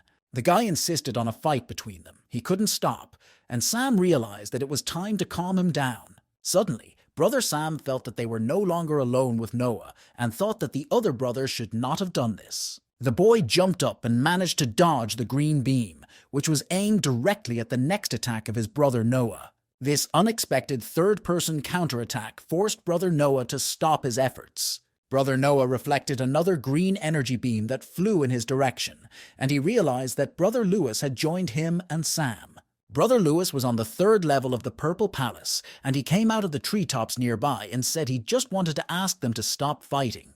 Lewis said that thanks to his cultivation, he could feel any changes in the air, and the boys probably noticed the ground shaking as well. Just now, two strange spiritual powers of the 9th level of the Purple Palace had entered the Peach Orchard, and they raised doubts. Sam realized that the Kinyon Sword Clan was under attack, and the enemies had already managed to infiltrate. Noah was surprised, because Jason had the 6th level of Ascension to the Truth, who could dare to attack them. Lewis said that he no longer felt the presence of his head in the Jade Crystal, and that his contact with the outside world was cut off. The Jade Crystal of Teleportation allowed the owner to break it in times of danger and move to the starting point. Noah folded his arms across his chest and said, like an offended child, that he thought Sam was trying to trick him. Sam was tired of this idle talk, and yawning, he said that they shouldn't yell over such a trifle. They should try. And in front of his amazed comrades, the guy squeezed the Jade Crystal in his hand and broke it. He opened his palm and small pieces of crystal began to fall to the ground from his hand, but nothing else happened. 3 brothers of the Kinyon Sword Clan realized that their clan had been invaded by enemies. A few seconds later, a huge pentagram with dark energy appeared near them. A purple beam followed it, flying at high speed through the flowering peach trees. The guys turned to the sound. They were very curious who it was running towards them at full speed. One of the servants of the ruler of the Bloody Sea, the 9th level of the Purple Palace, said that they realized what was happening too late. He politely folded his hands in greeting, introducing himself as Jerome, and in the end, the man said he would take their lives. Sam asked Jerome when the villain had become so polite. Jerome was speechless at the impudence of some unknown boy. Sam thought that a couple of times he had managed to limit their powers with the help of a talisman, so maybe this time it would work. Jerome threw off his cloak, saying that he didn't think he would have to deal with any kids. He used only a third of his power so that they wouldn't die too soon, and it's good that the guys didn't disappoint him. It's going to be an interesting hunt. Impressed by his audacity, Lewis and Noah asked him who he was and how he and the other man had ended up on the map of rivers and mountains. Brother Noah wondered what had happened to the Kinyon Sword Clan. Jerome, scratching the back of his head, began to laugh out loud. He had somehow forgotten that these kids might not know what had happened. Laughing to his satisfaction, the attacker said that the Kinyon Sword Clan had been destroyed. In less than 2 hours, the entire clan will be turned into pearls of blood and disappear from the face of the earth. Lewis could not believe his ears. Was it really possible? I was disappointed myself. It all started so well with a simple competition and turned into this mess. Jerome said that at this point the guys would be able to try to change their situation at least somehow and invited them to attack. Noah and Lewis pulled their swords out of their sheaths and plotted to join forces to stop the attacker. The guys generated energy beams and attacked Jerome from 2 sides with the Kinyon sword technique, Cloud and Moon Rift. Sam stood aside, releasing Jerome, one of his mascots, in the direction of the crowd. Sam's comrades asked him to act more enthusiastically this time because the enemy was strong. Jerome generated a shield in the shape of a lion's face to repel the boys' attack. Its dark energy did not repel the attack of the Kinyon clan members. It seemed to absorb it. But in the end, Jerome's protective shield could not withstand the onslaught of his friends. His defense was pierced by Kinyon's Fire Dragon sword technique, and the surprised Jerome had to cover his face from the flames. At that moment, the match ceased to be boring for him, as his opponent finally gave him something interesting. Saying that it was his turn to strike, the villain swung toward Noah, saying that he would now try a fifth of his strength. Lewis tried to warn his brother Noah to be careful, but he realized that the boy would not be able to avoid the blow in time. The guy generated a powerful green energy beam to counterattack Jerome. Lewis's attack hit the villain, and he flew away for a sufficient distance, losing his balance. Brother Lewis realized that he had just saved the life of his fellow soldier, and he was pleased. Noah decided to prevent Jerome from recovering from his fellow soldier's attack and used the Liu Yun blade cloud technique against him. Sam watched as the entire horizon was dotted with the explosions of his comrades' attacks against the villain, and he wondered what else he could do. After thinking about it for a while, the guy let out a couple more talismans from his sleeve. He looked at the talismans flying toward the peach trees and reflected on the blow that had been dealt at the very beginning. Brother Sam realized that it was time for him to become useful to his clan. He generated a beam of energy and put it to his ear, establishing a connection. The boy's energy penetrated the oracle and enveloped it from the outside. A moment later, the boy sent a signal to the real world, hoping to contact someone from his clan. The signal made its way through the map of rivers and mountains without any problems, and was not noticed by anyone. The guy was looking for at least one of the elders in the receiver if he couldn't find Jason's head. But he was lucky. He found Jason, and the chairman was amazed that the guy was able to contact him because the connection to the map was broken. Sam said that he had used some methods to avoid surveillance and contact them, and the guy asked how they were doing. Jason replied that the Moyun had cut off their oxygen, they would last no more than 2 hours, and 2 powerful people had been sent to Sam. Sam looked over at the match going on next to him and said it wasn't that big of a deal. He wanted to contact Jason about something else. Sam had seen Ethan set up the formation flags before, so he had prepared in advance. As soon as the guy activates his skill, their formation will be broken, and Jason will be able to send a signal asking for help. Each flag has a unique role. It is irreplaceable, and the destruction of one leads to a complete disruption, and it is time to stop it. Jason replied that there was no particular threat. He could still try to defend himself, but warned that the 2 cultivators were very powerful. If it is too difficult for the boy, let him go to the very depths of the peach orchard, where Jason has left an assistant for him. Sam replied that he understood the chairman, and that they should be careful there too. The guy started preparing to activate his skills on the count of 3. Sam's energy, which had enveloped the formation's flag, broke loose, tearing the enemy flag to shreds. In the sky, cracks of blue energy from the Qinyun sword began to cut through the blocking pentagram. The henchmen of the true ruler of the Bloody Sea realized that their affairs were bad. The formation was destroyed. The bloody ruler turned her head to the pentagram in the sky. She did not understand what had happened. The head of the Moyun clan, Gareth, said that one of the flags of the formation was destroyed. Terry, the head of the Xuan Yin clan, was surprised that there were still people in the Qinyun clan who could resist. Clan leader Jason realized that there was no time to waste. The magic pharmacy had been broken, and the time for battle had come. He generated a beam of energy with a message to the other clans, and directed it directly at the destroyed pentagram of the formation. Noah did not give up. He realized that if he gave up, their lives would be over. It generated another attack on Jerome, who calmly did not move, waiting for it. Without regrouping, the villain smashed Brother Noah's attack with his fist. Jerome was now firmly rooted in his opinion that these guys were weaklings and smiled predatory. Their attacks were too weak, the hunt seemed less exciting, and Jerome decided to strike back. But Lewis had already flown up behind his enemy, preparing to counterattack, preventing the attack on Noah. He generated powerful deterrent energy and directed it at the villain. Lewis's restraining energy wrapped around Jerome's legs and arms, preventing him from attacking his brother Noah.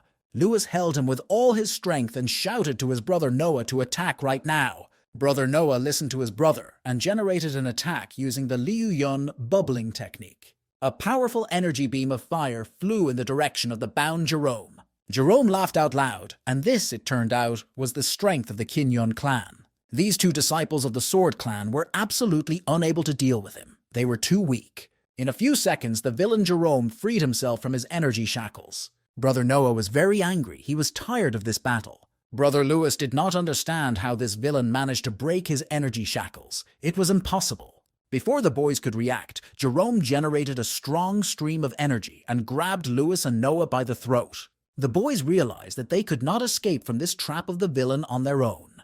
Jerome held the boys with both hands and said that this hunt had already disappointed him. These are not worthy soldiers. They are trash, and they will die right here and now.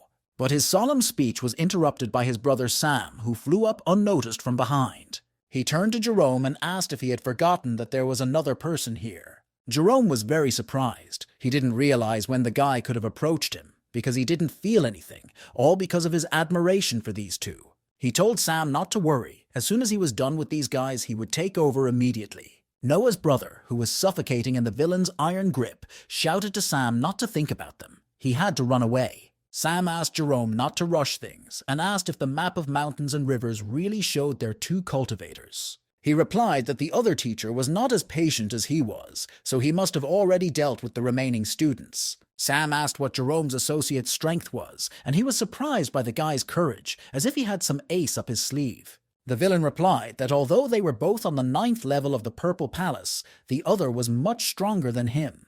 The guy was pleased with Jerome's answer. It was completely in line with his plan of action. The villain didn't understand this joy and asked what was so good about it. He could crush Sam with just one finger. Sam was only amused by this remark. He pulled another talisman out of his sleeve and said that he had a better idea. If Jerome is weaker than that man, he only needs to deal with him. And before the working hours were over, he had to put an end to it. A second later, the talisman that Sam had pulled out of his sleeve activated, and the villain was struck by the blue energy of the containment dome. Jerome did not understand when this formation appeared in which he found himself, how he could not notice it. Sam replied in a calm tone that while the villain was playing with Sam's two brothers, he had time to prepare everything. Jerome said that this formation would not prevent him from getting to the guy, especially since he had two of his brothers in his hands. Sam cheerfully replied that this was not as big a problem for him as his opponent thought. He stretched out his hand in front of him and simply called his friends to fly forward to him. Sam's comrades did not understand when the guy managed to put a formation on them. None of them noticed. The guys quickly flew out of Jerome's restraining formation. They were free. Brother Sam turned to face his prisoner and slyly said goodbye to him. All three friends quickly flew away on their own business, leaving the villain alone with the formation. Jerome was beside himself with rage at how these stinkers had dared to run away from him. But the more he resisted, the tighter this strange formation held him. He was unable to free himself, and he only caused himself great pain. Jerome was spending a lot of energy on breakout attacks from his trap. But he didn't think about stopping. Blinded by anger, he wanted to tear the guy who did this to him apart. His blows fell again and again on all sides of the formation. Jerome was looking for at least some weakness in it. And so, sometime later, Brother Sam's formation broke into small pieces. Jerome was angry with Sam, and even more angry with himself, and he did his best to break out of the restraining formation. In the real world, a fierce battle has already taken place, which has left both sides with fallen soldiers. The heads of the enemy clans were angry. 5 of the Moyen were killed, and if not for the order to turn them into pearls of bloody souls, they would have paid for it. The true ruler of the Bloody Sea said that if they had been less prepared, their formation would have been destroyed much earlier. The elders of the Kinyon clan also noted in dismay that this time the demon clan had used such despicable methods as they had never used before. In any case, the alliance helped them weaken the formation. The time increased from 2 to 10 hours, and Jason was satisfied. Jason believed that these events would be a great change for the Kinyon Sword clan. The boys were standing in a clearing among the roots of tall peach trees, and Sam told them not to worry. It was one of the few safe places in the garden. Noah's brother was wounded, and he looked at Sam and asked what he had done. How did Brother Sam manage to hold off such a strong opponent on his own? The guy said that it was all thanks to the talisman that the clan leader had given him earlier, and he didn't even think it would ever come in handy. In fact, the guy had more important news. Chairman Jason left a note saying that Ethan was a spy. Now the entire Kinyon clan is trapped in the true ruler of the Blood Sea, and he believes that they will last about 10 hours. That is why everyone who is here in this world is the last hope of their clan. Lewis was shocked by this news. Could Ethan really be such a scumbag? He remembered Jerome's words that another of his companions had entered this realm of mountains and rivers, and that he might have met Sister Mary. The boys wanted to help the girl, but Sam said that Jerome was on the 9th level of the Purple Palace, and they had suffered greatly at his hands. He believed that if they encountered the enemy, they would definitely not be able to help anyone. But the guys didn't agree with Sam's position. They didn't want to just sit and wait. Sam said that their main task at the moment was to heal their wounds and renew their spiritual strength. As for Mary's system, have they forgotten that Jerome's henchman is not inferior to him in strength? Sam believed that his sister Mary would have the strength to cope with such an enemy. Noah replied that the girl was certainly talented, but what if someone helped her opponent? He slyly replied that Jerome would not be able to help anyone, because he was no longer capable of anything. The guy believed that at this point, this bastard was already at his energy limit. Jerome didn't understand why he was losing so much spiritual power after he escaped from the formation's captivity, what kind of talismans they were. If he finds this bastard Sam, he will skin him. He will definitely take revenge for this humiliation. Sam took out the medicine and said that it was a pill to renew spiritual strength. The boys had to heal their wounds before Jerome found this place. Tomorrow they will join Sister Mary, and together they will save the Kinyun Sword Clan. The guys looked at their comrade in shock. They did not understand why they had to wait so long, because they would be able to recover in 2 hours. But Sam replied that he worked from 9 to 5, which meant that his working hours were already coming to an end. This time, the Demon Clan is prepared. In 10 hours, they will restore the formation, and this will be the perfect moment for a breakthrough. Now Sam needed to get a good night's sleep, and he hoped the two wouldn't bother him until tomorrow. Sister Mary met her brother John in the kingdom of mountains and rivers, and the boy would never miss his main goal. He told the girl that her swordsmanship had improved significantly. She was a real genius. Their attacks continued to intersect, and no one could defeat the other. The girl said that her increase in strength was only due to the help of her brother Sam. The guy was surprised to find out that the girl was not training alone, but what could brother Sam teach her? Sister Mary shouted back that brother Sam was much better with a sword than she was. After she screamed, a powerful explosion occurred behind her back. Sister Mary turned toward the sound, and from the very beginning everything seemed strange to her, and now her feelings were confirmed. Outside in the real world, something happened, and she asked her brother John if they could interrupt their duel. But the guy replied that this did not concern them at all. The test was taking place in the secret realm, and this was their chance. The girl felt a dark impulse and screamed to her brother John to cover her ears immediately. A terrifying sound wave swept through the air, sweeping away everything in its path, including the participants in the fight. Sister Mary and brother John flew to the ground and landed in a clearing. The guy thanked Mary, saying that if it weren't for her, he would have been destroyed by the sound wave. The girl replied that she had to stop talking and use her spiritual power to heal her wounds, as the injury to her ears affected her balance. She didn't understand where such a powerful sound wave came from, or who attacked them. But she didn't have time to think, because that someone was already here. Darkness appeared on the horizon, devouring everything around her. In the center of this blackness, a man appeared and noticed that the boy and girl were able to absorb his equipment. Of course, he didn't expect anything else from the disciples of the Kinyun Sword Clan. Sister Mary and brother John did not understand who he was. He had a great terrifying energy. Mary couldn't understand how a man from the Moyun clan could be here, if their clan was attacked in the real world. The attacker held his arms out to the side and advised the boy and girl to follow his instructions. It was Cohen, the elder of the Blood Sea clan, the 9th level of the Purple Palace, who said they needed to die. John mentioned that Cohen has a treasure called a jade shell, which allows him to launch terrifying sonic attacks. Once he was able to wipe out an entire clan with this thing. While the guy was recalling and telling this, Cohen had already managed to get his main weapon. He said that he was sorry, of course, but the boy and the girl would have to end up the same way. After he said this, a moment later, a powerful sound beam flew in Mary's direction, and she managed to jump aside. John grabbed his ears. This attack was so powerful that their spiritual power would fade before they could do anything.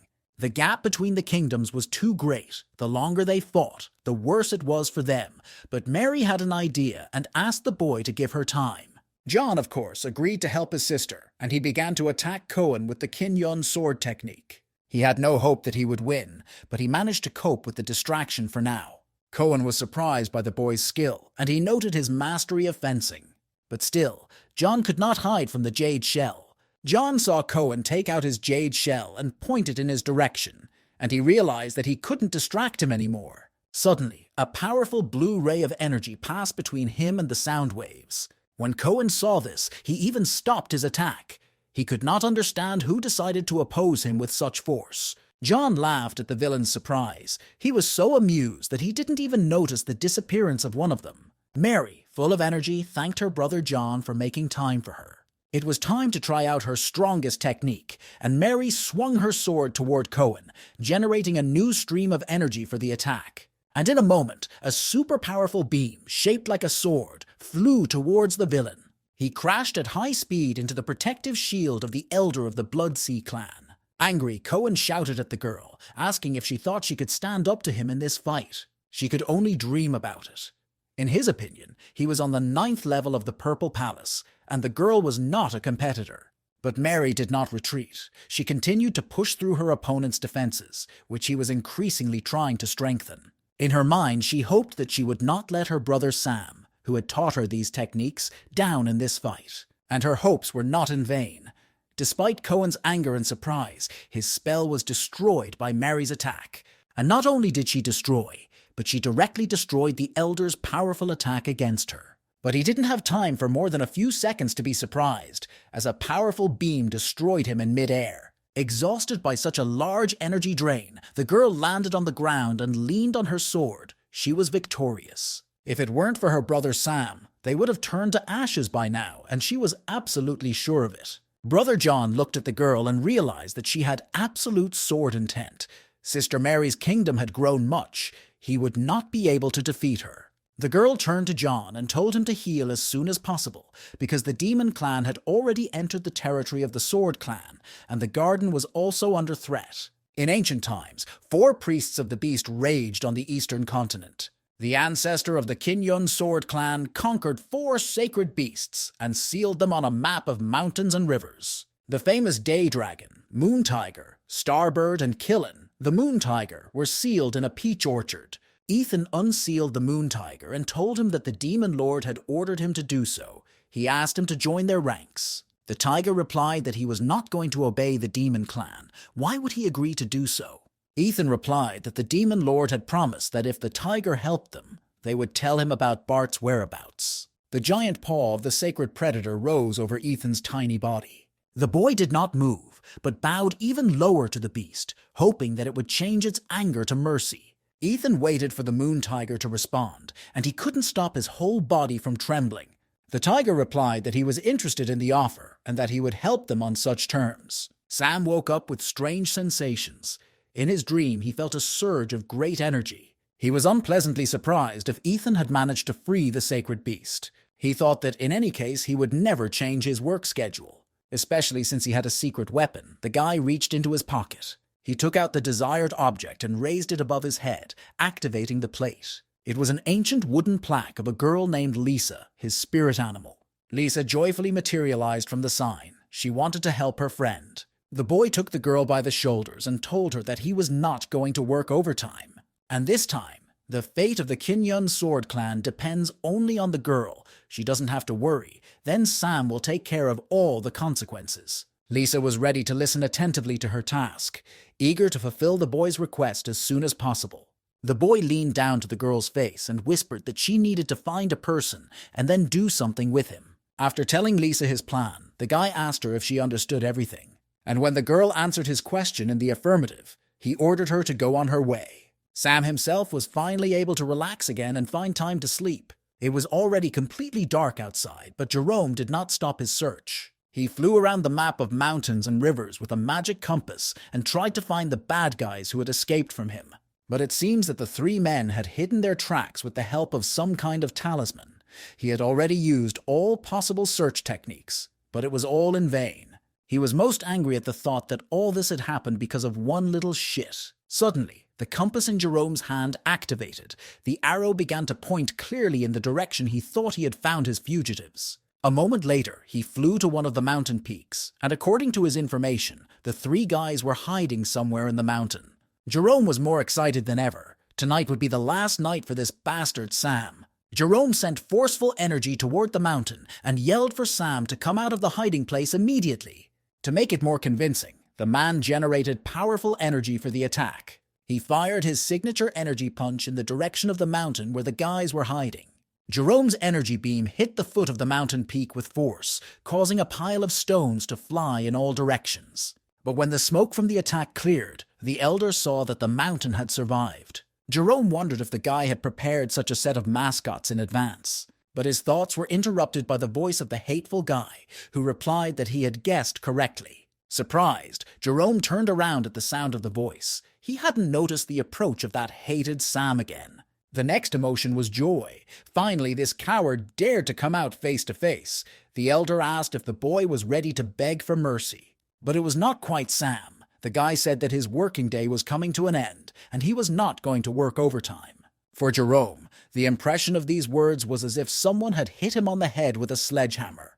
The guy treated him so dismissively that he decided to deal with him with the help of his clone. He shouted at the boy that he was very naive, that there was a real gap between their kingdoms, and rushed to attack. The clone very deftly dodged Elder Jerome's attacks, admitting that the enemy was right. The gap in power was too great. The clone said in Sam's voice that he wanted to present Jerome with a perfect version of his mascots. After he said that, hundreds of little energy men began to surround the elder of the demon clan from all sides. And if the elder still wants to find Sam's true body after the workday is over, he must first overcome this. Outraged, Jerome completely lost control of himself. This guy was driving him crazy. Lewis gradually regained his strength, sitting alone in the cave. The guy has almost managed to heal and has been training in building up the energy field. He saw Noah coming up to him and asked if he had recovered, and the boy replied that his spiritual strength was 90% restored. Noah was determined. He said that their clan was in danger. They had to do something.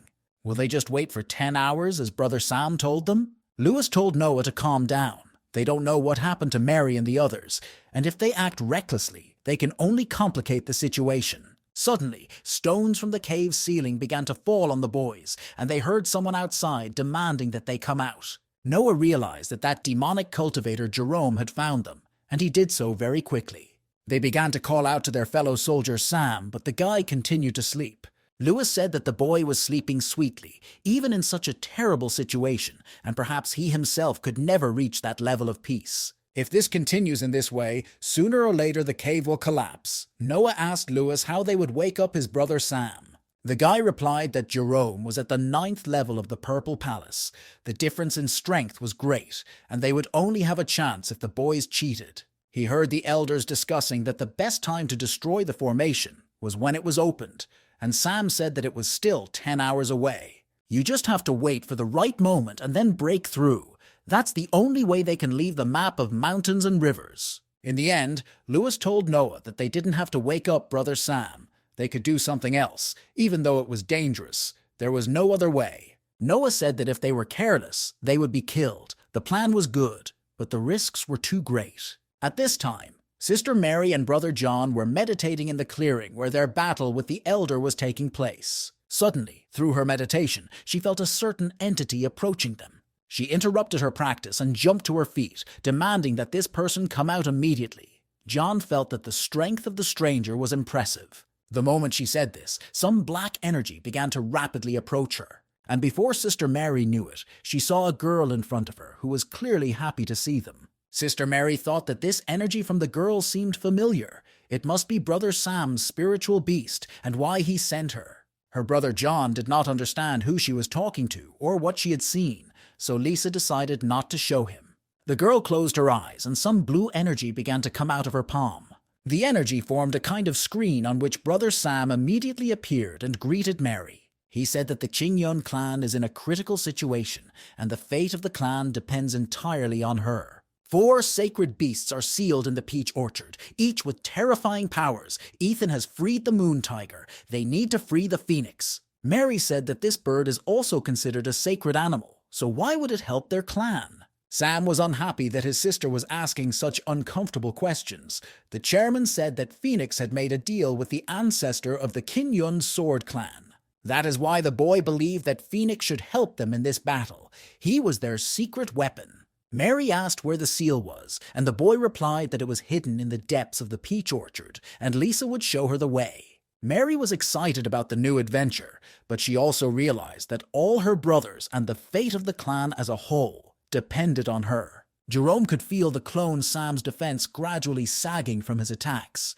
He decided to make a final breakthrough and generated a powerful energy fist, which he directed toward the formation. The Elder's powerful beam shattered all the remaining particles of the formation. Jirello caught his breath and watched the debris of the formation, the guy he hated, fall to the ground around him. He did not expect this talisman to be so strong, but now the villain has destroyed all the protective symbols. He looked toward the mountain where the fugitives were hiding, and Jerome was sure that they would not fool him now.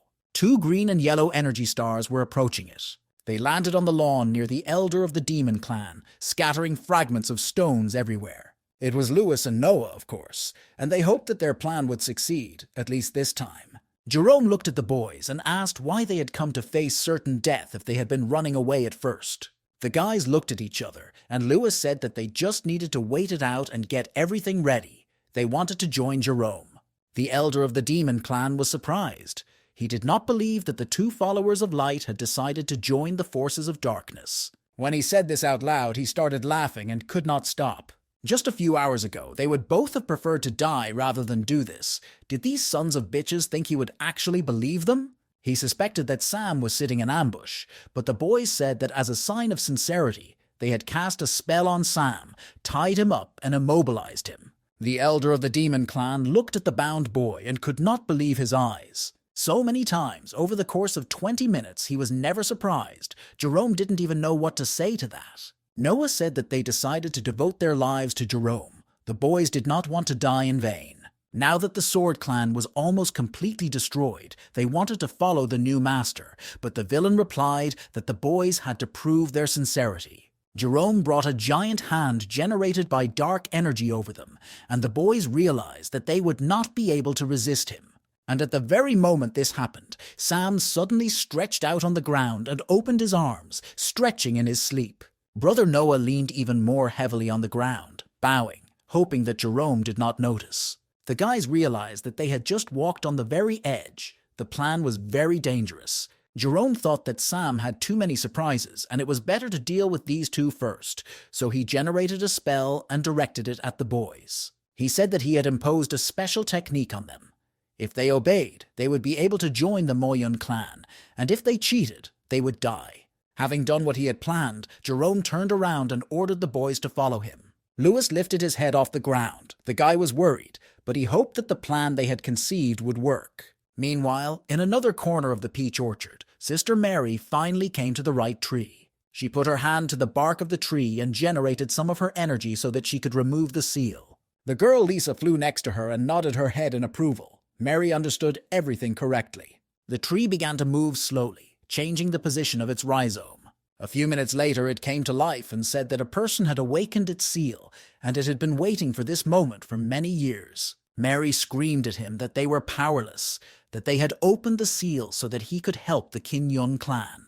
The girl pointed her hand in front of her and loudly ordered her energy to open the seal. Suddenly, the crown of the tree split open and a bright golden light shone through the fissure. A moment later, a giant fiery phoenix, a sacred beast, flew out of the crown of the tree. He flapped his wings so hard that he created powerful gusts of wind that almost made Mary fall to the ground. John's stunned brother lay on the ground nearby and asked if this was the ancient beast his sister had spoken of. Phoenix suddenly looked at the guy and asked him not to address him so frivolously. The girl immediately fell to her knees and bowed to the bird, saying that the guy had just made a mistake and they were sorry.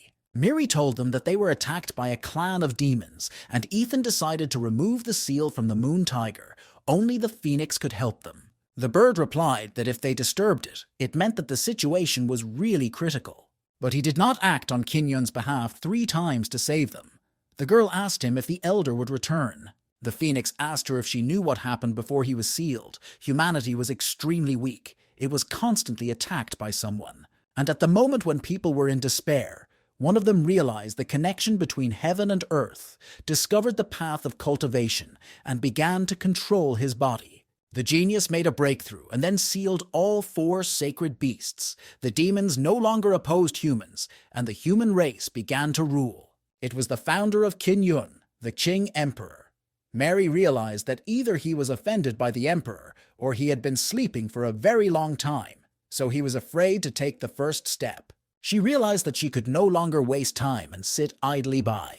Mary got to her feet and was about to fly away, and her brother John shouted after her what she was going to do. The girl replied that she wanted to stop Ethan and Moon Tiger, and even if Phoenix didn't want to help, she wouldn't stop anyway. The Phoenix was amazed. He didn't think that even so many years later, the Kinyun Sword Clan would have such personnel. The bird decided to help them. Sometime later, the boy and girl and the little girl Lisa were flying on the back of a huge fiery phoenix in search of the Moon Tiger. Sister Mary finally saw another sacred beast ahead and pointed it out to her sisters. The Moon Tiger turned to the phoenix and asked if he was here to help, or maybe to stop him. The phoenix replied that this time they were acting as opponents because he had decided to help the demon clan, and he needed to stop this alliance. Moon Tiger replied that they both used to be so strong when they fought side by side, but now Phoenix helps ordinary people. The sacred bird was tired of talking and wanted to get down to business as soon as possible. Both gigantic ancient beasts soared into the sky with a power that was only theirs. Sister Mary and Brother John watched the fight unfold before their eyes with concern. Sister Mary turned to Lisa and said that it was too dangerous here and that the girl should return to her brother Sam. Lisa did not argue with her because the mission Sam had entrusted to her had been flawlessly executed. Mary looked back to follow Lisa and saw Ethan next to her. Looking at her, she said they had bills to pay. Ethan replied that the girl shouldn't worry. He would do everything to make sure she died happy with her friends. Brother John said that Ethan's sword skills were much worse than his sister Mary's and that it was time for him to die. The traitor replied that he was inferior to Mary in fencing, but that not only technique could help in battle, and swallowed the blood pearl. Filled with dark power, the traitor said that Brother Sam was a great example for such actions. A moment later, Ethan repelled his brother John's attack with one hand. Brother John was amazed at Ethan's sudden abilities, who had never stood out for any particular strength. Now, due to the manipulations of this traitor, Brother John could not summon his spiritual power. But everything has its consequences, and Ethan paid with his youth for such opportunities. He said that if Brother John and Sister Mary came here by themselves, then they should be the first to die. John was thrown with great force towards the ground by the traitor's attack, but Mary, seeing this, decided to save the boy. She picked up her brother John in her arms and created a protective dome around them, which slowed the boy's rapid fall. When the stones from the fall had finally scattered, the girl removed the protective dome, and they saw that they were in the center of a giant sinkhole. Sister Mary returned to her brother. She was surprised by the strength of Ethan's attack. John asked the girl what the traitor had eaten to give him such strength, and Mary replied that it was a pill that increased the amount of spiritual power. Ethan abandoned the Kinyun Sword Clan and decided to join the Demon Clan. He preferred to lose his own youth, crippled his former comrades in arms, and the girl asked Ethan if it was worth it. The villain laughed in response. No matter how hard he tried, no one in Kinyun had heard of him. In the eyes of the clan, he was just another useless disciple. But geniuses like Brother John and Sister Mary will never understand his pain and motives. The offended traitor generated a large amount of energy and sent it toward his opponents. John tried to create a shield from his energy to prevent Ethan's attack. However, his attempts to stop the attack were not very effective, as the traitor's energy beam still penetrated his defense. Mary, who was helping her comrade, also realized that they would not succeed in this way, and the traitor was too strong. The girl was wounded. Ethan was very happy when he saw that he had managed to wound the girl. He didn't want to miss the opportunity to kill Mary. But his plans were unexpectedly disrupted by sacred animals. A wounded phoenix was falling over his head. The boy had to fly away to a safe distance in order not to disappear under the weight of the giant bird.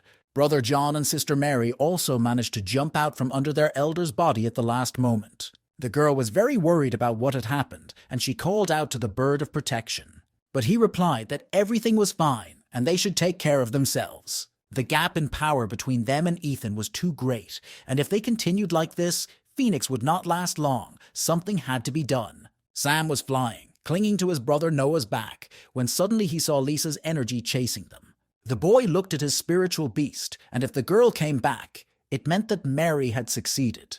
But Lisa began to tell Sam that things were not so good, that Sister Mary was fighting a very difficult battle. The guy realized that he needed to help the girl urgently, but he didn't want to work overtime. Mary saw a cluster of energy with a sign in front of her face, and she realized that this was another plan of Brother Sam's. As soon as the sign touched her hands, she turned into Brother Sam. The boy leaned over Sister Mary and greeted her, and she asked him where he came from. The guy replied that he wasn't really here. That time in this space was equivalent to a moment in the outside world. He said it was time to teach Mary a technique that would help her deal with Ethan, but she shouldn't brag about it too much. The Phoenix stopped fighting the Moon Tiger for a moment because he felt a familiar aura. He looked at his new acquaintances who were talking to another young man, and when he looked at the guy, he was amazed. Unless he was imagining it because of a long sleep, it was definitely the Qing Emperor. Ethan and Moon Tiger simultaneously prepared another attack on the defenders of the Qin Yun Sword Clan.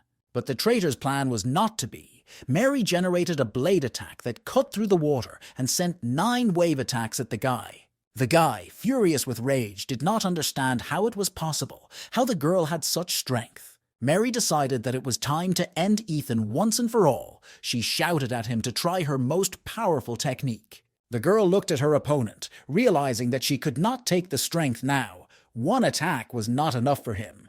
At the same time, Mary was amazed by her brother Sam's abilities. He was a completely incomprehensible person to her, someone she wanted to follow. The girl gathered her strength and generated another attack of the same type, directed at the traitor Ethan.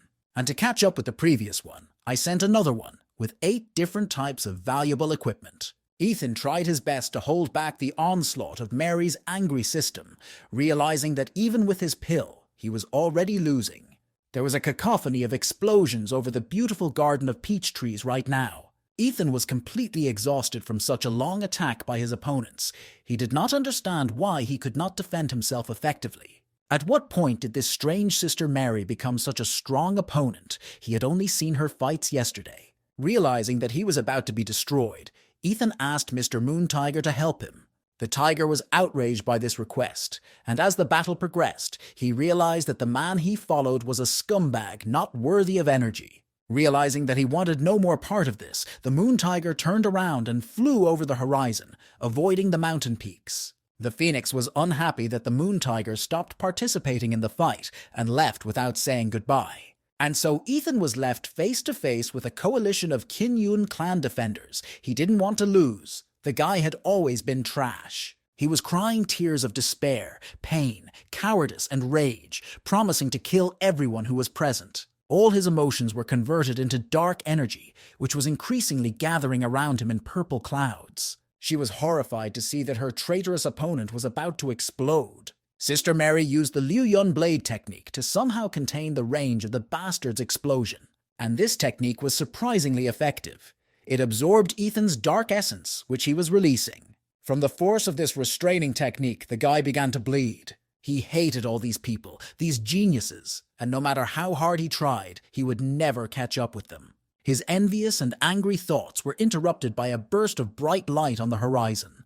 The wounded Ethan turned toward the newly arrived people, hoping that they would be his allies. Ethan shouted at Mary not to get too excited because he had managed to send a distress call, and as soon as the head of the Moyun clan arrived, they would all be finished. Jerome, Lewis, and Noah, with their brother Sam on their backs, approached the guy. Shocked, Mary and John saw their brothers obediently following the elder of the demon clan, and brother Sam was tied up. Ethan rejoiced. He wanted his opponents to feel real fear. It was time for them to say goodbye to their lives. But his triumphant speech was interrupted by Jerome's murder, and the boy began to choke on his own blood. Jerome said that thanks to the signal sent by Ethan, he was able to deal with the other members of the Qin Yun Sword Clan. But an impoverished man like Ethan is not worthy of following a warrior like himself. Jerome asked Lewis and Noah if they still wanted to join the demon clan. The boys had to kill their brothers. But if they continue to stand still, Jerome will have to deal with everything himself. Brother Noah threw his bound brother Sam off his back and onto the ground. Lewis and Noah flew closer to Sister Mary and said that it was their master's order. But at the last moment, they turned around and flew right over Jerome, shouting that they were pretending to play for him. That was their plan. Avoiding the 2 boys' attack on him, Jerome said that he had thought so from the beginning. And not to be outdone, the elder of the demon clan activated his binding spell. Both boys grabbed their heads, unable to do anything about the pain. Brother Noah and Brother Lewis screamed as they were wrapped in chains that were tightening around them. To interrupt the torment of her comrades, Mary flew to attack Jerome, demanding that he stop. But the elder of the demon clan wasn't going to stop. He said the boys were out of control and snapped his fingers. A giant rift opened up over the members of the Kin Yun Sword Clan. This attack also had a very strong effect on Mary. She lost too much spiritual strength during the battle. She realized that she could die here. Meanwhile, the supporters of the Demon Clan have almost repaired their formation. The demon has said that the system of bloody sacrifices was activated, and that even if they managed to escape, they would still be unable to do anything. Elder Yan realized that the formation of the Demon Clan was almost complete. This was their last chance for survival, and if they failed, the clan would disappear forever. All the disciples of the Kin Yun clan will turn into blood soul pearls. Jason asked all his fellow soldiers present if they were ready for the last battle. The head of the Kin Yun clan announced that it was time for a counterattack, their only and last chance. At the same time, Brother Sam was gradually waking up from his deep sleep. He woke up dissatisfied. Divine beasts, a clan of demons, traitors, invaders. What was all this for? After all, he works from 9 to 5 o'clock. With such success, he will never be allowed to work on a schedule. The guy activated a spell to change his appearance and generated a mask that completely covered his face. Jerome, at that very moment, attacked his brother Sam's friends with a giant rift spell. The guy put on his mask and said that it was worth making a little effort to get things right. It was time to take a break from these tense events and move on to Sister Mary's day. Sister Mary's day began a little after dawn, on her own estate. She would wake up and open her eyes at about 5 in the morning. Her first morning grooming ritual was to braid her blue hair and tie it with a ribbon. Then the girl would take off her robe and put on a dress, tying the sleeves to it last. Then she pulled on her knee-highs, which were the same shade as her dress. After these rituals, she was ready with a plan of action for the day, and the first thing she did in the morning was practice. She would go to the Kin Yun clan's training ground when there was no one else there and lunge her sword 5,000 times to warm up. Her powerful sword strokes caused the stones covering the playground to fly in all directions. Some time later, she moved on to the tasks of the day. She was going about her business, constantly listening to the exclamations of admiration from her clan brothers around her. Her brothers admired absolutely everything, even her handwriting, calling her the heiress of a new generation. Sister Mary was an absolute authority for everyone around her. Without exaggeration, they believed that she could do anything. After her training, she would go to Master Yen in the Liyun Hall and receive her assignments for the day. The elder would give her stone tablets with clear instructions on how to do things, which could be about anything. At the time of Mary's arrival, the elder himself could barely open his eyes. In his opinion, the girl was very hard-working. Sister Mary's first task for the day was to meet a demon boar. He was causing a lot of problems, and she successfully completed this task. Having completed the first task by lunchtime, she was already at the market under the mountain at 12 o'clock. The second task for her was to help the head of the clan, Jason, by taking him 2 packages of spiritual tea seeds. Suddenly, her thoughts were interrupted by the smell of sweets being carried by a saleswoman. They were definitely candied berries, which Mary loved, but she knew she had work to do. She thought that people engaged in cultivation should cleanse their hearts of impure thoughts, and Mary should endure temptation. Suddenly, the girl's sinful thoughts were interrupted by the screams of a shop assistant who wanted help catching the thief. Mary decided that this was a good time to work off her karma. A few minutes later, the thief was brought to the shopkeeper, and Mary returned the woman's money. The girl had shown righteousness and courage, and the saleswoman wanted to repay her by introducing her to her son.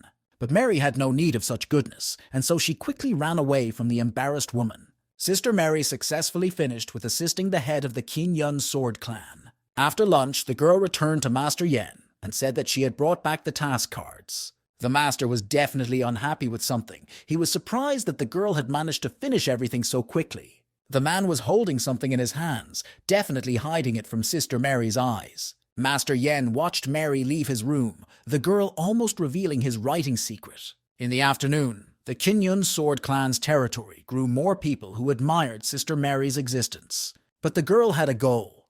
In the afternoon, she had to deliver the tea seeds to the head of the clan, Jason.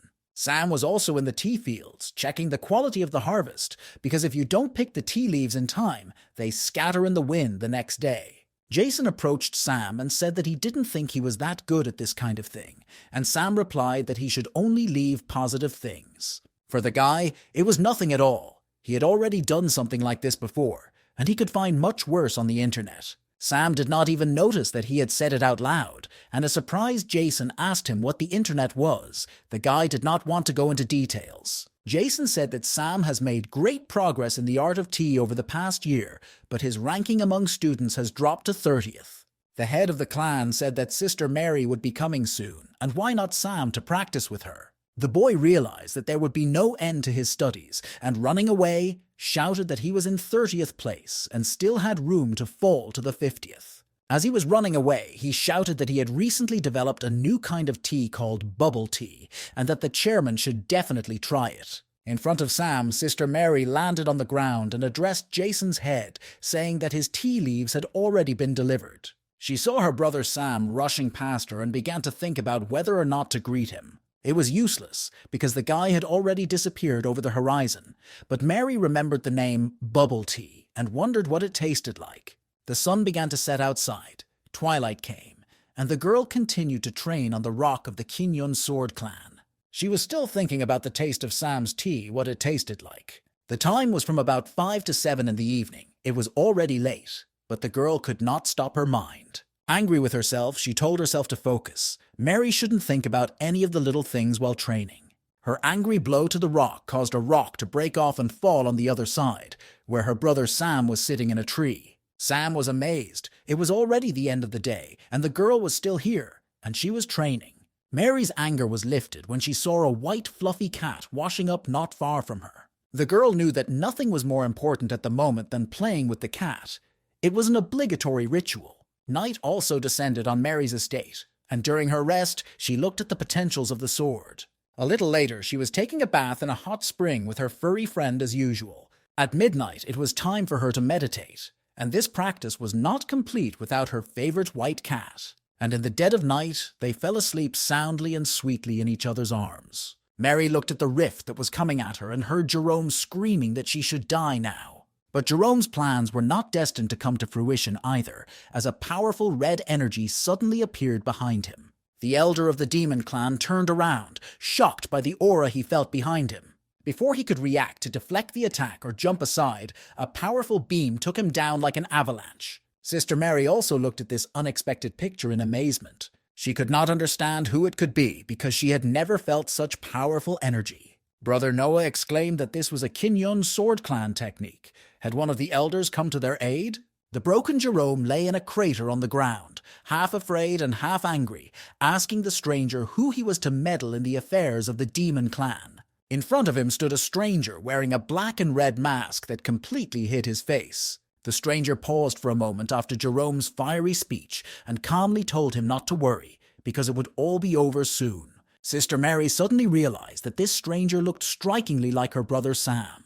Jerome said that the stranger had hit him hard and that he was apparently at the Purple Palace stage, which was impressive. The boy replied that this attack was too weak because it could not hit the elder of the demon clan. Suddenly, Jerome jumped up with his crown with a powerful attack on his new opponent. His purple giant lion flew at the masked stranger, but the guy met this attack with several powerful beams of blue energy. One of the beams pierced through the demon clan elder's attack and hit him right in the chest. Jerome was screaming in great pain. Blood was spraying from his wounds in all directions. He did not understand how such an attack was possible, since the enemy had only a purple energy development palace. The stranger replied that in the face of absolute power, minor differences were not that important. Jerome, who was already sick of it enough to explode, shouted that he would show the guy his true strength. This time, the elder of the demon clan was going to go all out. Opposite the masked stranger, a solid purple wall of dark energy suddenly grew. Mary, who was worried about the sudden stranger, shouted at him to be careful. But the guy saw everything without prompting. He stretched his hand forward and, generating a counterpunch, aimed his fingers at Jerome. He generated his main skill, the Kinyon sword technique of annihilation, a powerful beam that pierced through a wall of dark energy. This stranger used basic techniques, but was able to impress a person with the 9th level of the Purple Palace. Lewis was amazed, and he began to guess who this strange man might be. Judging by this battle and his energy aura, he was very similar to Emperor King. Jerome, the elder of the demon clan, was left with only lightning in the sky and smoke after such a blow. Sam pulled back his robe a bit and saw that his restraining seal had almost broken. Every time he fought an opponent he had unconsciously cultivated when he first came here, almost developed to the highest degree. He sent a stream of energy to the seal to reapply it. As soon as the boy destroys his kingdom, thunder will sound and many people will die. If Sam demonstrates his true power, his workload will increase, and most likely the end will be the same as in his previous life. The flaming phoenix, flying past the clearing where the battle was taking place, felt that very familiar sensation again. It was definitely the Qing Emperor. The Moon Tiger asked if this was even possible, since Qing had long since left the world of mortals, but the phoenix insisted. But it simply could not be otherwise. Who else could it be but the Emperor, although it was hard to believe? But Moon Tiger knew that if it was true, this world would change radically. The sacred beast left their trajectory and hurried to greet their master. Noah said that judging by the tech, a stranger from the Qinyun clan, Mo Yun, attacked them, and finally they waited for help. But the answer to all the questions and requests from the stranger was a firm and short no. Sam listened to what was happening in the real world, and he felt that someone had just come to his aid. The head of the Qinyun Sword Clan called his minions to battle the Demon Clan. Dozens of energy rays were directed at the pentagram, which was almost completely formed again. They fought without stopping. It was the only chance for the clan to break through and survive. The strain was taking its toll on Jason, who was already injured and his mouth was bleeding again. Sam thought that regardless of his powers, he was still no more than an ordinary employee. He is a small cog that cannot save a huge machine from destruction. The true ruler of the Blood Sea noted with a smile that the Qinyun Sword Clan was completely out of control. As soon as they receive the Pearl of the Bloody Soul, they will immediately summon the Demon Lord. But even here, everything did not go as expected, as the demoness's speech was interrupted by blows to the pentagram from the other side. Their newly generated formation was subjected to very powerful blows and barely held together. On the other hand, the pentagram glowed from the energy strikes like the sun. A few minutes later, cracks appeared along the entire plane of the formation, splitting it to pieces. On the other hand, an army of henchmen of the Qinyun Sword Clan was definitely trying to break in. And so the formation of the Demon Clan finally surrendered under the onslaught of the allies. The head of the Mecha clan, Jason, was very happy that his request for help was heard and the timing was right. They were heads of friendly clans, members of an alliance with their elders. They shouted that they had come as soon as they received the news. They were ready to fight with the Qinyun Sword Clan against the Mo Yun clan. All the newly arrived Qinyun clan defenders were alert and had already taken out their weapons. A few seconds later, shouting that the demons must die, they rushed to attack the villains. Everyone used the technique they knew best to achieve a faster result. And it was actually an effective strategy, because all the enemies who were cowed by the unexpected emergence of the Alliance suffered greatly from such actions. The Alliance was determined. If the Demon Clan decided to attack their allies, they should reap the rewards of their decisions. The pentagram formation has almost completely dissolved into thin air, leaving no hope for its reproduction. The ruler of the Bloody Sea knew in theory that the Alliance could come to the aid of the Sword Clan, but she did not think it would actually happen. Her allies did not know what to do next because the formation was destroyed, and the leader of the Moyun clan, Gareth, was of the opinion that they had to fight. But the pressure of the Alliance members was very strong. They realized that they could not afford to give in, otherwise the clan of one of them would be next. The ruler of the Bloody Sea said that even with this composition, the Alliance would not be able to prevent their plan. The defenders shouldn't even dream about it. She and two other heads began to recite a dark summoning spell. They managed to summon a giant hell monster, and the demoness, laughing, said that now the Alliance would test the power of their master. But the clan leaders were expecting something like this and did not get confused, but immediately began to attack the monster. In response, he struck them with the energy of hellfire, which blinded and threw the allies back. They did not understand what kind of powerful attack it was, but this giant monster made it quite clear how angry it was. The true ruler of the Bloody Sea did not lie. It was indeed the power of the demon god. The demoness was very happy. They had forced her to use this help, and if they took the initiative, they would be the first to be sacrificed. She saw her advantage and announced that this would be the last day for the Alliance members. Suddenly, a whirlwind of peach blossom petals swirled over her head, interrupting her speech again. The bloody ruler raised her head and saw a kind of energy portal above her, from which those damned petals were flying. A second later, someone began to walk through this portal into their world. The demoness had not yet seen the man in full, but she had already felt the very powerful energy that surrounded him. The portal brought the moon tiger, the phoenix, and a masked stranger to this world, who said that she hadn't seen what the Kin-yun clan was capable of yet. Jason was happy to have another ally, even though he didn't know him personally, but he recognized Starbird and Moon Tiger at once. A moment later, Sword Clan head Kin-yun also felt the energy radiating in all directions from the stranger. He tried to look at the new ally and wondered why he looked so familiar. The second elder laughed and replied that of course he thought he knew him, because he was directly related to the Kin-yun Sword Clan. The powerful blade aura that emanated from the entire body could only belong to a member of the Kin-yun clan, and only one person could behave so calmly. The divine beasts further prove his status. It was definitely the ancestor of the Kin-yun Sword Clan, the Qing Emperor. The true ruler of the Bloody Sea was amazed by what was said. She could not believe that the Qing Emperor was now in front of them. She began to threaten that soon they would all find out whether it was true or not, and ordered her beast to attack again. The infernal monster generated a huge whirlwind of flames and directed it toward the divine beasts. The masked stranger ordered Moon Tiger and Starbird to join the fight and attack the enemies. Without hesitation, the sacred animals immediately flew to fulfill their master's order. 3 strong energy beams met at one point, causing a powerful explosion. In this insidious attack, the hellish monster was defeated and growled at his inability to win. The true ruler of the Bloody Sea was beside herself with anger. These were indeed divine beasts. Now she was very interested in who her opponent really was, who had appeared so unexpectedly from the portal.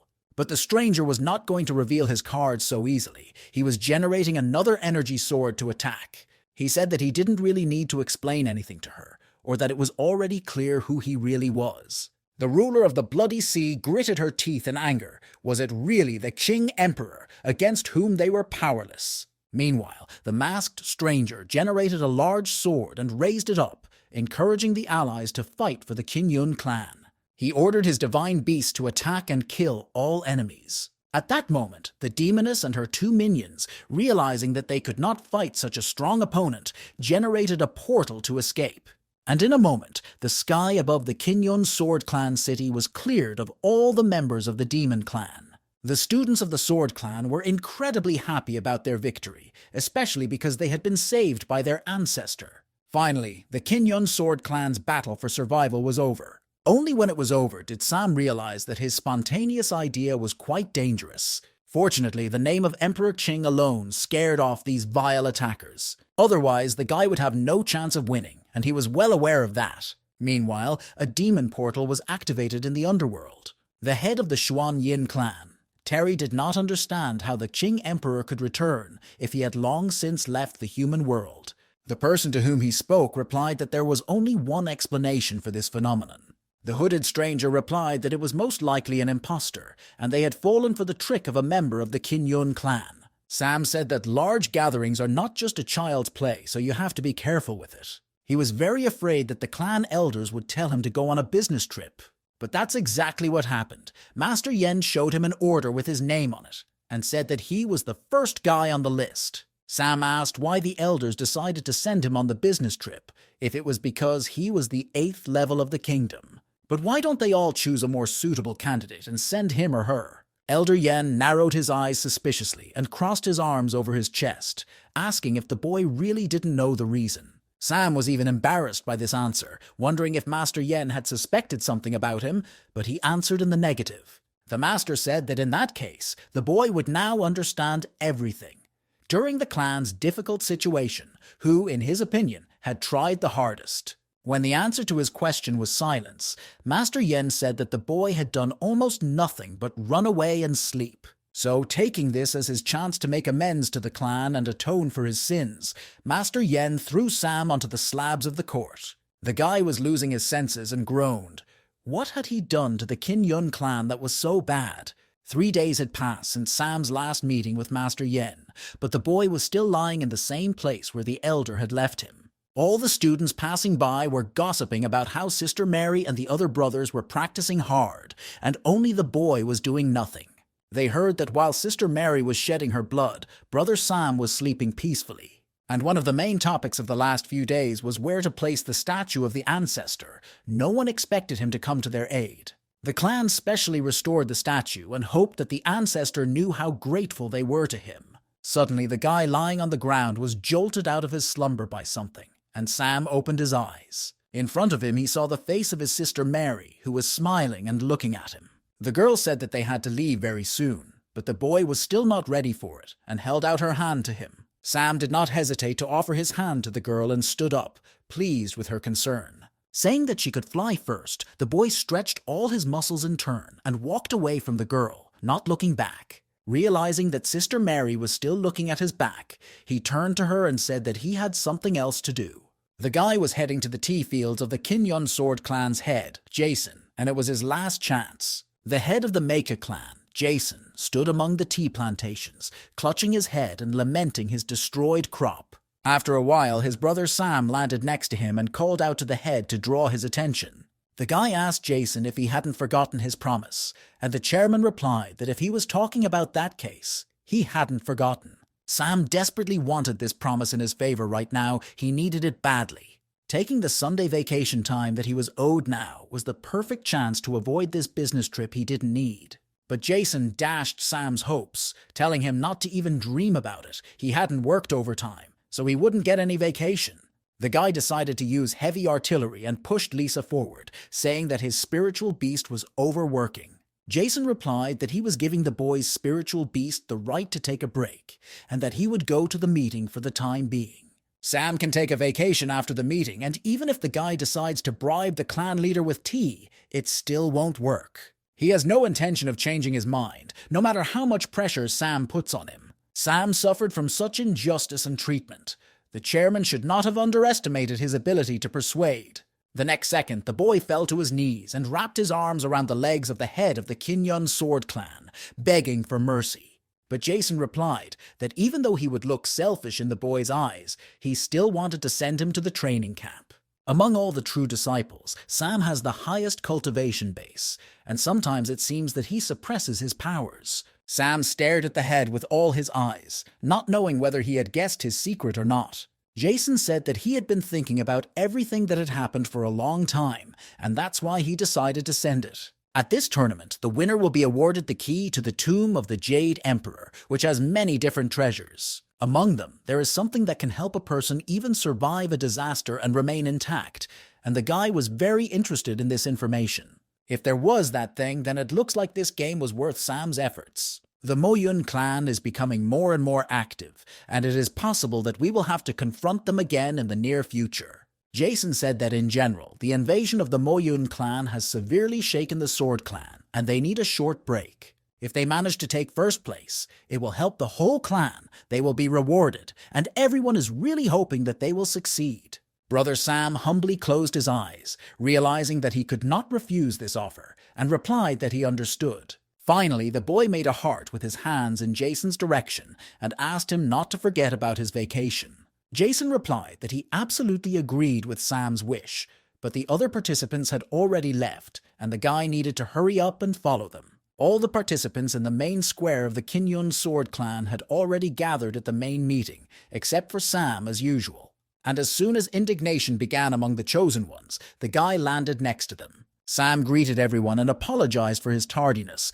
saying that he had something to do. Elder Yen said that this is a big gathering and everyone should keep themselves safe. The escort only looks after them, but cannot interfere with the game. During the competition, first of all, you need to worry about your own safety. He asked if everything was clear, and the participants answered in the affirmative. Suddenly, Master Yen grabbed Sam's hand and pulled him toward him, saying he had something to show him. He handed the boy a copy of the book, telling him not to enter the battle empty-handed. It was a limited edition novel from a series of books by Master Yen, Hot Sister Mentor. Sam forgot what he was supposed to do. He grabbed the book and shouted that he shouldn't have thought badly of the master because he was a brilliant man. The master was surprised by this reaction, but said that he would get the next issue for the boy after his return.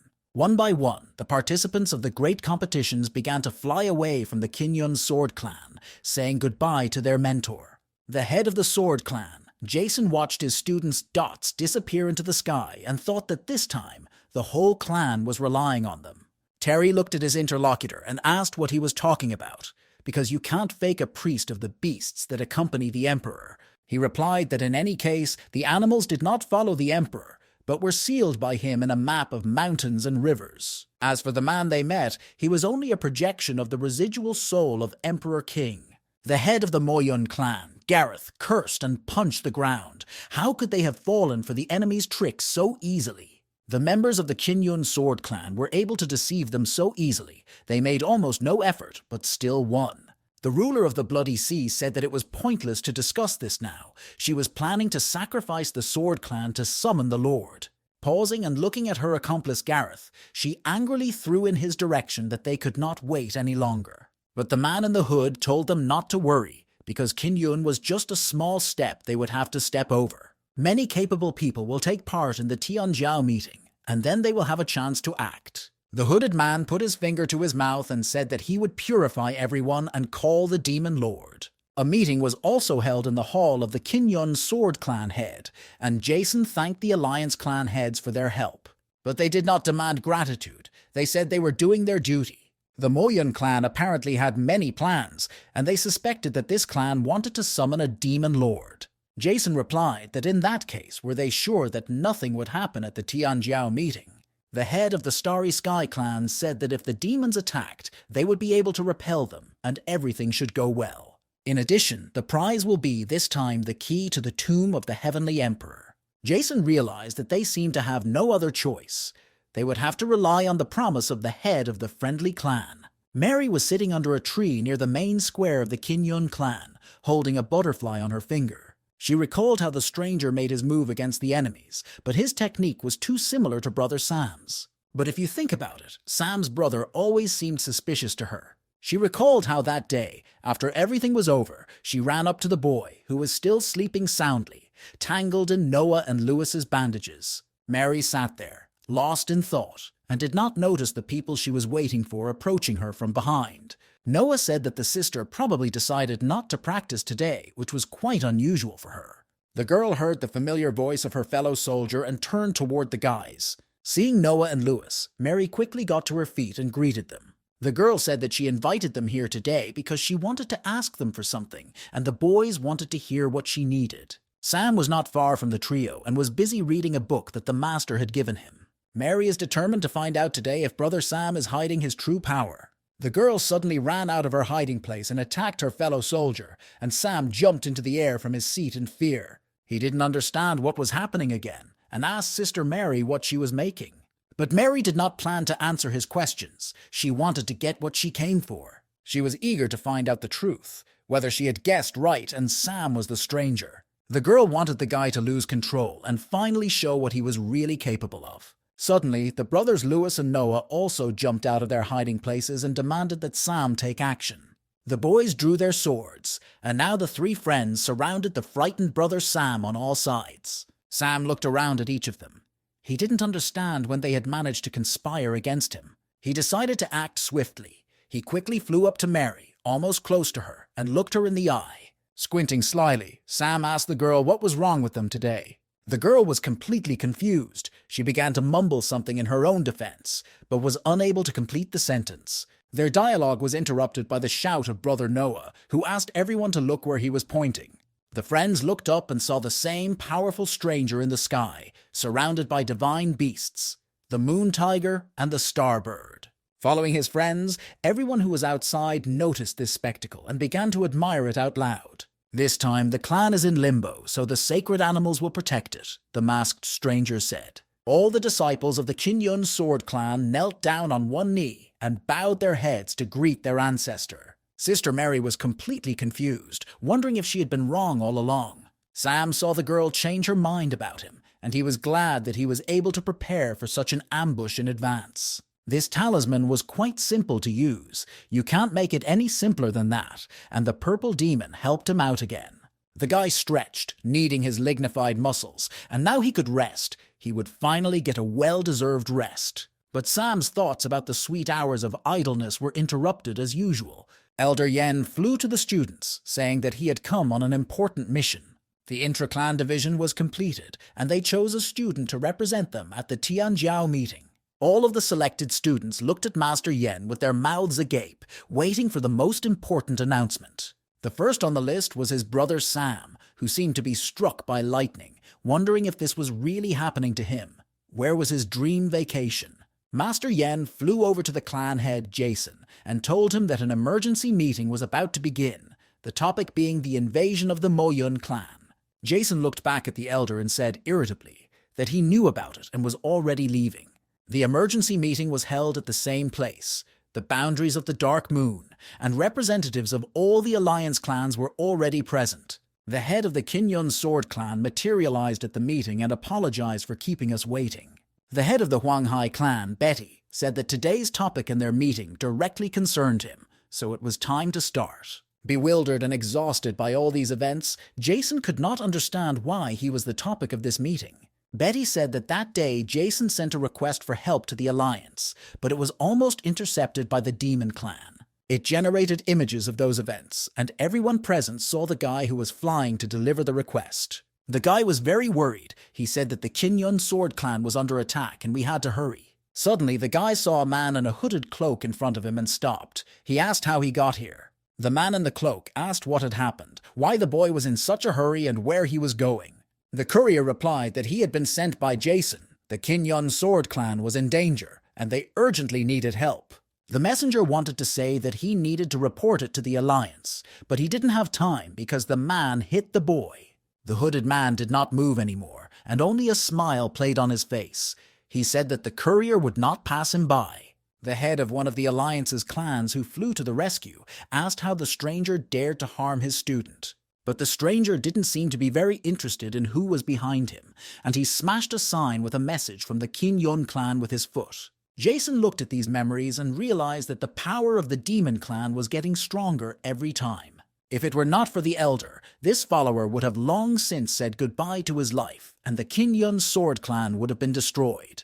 Betty said that, unfortunately, it would be impossible to determine the whereabouts of this person, but judging by the reaction of the follower, his power rank was not low. Jason had already guessed that there was a mole among them, and now there was no doubt about it. The Demon clan's recovery was going faster than they had predicted, and Jason thought the mole was no slouch either. The elders insisted that they had to be careful, and that the gathering was connected to the Imperial House, so the information had to be safe. The head of the Starry Sky clan said he would use special methods to verify the identity of all participants. Other clans should also make every effort to find a mole in their ranks as soon as possible. The chosen disciples were in a hurry to attend a large meeting, flying alongside each other at high speed.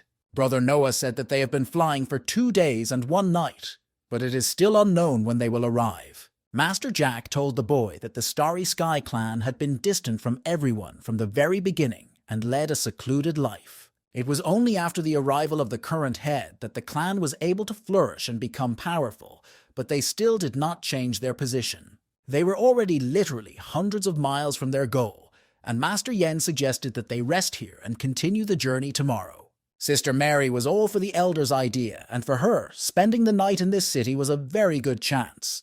The apprentices and the master found a hotel that met their requirements and checked in. Sam was happy to go to bed. No one would stop him from sleeping, at least for 1 day of paid vacation.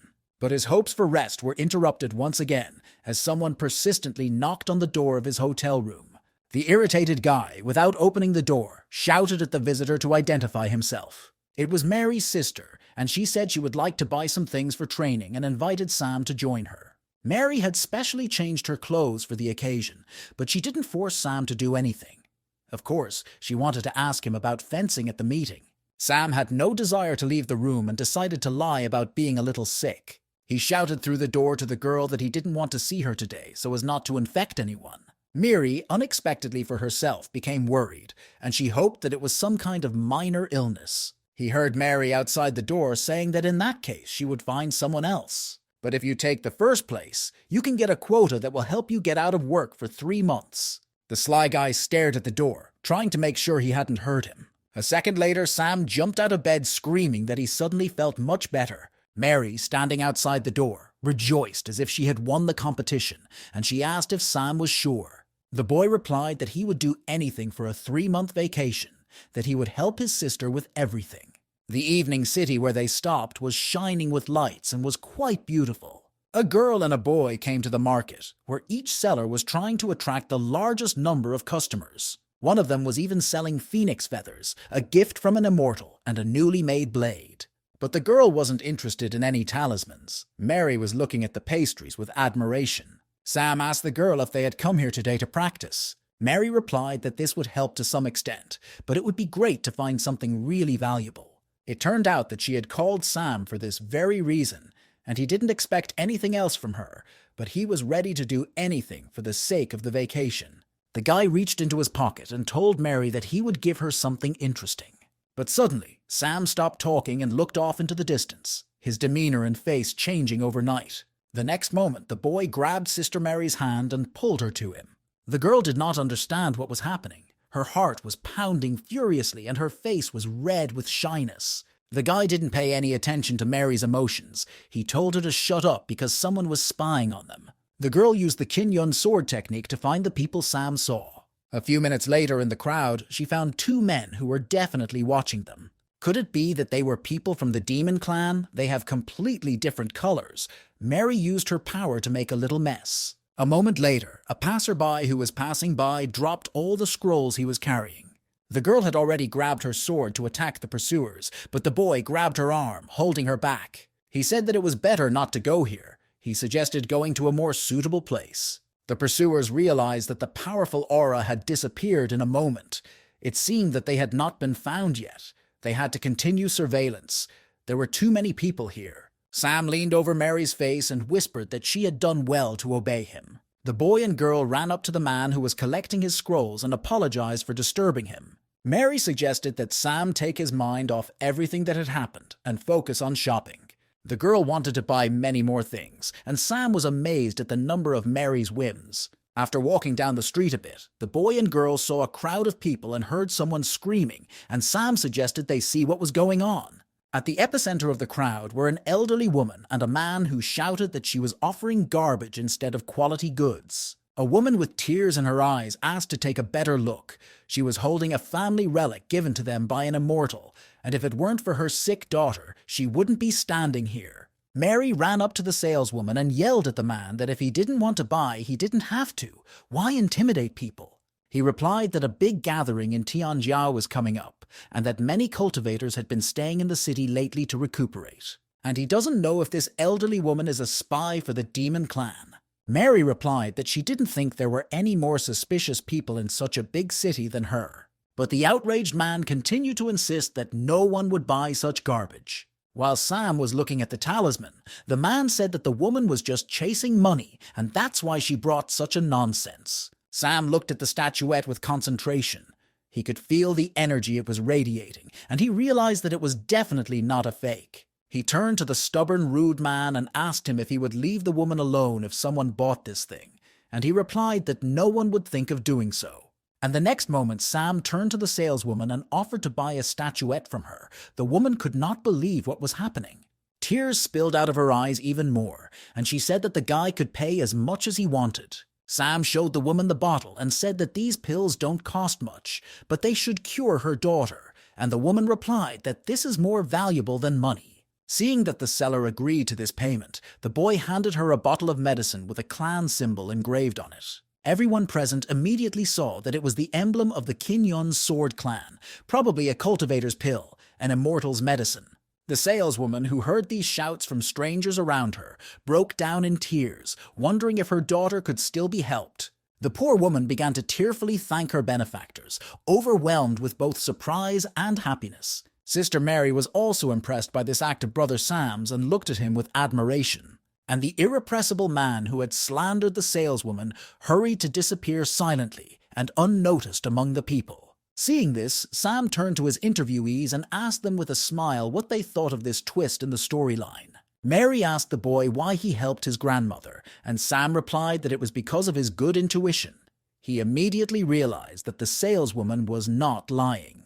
Mary said that even though they practice far away from the rest of the world, they still can't fully suppress their emotions. Brother Sam had the same feelings, and he gave this old lady such precious medicine. Sam replied that he had made the medicine himself, so it didn't cost anything, and that Mary should be more careful and not let herself be fooled in the future. Suddenly, the boy turned to Mary and handed her the talisman he had bought from the seller, saying that he had bought it for a girl. Mary was amazed by his act. She took the statuette in her hands and said she was very grateful. Even if she uses her recognition technique, the object still looks like an ordinary doll, and the woman's ancestor was deceived. But Sam replied that the woman hadn't deceived anyone, and that this was indeed a rare thing.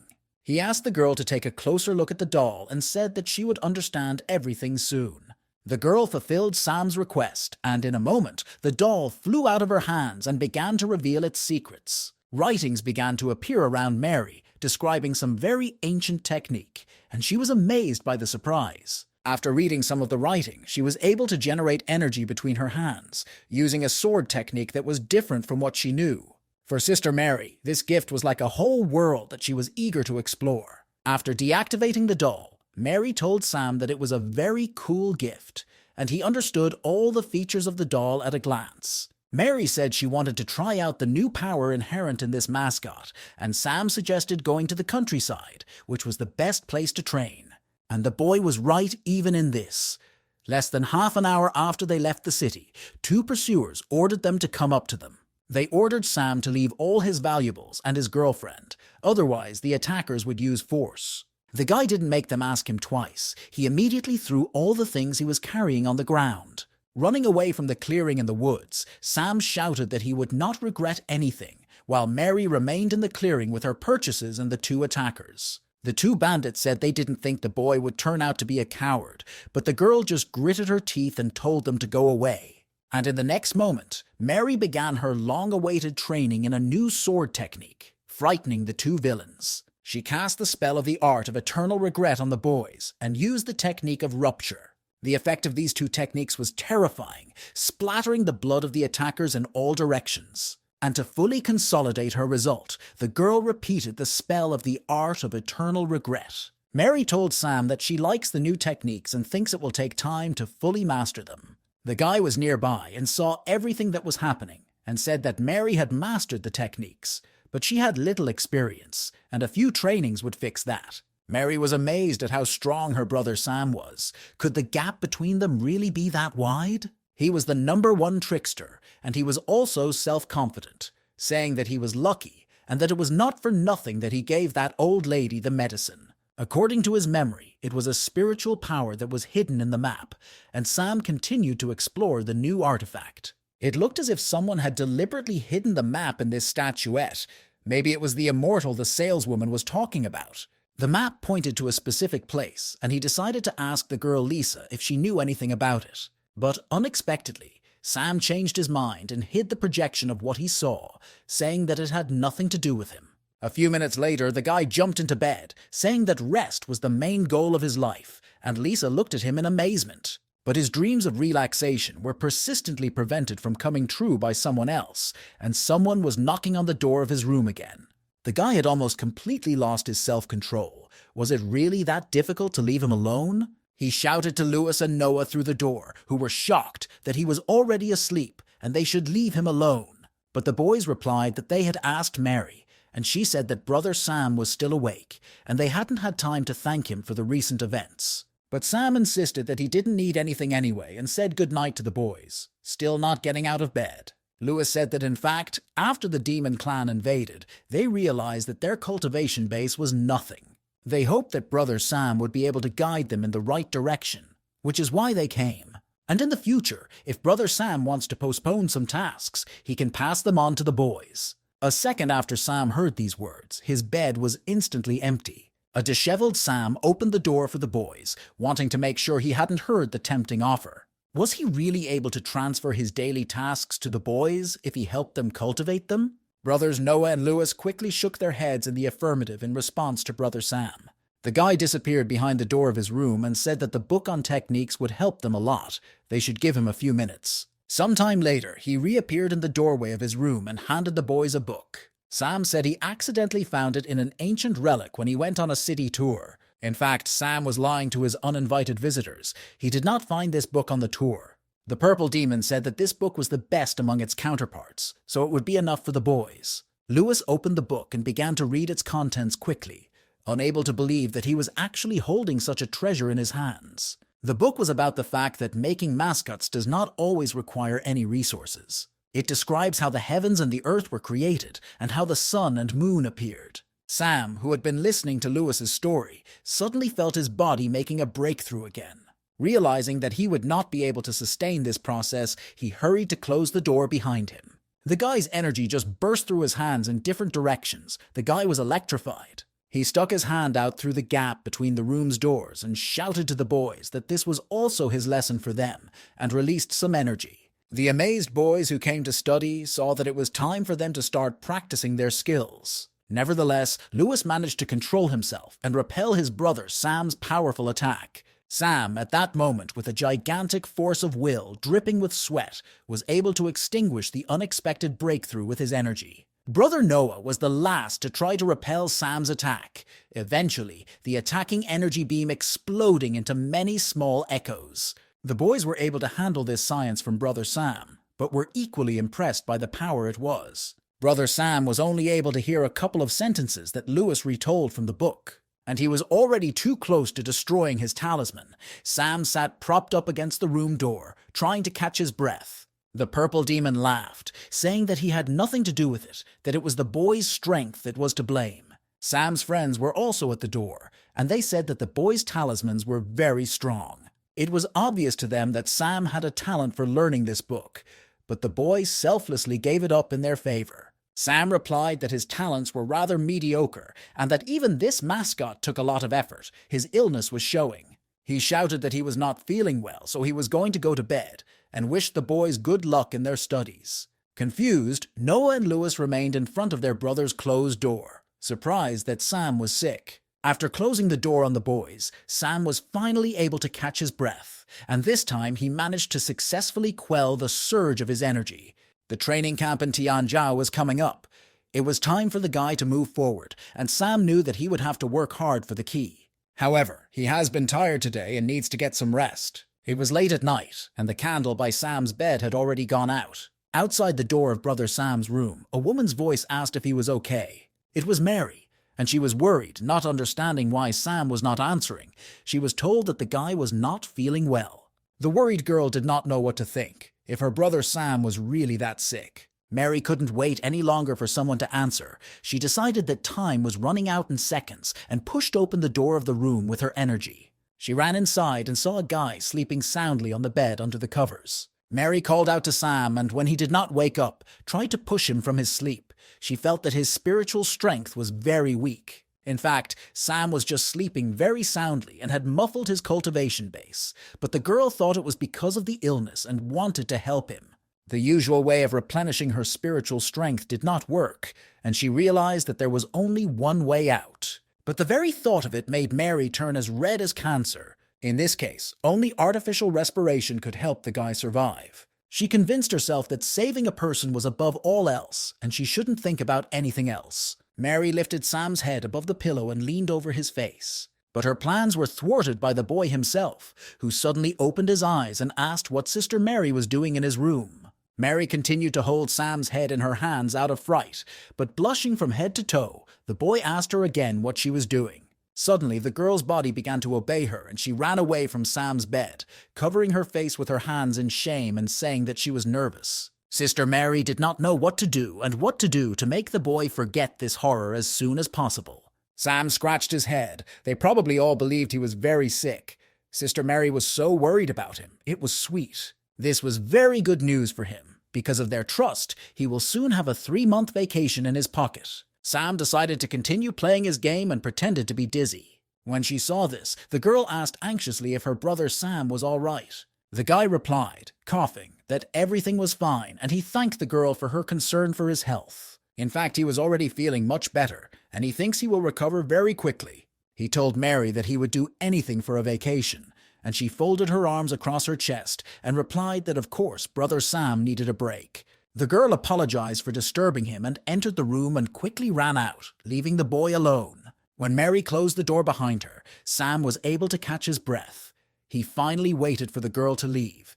it was hard for him to be an actor. Mary stood on the other side of the door of the boy's room and did not understand what was happening to her, why her heart was beating so fast. And on top of that, she also felt that her forehead was very hot, so maybe she was sick too.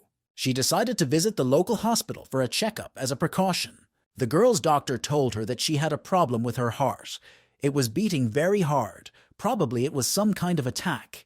The doctor asked Mary to give her her wrist, and counting the girl's pulse, asked if she had any other symptoms. The girl thought about it and answered that she also had fever, shortness of breath, and foggy thoughts. These were probably all the symptoms that Mary felt. The doctor carefully took anamnesis, counting her pulse beats at the same time.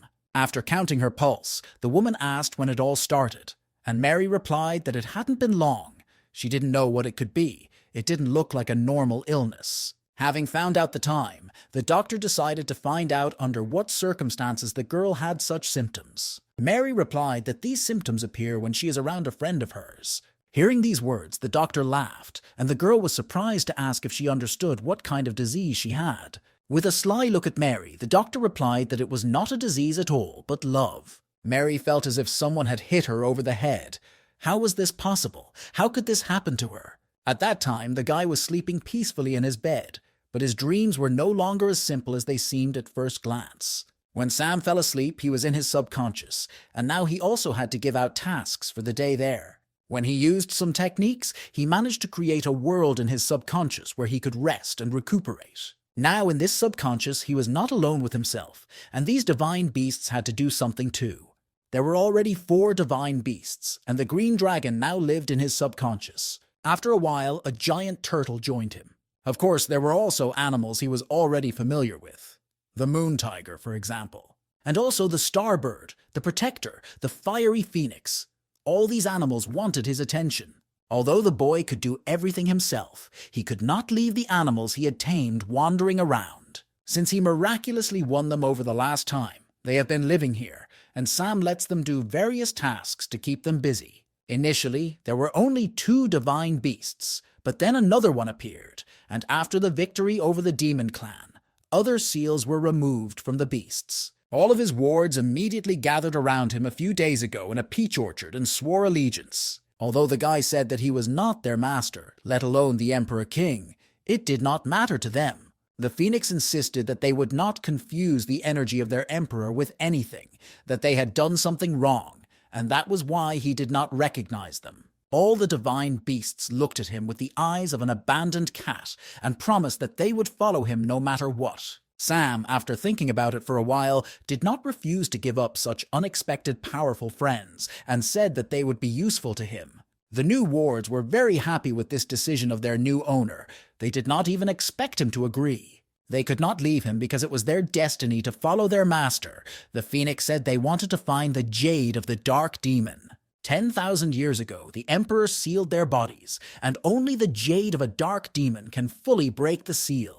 This is the key that will remove the shackles from their bodies and release their energy in full. Before he left, the Emperor promised that he would help them find jade, but in the end, they were stuck for years in a map of mountains and rivers. Not only do the beasts have different abilities, but they can also hide Sam's true power. After listening to this brief excursion into history, Sam realized that his situation was not so bad after all. Sam says that the divine beasts can follow him. The guy doesn't mind, but warns that they must obey. He will help with the jade. All 4 divine beasts thanked Sam in a chorus and said that they would dedicate their lives to him. After handing out the assignments to his mentees, Sam sat down in a comfortable chair and started reading the book, finally without anyone disturbing him. But not even a minute had passed since he thought about it, and there was another persistent knock on his room door. Sam was finally pissed off with these uninvited guests who didn't let him spend time alone with himself. This time it was John.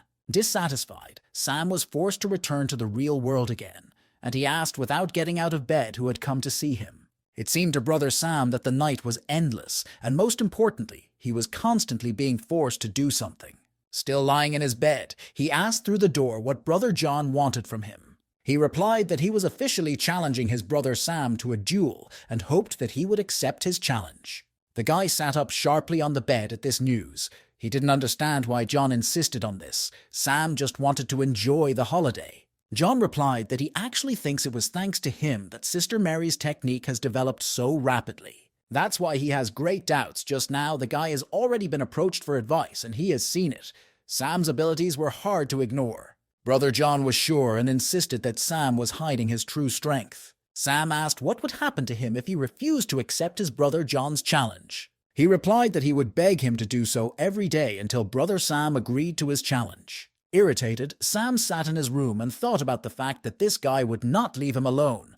It seems that his brother John left him no choice. But there are two sides to every problem, and if he doesn't agree, the doubts in John's heart will continue to grow. If he ever tells anyone about this, people might think that Sam is really hiding his power and might give him more tasks. Sam decided that it was better to lose to his brother John today, so that he would leave him alone and get out of his bed, walking to the door. John didn't expect him to agree so quickly, but the guy had already begun to insist on a fight. Sometime later, the two boys were standing against each other in a forest clearing near the city. John thanked him again for accepting his challenge and warned him that he was about to attack. Sam thought that there were no spectators here, so he didn't have to show off for the public. He decided to just use one of the protective talismans and let it out of the sleeve of his robe. Mary stared at the doctor in a daze and kept repeating how it was possible that she had fallen in love. The doctor replied that if a girl asks such questions, she may not have experienced love before. She asked if Mary stood out among the others, and she thought about it. But I didn't have time to think about it well because I heard something happening in the forest outside the city. Right now, at this moment, someone started a fight there, and one of the energies was Brother Sam's energy. After thanking the doctor on the fly for the appointment, the girl shouted that she had left the money on the table, and Mary felt that she had to get to the scene of the fight. Brother John was still trying to break Brother Sam's protective talisman, which had formed a dome around him. But his attacks were ineffective against this defense, and the dome remained intact. The guy was very surprised to find out that his brother Sam had such a powerful technique. Sam was embarrassed because he was using the weakest technique, which is why his brother John called it strong. It was as if this pretense was not enough. We had to be even weaker. And with the next blow, Brother John succeeded in breaking Brother Sam's defense, and the dome broke into small pieces. Sam remained standing but began to cover his head from the debris of the protective dome. Surprised, Brother John stopped for a moment. He might have been wrong about Sam, and he was not that strong. Sam sat down on the ground, covering his eyes. He was glad that the guy was starting to doubt his previous statements about him. But the boy realized that his performance was not over yet, and his brother John announced that it was time to end their business. He launched an energy beam in the guy's direction, and Sam thought that he only needed to lose to him once, and then no one would bother him. But today was the day when Brother Sam's plans were unceremoniously disrupted by other people. Brother John's attack was interrupted by Sister Mary's counterattack. Brother John shouted in indignation, not understanding what had happened, why someone was interfering with their fight. He looked up and saw Sister Mary hovering in midair between the boys. Sister Mary shouted that Brother John did not dare to mock his comrades. The guy replied that she had misunderstood and that he and his brother Sam had agreed to a duel. Mary shook hands with Sam and noted that the boy dared to call the beating a pair of sparring matches. If Brother John wants a real duel so badly, he can fight her right now. John shouted that this case was only about him and his brother Sam, and that it was no business of Sister Mary's. Why does Sister Mary stand up for Brother Sam whenever someone has something against him? Mary turned to Sam and looked at him thoughtfully, wondering why she was doing this at all. Was the girl really in love with him, and was the doctor right in her assumption? Sam stood silently and looked at Mary, not understanding why she was reacting to his brother John's question. She thought that it didn't look like sympathy. She hated it when her brother Sam was so calm about everything. Sister Mary turned to her brother John and said that Sam was a very good friend of hers, so she would help him achieve his only goal. John was puzzled. He asked what the girl meant by this. Whether she and Sam had the same goal, Mary believed that she should learn from her brother Sam. So if Brother John wants to challenge Brother Sam, he'll have to overcome her first, and the guy immediately agreed. He said that their fight had been interrupted in the peach orchard anyway, so now he would teach them both a lesson, and then they would see who was who. But his solemn speech before the battle was interrupted by his brother Noah and brother Lewis, who also flew to help Brother Sam. They said that Sam helped them without asking for anything. He's their best friend, so if John wants to fight, he should fight them first. Sister Mary shouted at the boys that she was the first to come to this match and that they should just stand behind her in line. Brother Noah didn't see anything wrong with it. He hadn't fought side by side with his sister Mary for a long time. Lewis didn't mind either. He just wanted to try out new fighting techniques. Brother John forced them to stop talking because he wanted to fight with his sister Mary. Sam stood silently behind the four of them and did not understand what was happening. It was supposed to be a regular duel. The whole story turned into a kind of game, and the only thing the guy realized was that it was all his fault. Former comrades from the same clan instantly became enemies and began to fight with each other. Sam stood back, watching all this action, and wondered why he had to get involved in all this. The boy realized that it would be very difficult to lose in such a fight, so he decided to take on his brother John himself. The energy beam hit Sam, causing him great suffering. Sam screamed and fell to the ground, attracting Mary's attention. The girl turned around and, seeing the guy on the ground, forgot about everything.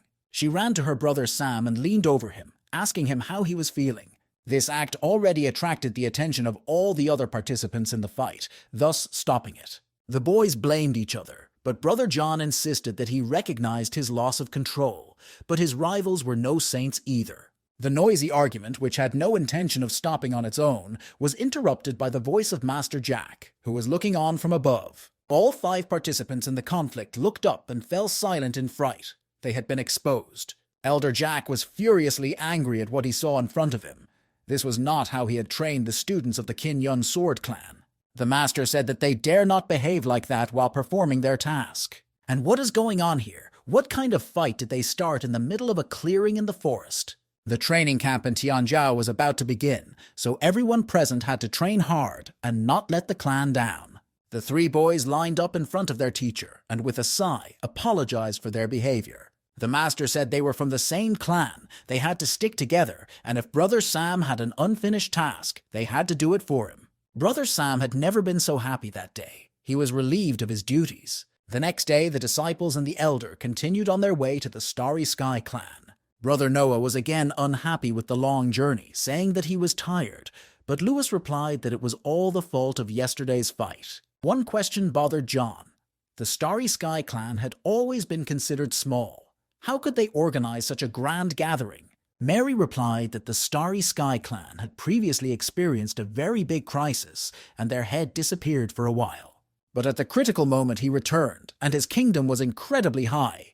He settled the situation with radical methods. It is said that the head accidentally found himself in an ancient secret realm where he was able to ascend, and the clan was saved. Brother John thought about the terrible possibilities of the secret kingdom. The elder said that among the greatest rewards of the Tianjiao congregation is the key to the tomb of the Jade Emperor. The person who gets this key will become incredibly powerful, and after the winner is revealed, the world will change radically. The guys realized that there were many brilliant people among the participants, and the battle would not be easy, but they were ready to give their best for the sake of the Sword Clan.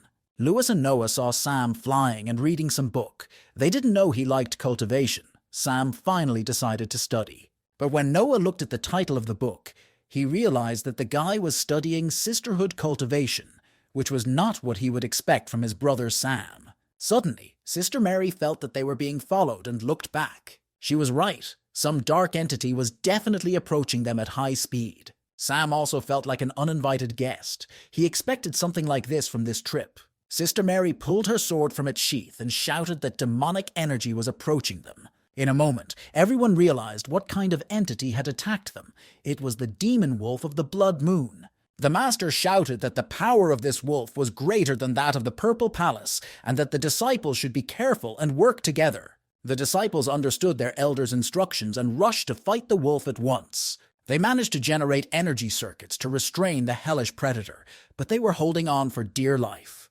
Mary realized that there was not a second to lose, and, dodging the wolf's jaws, flew at its head, striking it. She stopped and looked at the state of the enemy after her attack. The wolf was looking fiercely in her direction. Suddenly, the predator opened its mouth and demonic energy began to fly out. Mary was amazed by this sight. Something was definitely happening, and it was not good.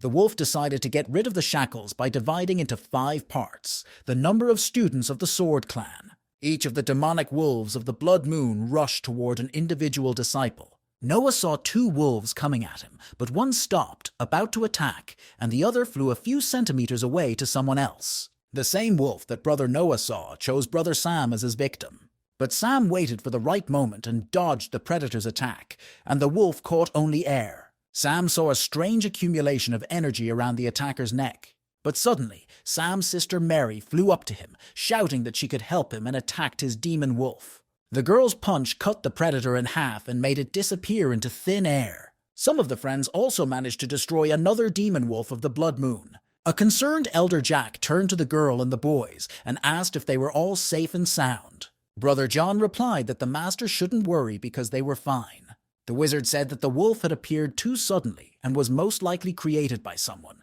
so if everyone was safe, they had to hurry up. But Sam suddenly felt that the aura among his friends had somehow changed. He grabbed Sister Mary, who was next to him, by the arm, stopping her. Something was definitely wrong. The girl did not understand why he was behaving like that and pulled her to him. The girl still demanded an explanation from her brother Sam, who did not let go of her hand and looked at her without taking his eyes off her. She didn't realize that Sam was focused on something that was inside her, not on her. The boy saw an echo of the Blood Moon Demon Wolf's energy in the girl's chest, and Sam did not understand how it got there. Having dealt with everything he was interested in, the guy said that nothing had happened. He was just worried and decided to examine Mary's wounds. But the girl said that she was not hurt, and the master who flew up to them asked them to speed up. He thought he was just making it all up, but for some reason he had these strange feelings, hoping that nothing would happen at the meeting. Finally, the Starry Sky clan appeared directly behind them, and the travelers could see the entrance gate. Brothers John and Noah were incredibly happy that their long journey was over. They landed right in front of the gate and realized how majestic it looked. Sam said she deserved to be among the top 3 in his ranking. At first, no one met them, but a few minutes after their arrival, one of the members of the Starry Sky clan flew to the gate. He immediately apologized for his tardiness and said he was responsible for the guests at the event. He was a disciple of the Starry Sky clan who was ranked last in the clan's ranking. He handed the newcomers 5 stones, saying that they were spiritual jade, which was given only to the participants of the meeting, and Mary thanked him. When the boy handed the jade to Sam, he was in no hurry to take it in his hands. He saw that there was something dark and strange inside the stone. Sam examined the strange object carefully, wondering how it had traces of demonic energy in it. The guy was giving the participants a tour, and in front of him was the arena for the fights, where the event would be held. Some representatives of the Alliance clans were already present in the arena, looking at the newcomers with interest. The guy turned to the representatives of the Sword clan and announced that they were at the Kinyon clan's observation deck. And the next moment, saying that he still had some work to do, he asked me to make myself comfortable. Sam saw that the boy was being sandbagged by other members of his clan, and they insisted that he work harder. He realized that the person in charge of guests was not very popular here. Suddenly, the attention of everyone in the arena was drawn to the head of the Starry Sky clan, Russell. It hovered over the center of the arena, allowing the crowd to see itself. After waiting a moment, Russell said that from now on, they would represent not only themselves, but also the clan they were participating from. To the loud shouts of the audience, he asked to be allowed to introduce the participants of the competition to everyone present. The first were the members of the Purple Spirit clan, Lisa and Kyle, who had already met Sam. Russell introduced Jeremiah from the Shenyang clan as the second, and the boy stood up from his seat to get a better look at him. The guy wished the participants good luck. He believed that their clan would take at least second place. His brothers hid their faces. They were ashamed of him. Next, Russell introduced Leia, a girl with blue hair, a representative of the Huanghai clan. And after her, it was finally the turn of the Kinyon Sword clan. All the representatives of the Alliance clans were announced one by one. But Sam did not care. The boy heard out of the corner of his ear while reading his novel that most of the clans were more or less famous. It seems that if he is careful, there will be no problems this time. But the clan of the Palace of Heavenly Illusions interrupted his thoughts. Sam instantly stood up from his seat, throwing his novel away. It was indeed Maggie from the Palace of Heavenly Illusions, his recent new acquaintance. Not only Sam was amazed, but everyone around him was too. This clan really existed, not just a legend. Maggie's appearance surprised the boy, because their clan had never participated in such competitions, and for some reason she was present this time. The boy hid his book away from Maggie's invading hands, this time, even if she doesn't try to touch the cultivation of a sister. Lewis and Noah were surprised that the girl said hello to them, as if they knew each other. Mary also noticed her brother Sam's tension at the arrival of this girl and attacked the boy. She asked him why he was so suddenly tense if he and this girl knew each other. Sam, for some reason, felt very embarrassed and tried to justify himself to the girl, saying that he and Maggie did not know each other. Russell said that he thinks everyone knows that the winners get the key to the tomb of the Jade Emperor. In addition, the third-place student will receive a Demon Moon bracelet, and the second-place student will receive a Firestar Pearl. The participants were very interested in such cool awards in these competitions. They were delighted. The competition was to be held in 2 stages. The first battle was about to begin, and each participant was to be given a number. A corresponding number had to appear in the jade in everyone's hand, and people with the same numbers competed with each other. Russell made an announcement that the first stage of the competition was considered to have started. The friends had different numbers, and they did not compete with each other in the first round. One of the elders approached the chairman with a report that all the participants had successfully spread the wolf's energy, but something had happened. Russell turned his head to the elder in concern and asked what had happened. The man replied that the Kin-Yun clan man did not let the wolf's energy pass through him. This energy simply evaporated from his stone. The head of the Starry Sky clan ordered one of his people to take care of this Kin-Yun clan member. He looked at the competition arena and remained calm. Everything was just fine. Their plan was gradually coming to fruition. The referee began to announce the first match. It was a representative from the Starry Sky clan, James. His opponent was the guy who met the Kin-Yun clan when they arrived here, Milo. All those present were amazed that in the first fight, one of their own fought against one of their own. Milo was considered the last in the rankings, and James was a true student. Mary asked her brother Sam what he thought about this fight. Who would win this fight? But the boy even jumped up from surprise while reading his book, and Sam dozed off a bit. Mary was surprised to note that brother Sam didn't seem to be interested in watching the competition at all. The girl's thoughts were interrupted by the first participant in the fight, who landed in the arena for the duel. The representative of the Starry Sky clan, James, folded his arms in a gesture of respect to the audience. A few seconds later, Milo, a familiar face to many of the audience, flew into the arena opposite him. James looked at his opponent and smiled predatory, saying that defeating him was as easy as squashing a mosquito. But the guy didn't falter and replied that James would have to work hard anyway. James pointed his finger at Milo and said that he would have to leave. The boy gritted his teeth and said that he wanted to at least try to fight. James was only outraged by the boy's words. He could not understand how he dared to challenge him. If Milo is so eager to die today, James will help him with this. The guy has generated the first powerful attack towards the enemy. For Milo, this attack was unexpected, so he didn't have time to come up with any counterattack, but just quickly jumped back. But a second later, he felt that behind him, brother James was preparing to attack him in the back again. The attack of the starburst illuminated the entire arena, and Milo flew to safety again, trying to avoid the blow. But James was not going to let up, and had already brought his hand in for the third shot. The guy realized that he would not be able to escape this time, and the next moment Milo flew almost across the arena, bleeding to death. Before the guy could land on the ground, James was already flying to finish him off. James shouted, laughing that Milo wanted it. He didn't give up at the beginning of the fight. The guy generated a powerful star wave attack and imprinted Milo, who was already wounded, into the ground. The pain even caused tears to flow from the guy's eyes, and blood spurted out of his mouth like a fountain. Everything around the fight arena was silent, and the spectators looked silently at the guy lying on the ground, surrounded by puffs of smoke. The referee announced that the first match was over, and James won. Brother John couldn't take his eyes off the guy who didn't move. This fight was too fierce. Mary could not understand how this James could do this to his own brother. They were from the same clan. Sam noted to himself that the internal disputes within the Starry Sky clan were much more serious than he had initially thought. He looked at his brothers and thought about how good it was that he was a member of the Kin-Yun Sword clan.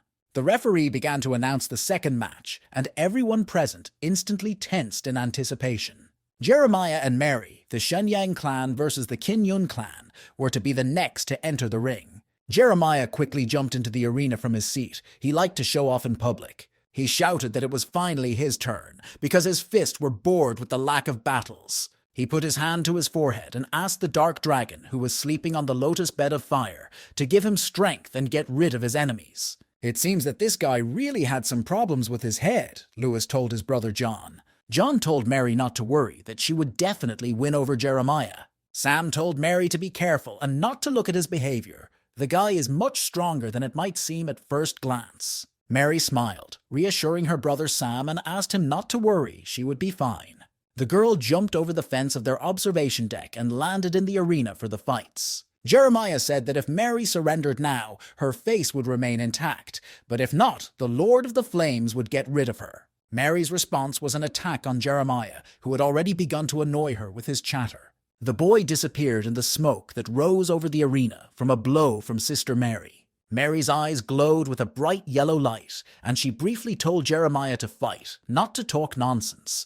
The guy called her a villain and accused her of interrupting his brilliant speech. Mary replied that if everyone was decent, the world would not be in such chaos, and generated another attack on the enemy. The guy stood there, looking at the girl's energy rays flying in his direction. Suddenly, his entire body began to emit flames that surrounded him on all sides. Mary was amazed at the sight, wondering what kind of abilities her opponent was hiding.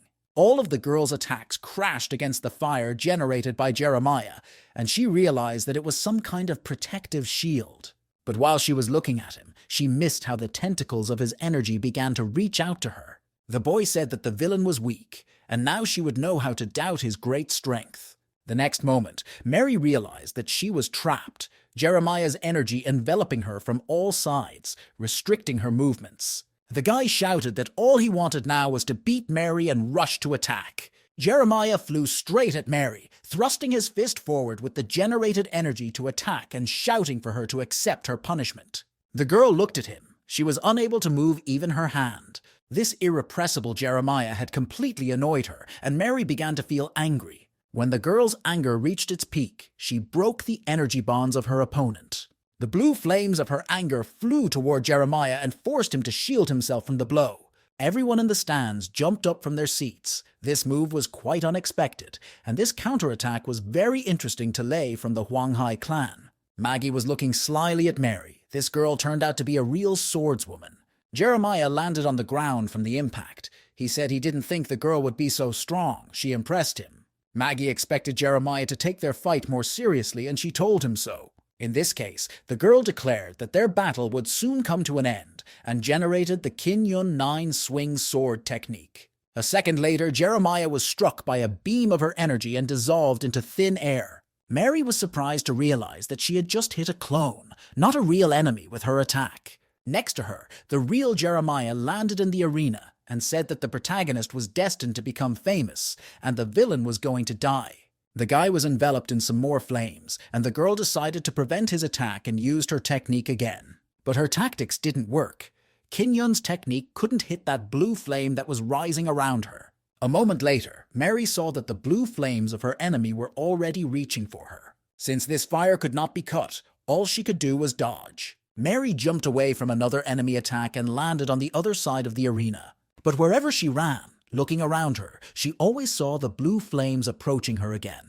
Jeremiah smiled happily as he looked at the girl and asked her how she liked his playing style now. He called this technique the Divine Flame, the fire of justice that struck everything around. Elder Jack noted that, despite the obvious problems with this participant's head, he did have potential. Brother Noah began to worry about Mary. He turned in Sam's direction and asked him if he thought the girl would survive. But Sam was on Mary's side. He told the boy not to worry. She would never lose this fight. Mary could not understand why her spiritual power was constantly decreasing.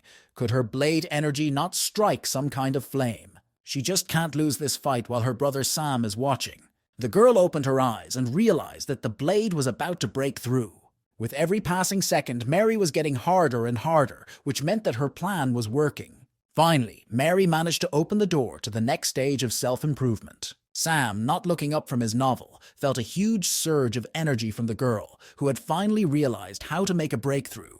It was time for a real attack, and the girl unleashed all her power on the enemy. Even Elder Jack was amazed at what he had just seen. Was it really possible? All those present jumped up from their seats because they had just seen the unity of man and blade, the blade of the heart. Mary was so young and had already reached such heights. Mary asked Jeremiah if he knew what justice was, because he claimed to be a justice seeker. The guy replied that it seemed Mary was a decent girl too, and now he was beginning to respect their battle. Jeremiah announced that it was his turn to make a move and started generating energy. The girl rushed at her opponent using a sword technique, shouting that he would get his due.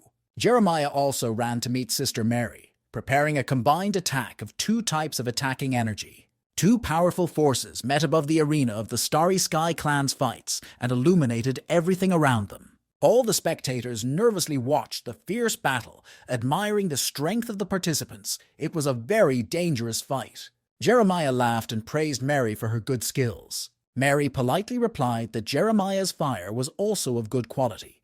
The two opponents stood opposite each other and did not move. All of Sister Mary's brothers stood up from their seats. They could not understand who had won the fight. A few seconds later, Jeremiah fell to his knees and blood spurted from his mouth like a fountain.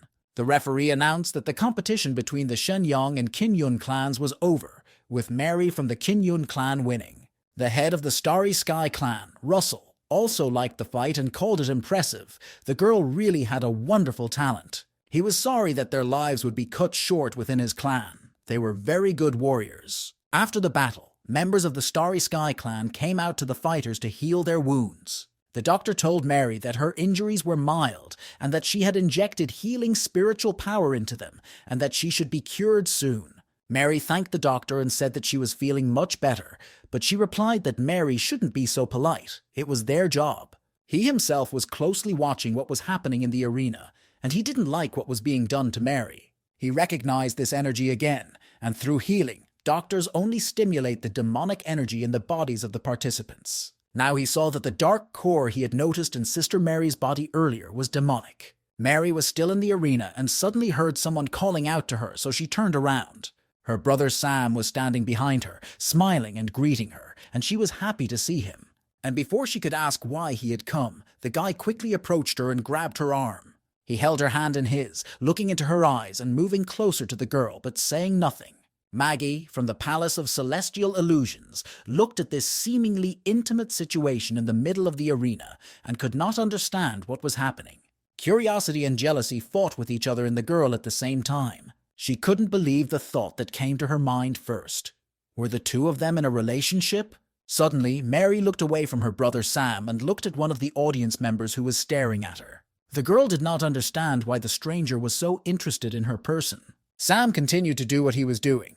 He just looked into the girl's eyes. Holding her hand, he was focused. He couldn't tell Mary what was happening because he wasn't sure himself.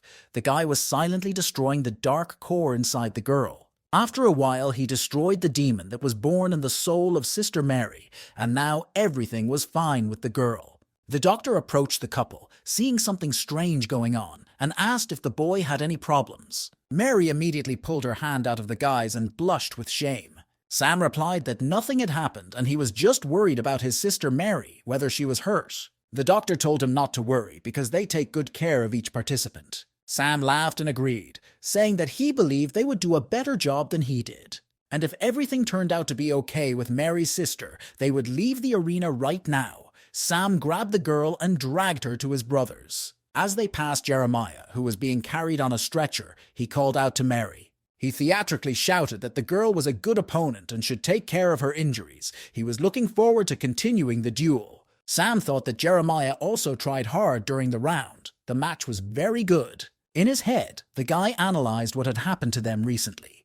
First, there were monsters, and then demons. It looks like the Starry Sky clan didn't really care about security, so we have to be on our guard. The referee announced the next round of fights.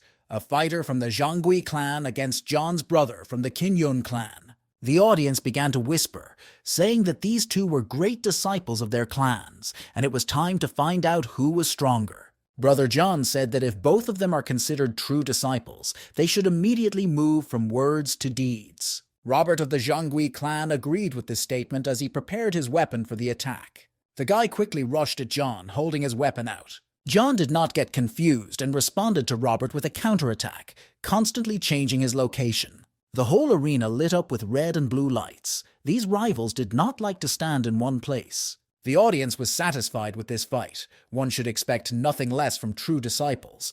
Robert rushed at John with another heartmark attack. The Ghost of War flew out of his sword and attacked John, stabbing him in the chest. John fell to the ground, blood spurted from his mouth, and his wound was noticeable. But he was not going to give up, and so, overcoming himself, he was able to jump to the side, avoiding the enemy's second attack. Robert shouted at him not to be so naive, because he wouldn't be able to dodge his blows all the time. Mary began to worry about John. She asked Sam if he would lose, because John's kingdom was lower than Robert's. But Sam said that he couldn't say that with certainty. He felt that all was not lost. Very soon, John's brother would have to prove himself, and in the meantime, Robert was encouraging him to give up.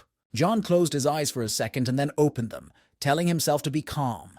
It was just an opponent who was a little stronger than him. John tried to think of what Mary would do, and he leaned toward using the intent of the blade.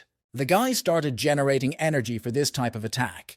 He believed that the intention of the blade would help him. He shouted at Robert that he had been attacking for too long, and now it was John's turn to make his move. Robert looked at John and did not understand why his energy suddenly increased so much. The guy was overwhelmed by a powerful force. Having generated enough energy to attack, he rushed into battle against his opponent.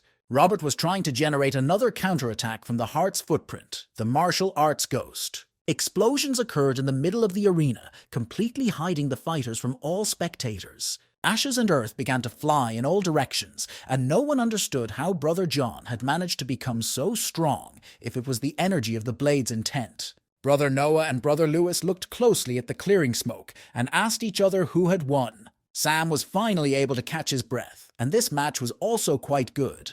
The smoke cleared and everyone saw Robert on one knee, dropping his weapon and saying he would not surrender. The referee announced that the fight could be considered over and that John's brother had won, and he thanked Mary for her help. He said that her skill with the blade impressed him, while the girl said that she hadn't really done anything. If John wants to thank someone, let him thank his brother Sam, who was the one who inspired her to use this technique. The referee announced the next fight: Simon of the Hwanghai clan versus Brother Sam and Kin Yun. Sam was a little surprised at how quickly his turn came. He hoped there was still time to read the novel. Simon was pleased with this appointment, and another student from the Kin Yun sword clan was invited to the arena again. Sam stood in the fight arena, wondering how to behave in these competitions if you can't hurt your opponent. Otherwise, the healers of the starry sky will bring the energy of the demon to the participant during the healing.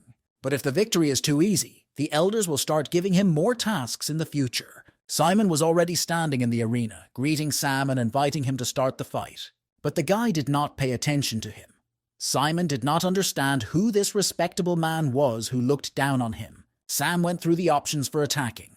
Using a priest of beasts would be very powerful, maybe a talisman or a purple demon. It was very difficult. Simon did not understand what this guy was doing. The competition had already begun. Why Sam was not moving? Maybe he was generating the power of his sword. Finally, losing his patience, he shouted at Sam, asking why he was not paying attention to him. In a moment, he generated a powerful attack, and the energy beam flew rapidly toward his opponent. At that very moment, Sam finally realized how to implement his plan and not get caught. You have to be not too weak, but not too strong, and the guy managed to dodge the enemy's attack at the last moment. This impressed Simon, who saw that the boy didn't even look back at him. If it wasn't for that half-step, his shot would have reached Sam, and he didn't even bat an eyelid. His attack looked too careless for Sam. This guy was not so simple. Sam raised his hand and activated the girl Lisa. The spirit beast was the perfect overlap for his machinations. A second later, Lisa flew out of her talisman, happy to see her friend again.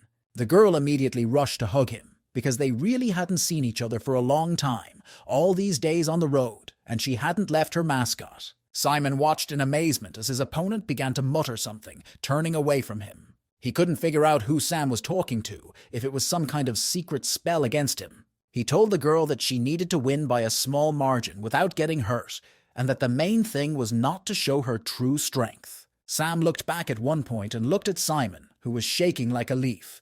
He hadn't done anything yet, and he was so scared. Mary, who was watching her brother Sam's fight, did not understand why he did not start the fight and attack. All the spectators around us were wondering why nothing had happened in the ring so far. Lisa flew behind Simon's back and he felt a strong cold behind him. This frightened the guy even more, wondering if this weirdo had already used some kind of sword energy against him. Sam was still standing with his back to his opponent, thinking about a plan of action, and Simon was already cowering from any rustling. At first, Sam will compete with nothing, using Lisa as an assistant, and then use a trick to get closer to victory. Simon could not stand it any longer and decided to attack. Even if there was a huge gap between their forces, he still should not give up. All the spectators around them got up from their seats, and finally, the two started moving, and the fight began. Lisa could see that Sam's opponent was preparing to attack her friend, and she did not like it. To stop him, she flew up behind him and kicked him in the buttocks with all her might. Terrified, Simon looked around, but saw nothing and no one behind him. He did not understand what had hit him. Sam hasn't done anything yet, and the audience saw the terror on Simon's face.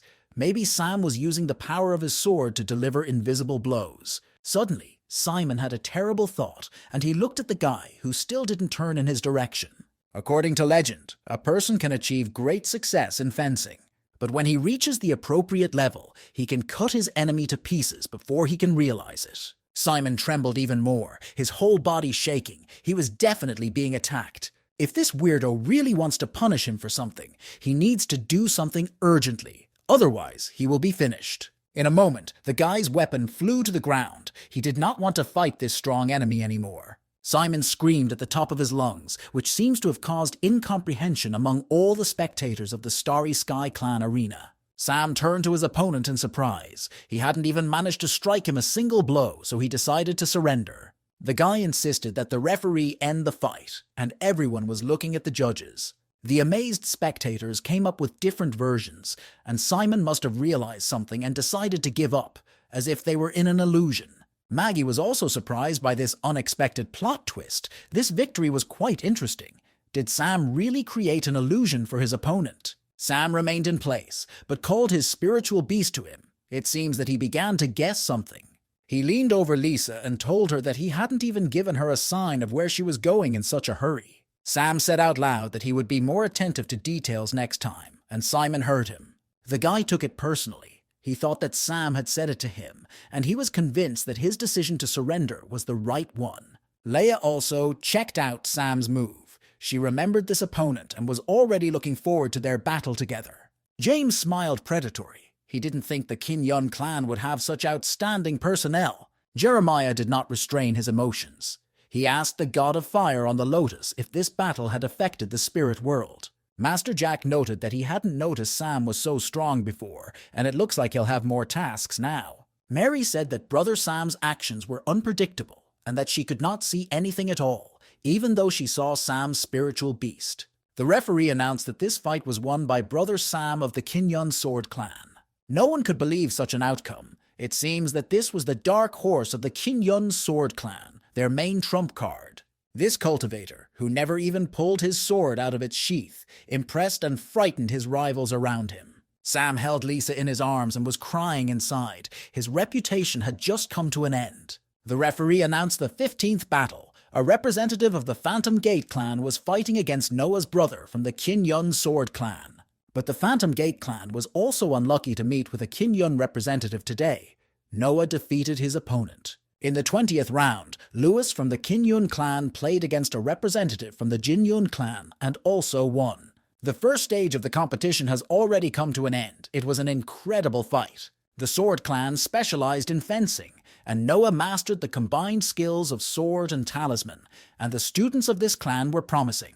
Sam met his fellow soldiers, who ran joyfully to him after their battles. Noah said he won only because of the talismans Sam gave them, and if he has any tasks in the future, he can rely on them. Sam gladly took up the boys' idea and asked them to remember this promise well. The last battle for the day was supposed to be between Lisa from the Purple Spirit Clan and Maggie from the Palace of Heavenly Illusions. Sam was glad that the competition was almost over for the day, but Mary was eager to see the skill of the Palace of Heavenly Illusions. Maggie descended into the fight arena with her characteristic grace. She approached Lisa, saying that she had heard a lot about her and had wanted to compete with her in strength for a long time. Lisa's sister Maggie also responded in kind. She wanted to compete with the girl. Their palace had always been far from the world. She wondered what she was capable of. Maggie replied that she was looking forward to the fight, and Lisa said that in that case, she would start. Maggie responded to the girl's attack with a spell made of pink rose petals. A moment later, Lisa's energy beam hit something, but it was no longer Maggie. The only thing left in the place where her opponent stood was a pink mirror that had been cracked by the girl's attack. Lisa couldn't understand why she couldn't see where Maggie was. All these illusions were really bothering her. She could not believe that she would not be able to break through her opponent's magic. At some point, in a small gap between the pieces of pink glass, she saw Maggie standing and looking in her direction. Without wasting a second, Lisa generated energy to attack her cunning opponent. And when her hand almost touched Maggie, she flew back, dodging the attack. Did Lisa manage to find her? But the next second, Maggie pressed her finger to her mouth and asked if the girl really thought so. Lisa stood there and watched in amazement as the girl's face dissolved into thin air, leaving only her green eyes behind. Suddenly, the girl despaired, wondering if she had failed. Maggie was very strong. A second after Lisa thought this, Maggie whispered in her ear that she should not devalue her enemy. Maggie pointed to the horizon in front of Lisa's face and told her to look at the beautiful moon in the sky. And the moment Lisa succumbed to her opponent's manipulations, she fell for Maggie's illusion from the Palace of Heavenly Illusions. Maggie assured the girl that all her powers were becoming completely meaningless. It was all just in Lisa's head, and absolutely nothing was happening in the arena. Lisa was standing there shaking with her whole body. The audience was amazed. Lisa didn't even have time to attack, and she was already under the control of her sister Maggie. That was the power of the Palace of Heavenly Illusions. The power of this girl terrified everyone present. No one even noticed when she activated her illusion. All those present began to think about how they could withstand such a strong competitor. John asked his brother Sam what he thought about this, and it was difficult for him to answer this question. John exploded. Maybe there was no illusion at all. Even his brother Sam had a hard time predicting the outcome.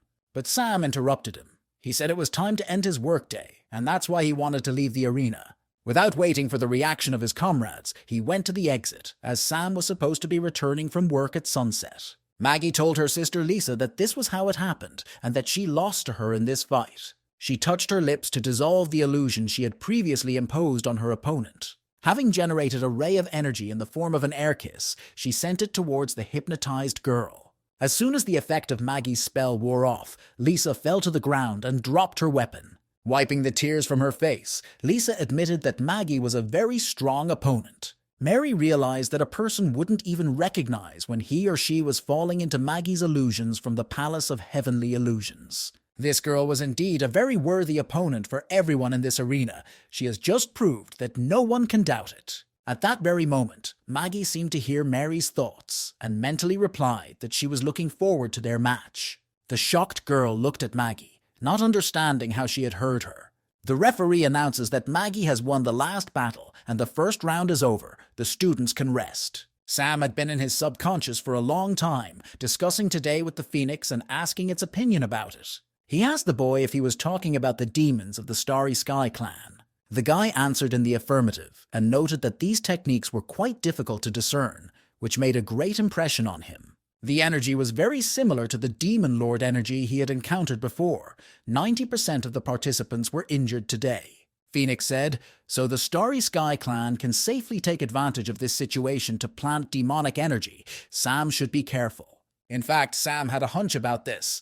He felt quite a strong demonic energy in this clan. Was the whole clan taken over? Meanwhile, Russell asked his elder what he thought about today's competition. The elder said that he had closely followed every battle, with the exception of Sister Mary of the Kin Yun Sword clan. No one else deserved their attention. In conclusion, the speaker said that the chairman's plan would be implemented without any problems. A doctor came into the chairman's room and said that everything was ready with her case too, and that all the participants would die tomorrow. The chairman was pleased with the report, and after they were done with everything, they would not be ashamed of their ancestors, the Starry Sky clan. Sam came to the conclusion that he should be more careful with the Starry Sky clan. He turned to Phoenix and said that he had a task for him. When they had discussed all the details and Phoenix was off to run an errand, Sam decided it was time for him to get busy too. He still hasn't caught anything, so will he be left without a catch today? One of the divine beasts, the Keelan turtle, immediately agreed to help him in this matter. He forced one of the fish to swim to the surface and get caught on the hook with the water flow. When the fish bit, Sam was like a little kid, finally getting his first catch. The divine beast Killen was also happy. He had finally managed to help his master. He felt that he had been useful. Daydragon and Moon Tiger were angry with their counterpart for using this sneaky trick.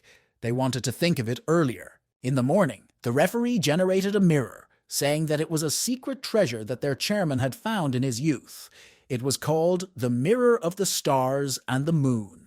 It creates doubles, and even if the double dies in battle, the person will lose only a part of the memories he or she received, so no one will die in the battle. Mary said that with the help of this secret treasure, everyone would be able to use all their powers and no one would get hurt. But Sam found this suspicious. To keep the rest of the students from getting discouraged, it was decided to allow all those who had been eliminated to participate in the competition, but they would not be awarded bonuses. This news caused a storm of emotions among all the participants, and those who lost yesterday could not even believe that they would be able to participate in the competition again. The Mirror of the Stars and Moon was divided into 4 areas. The students were divided randomly, and the performance could be watched in front of the clan building. And now, after setting up, all the students were asked to come closer to the mirror. The referee announced that they would continue the Tianjiao gathering in another world and look forward to the incredible performances of the participants. James of the Starry Sky clan was the first to create his clone, shouting that only in real combat can one see the true power of a person. One by one, the students flew through the Mirror of Stars and Moon, and Mary wanted to do it too, inviting Sam to do it. The guy agreed, but said that he needed to prepare a bit first. A few seconds later, Sam was flying through the mirror after his sister Mary, looking forward to new adventures. The referees were looking at the clusters of energy beams from the students of different clans of the Alliance crossing the border of worlds. And suddenly, I saw that for a moment the Mirror of Stars and Moon malfunctioned. Has someone really powerful just entered another world? Thanks to Sam's trick, his powers were fully restored inside the secret realm. During the transition, he managed to suppress his energy. His current strength was estimated to be the 4th level of the Immortal Palace's limit, and he remembered that he needed to be careful. Russell watched the participants of all clans fulfill the requirements of the competition organizers. He was satisfied. It wasn't long to go. Unexpectedly, one of the viewers saw Sam from the Kinyun Sword clan on the screen, but no one could figure out what the guy was doing. They saw the guy seemingly climbing into a giant hollow tree. At first glance, the guy just wanted to hide, but it was he who had struck his opponent before the competition began. Was he really preparing an ambush? But none of the spectators drew the right conclusions. Sam covered his eyes with the leaves that were in the hollow of the tree. Now he was not distracted. When the audience saw that the guy just went to bed, they were incredibly shocked. Elder Jack blushed with shame. He promised that the boy would receive his punishment after the competition. Russell was also interested in the strange behavior of this participant, and he was surprised that the guy had not fallen under the influence of the secret kingdom. For some time, the guy slept peacefully until 2 people started shouting near the tree. The guy opened his eyes, trying to see the participants in the dispute. They were arguing about their rivals. It was Leia and Jeremiah who yelled that if she wanted someone from the Kinyun Sword clan, she should look elsewhere. The girl smiled silently, not going to back down from her intentions. A fight broke out, which got closer and closer to the tree where Sam was sleeping and finally destroyed its top. There were 3 people present in the clearing: Mary, Leah, and Jeremiah, and all 3 of them were staring at the boy who had just appeared in front of them. Jeremiah insisted that he only wanted to fight his sister Mary and no one else. Leah, seeing the very eccentric who had interested her so much, agreed to the demands of the crazy competitor. She attacked Sam with a sea tide of waves, but the boy managed to avoid the girl's attack in time. Sam really didn't want to run away from his opponent in front of his sister Mary. If it was time for a competition, he had to fight. He drew his sword and prepared for a fight, and he was in the mood to have fun. Leah didn't have to ask for an attack twice. She was instantly at Sam's side, but he was able to stop her onslaught. There was a rapid battle between them, which was difficult to follow, and they changed their positions very often. Jeremiah, seeing that his opponent was already busy, realized that he could now focus on the battle with Mary. He called upon the light of the God of Fire, and everything around him burst into red fire, and Mary could not lose in front of her brother Sam. She decided to make a breakthrough and generated an energy beam to do so. After she managed to distract the guy with her sudden counterattack, she approached him in one jump, trying to strike him. This is how the first battle in the Mirror of Stars and Moon officially began. Mary decided to use her signature Kinyon sword blade technique against Jeremiah. Powerful energy beams flew toward the boy, who was not going to dodge again. Unexpectedly, in response to this girl, the boys began to group together to create a protective dome. Mary's attack failed. Her energy beams were unable to penetrate the enemy's shield. Jeremiah's defense reflexes were very good, and the girl had to come up with new ways to get to him. Mary realized that her opponent was finally ripe for taking her seriously and engaging in a real battle. Jeremiah, generating energy for the attack, said that he recognized Sister Mary as a strong opponent. And that's why he decided to unleash all his power to its fullest. The guy generated the snake dance attack. Mary tried to repel the attack of one snake, but another one appeared in its place, and they multiplied with each accurate blow of the girl. Horrified, she realized that her opponent had indeed become stronger, much stronger. With nothing left to do but try to avoid the attack, Mary began to maneuver. Sam sensed Mary's anxiety and realized that it looked like his sister was in great danger. He decided to telepathically contact the girl and tell her which way to go. The guy told Mary to channel the energy of the blade with her mind. The blade would help her cope with her troubles. Leia realized that Sam was distracted by her and therefore disrespectful of their fight, and attacked, shouting at him to focus. The energy beam cut the guy in half, and she realized that it was not her opponent. This trick with Sam's mascots caused a great deal of indignation from his opponent, as he dared to deceive her. Sam's voice was heard behind the girl, saying that the rules of the competition did not say that he was not allowed to do so. Leia disagreed with the boy's statement and still wanted him dead. She was still angry. Mary thought about how she had never been able to comprehend the true power of the technique Sam was talking about, but it was actually very simple. The girl had an epiphany, which was followed by self-improvement of the spirit. She struck the serpent Jeremiah with the technique Sam had advised her, the intent of the blade immediately destroying the enemy's attack. Jeremiah was outraged. The girl dared to interfere with his dance. The boy said that Mary's strength made his blood boil. After he said that, the frosty freshness in the forest changed into flaming snowflakes that spun in the air. The guy generated another attack called the Red Lotus. The girl was now unchanged in her choice, and against this attack she also used the intent of the blade. Jeremiah's next attack, Ice Dance, met with her divine seal. The fight between the boy and the girl was getting more and more heated, as if they could not stop. Sam, on the other hand, continued to avoid Leia's attacks, not engaging her in a full-fledged fight. He was focused on Mary. He realized that she would have a hard time, and he felt that Sister Mary was very tense. Spectators behind the barrier could not understand why the competitors were more aggressive than usual. In the real world, these people were completely different. Something must have really happened. The elder of the Palace of Heavenly Illusions thought that everything that was happening was very similar to the illusion of their palace. Was there really something wrong with this secret kingdom, she wondered, and she grew increasingly suspicious. She was not the only one who thought so. The elder of the Shenyang clan also noted that the students were somehow evil. It was abnormal, and he demanded an explanation. But the referee replied that in that world you can't get real injuries, so the participants fight at full strength. In addition, each of them wants to demonstrate the strength of their clan, and the girl asked the observers not to worry so much. And although everyone around her began to agree with the referee's words, the elder of the Palace of Heavenly Illusions was trembling with a bad feeling. The woman hoped that she was imagining things. One of the audience members suddenly shouted and pointed at one of the screens, and everyone turned their attention to that screen. Among all the participants who were enthusiastic about the battle, there was one who was not at all interested in it, and that was Sam. But his opponent seemed to have completely lost her mind. She didn't like the fact that the guy didn't fight her, but dodged her attacks. As Sam saw Leia's face change, especially her eyes, he realized that the secret realm was slowly destroying their minds. If something is not done right now, the participants will simply kill each other in the heat of the moment. The referee looked through the barrier at his brother Sam, not understanding why he was still conscious. Russell Sam was also not overlooked. This guy stood out among his competitors. Could it be that this guy was their exception to yesterday's report, so Mary might not be the one they needed to watch? He turned to one of his students and ordered her to tell James how to complete his task as soon as possible. Today, all these people are bound to become victims of the Demon Lord. Jeremiah continued to get more and more heated and confronted Mary. He generated a shackling spell against the girl, which grabbed Mary in a deadly grip. The girl felt herself being squeezed by an unrivaled energy that she wanted to absorb.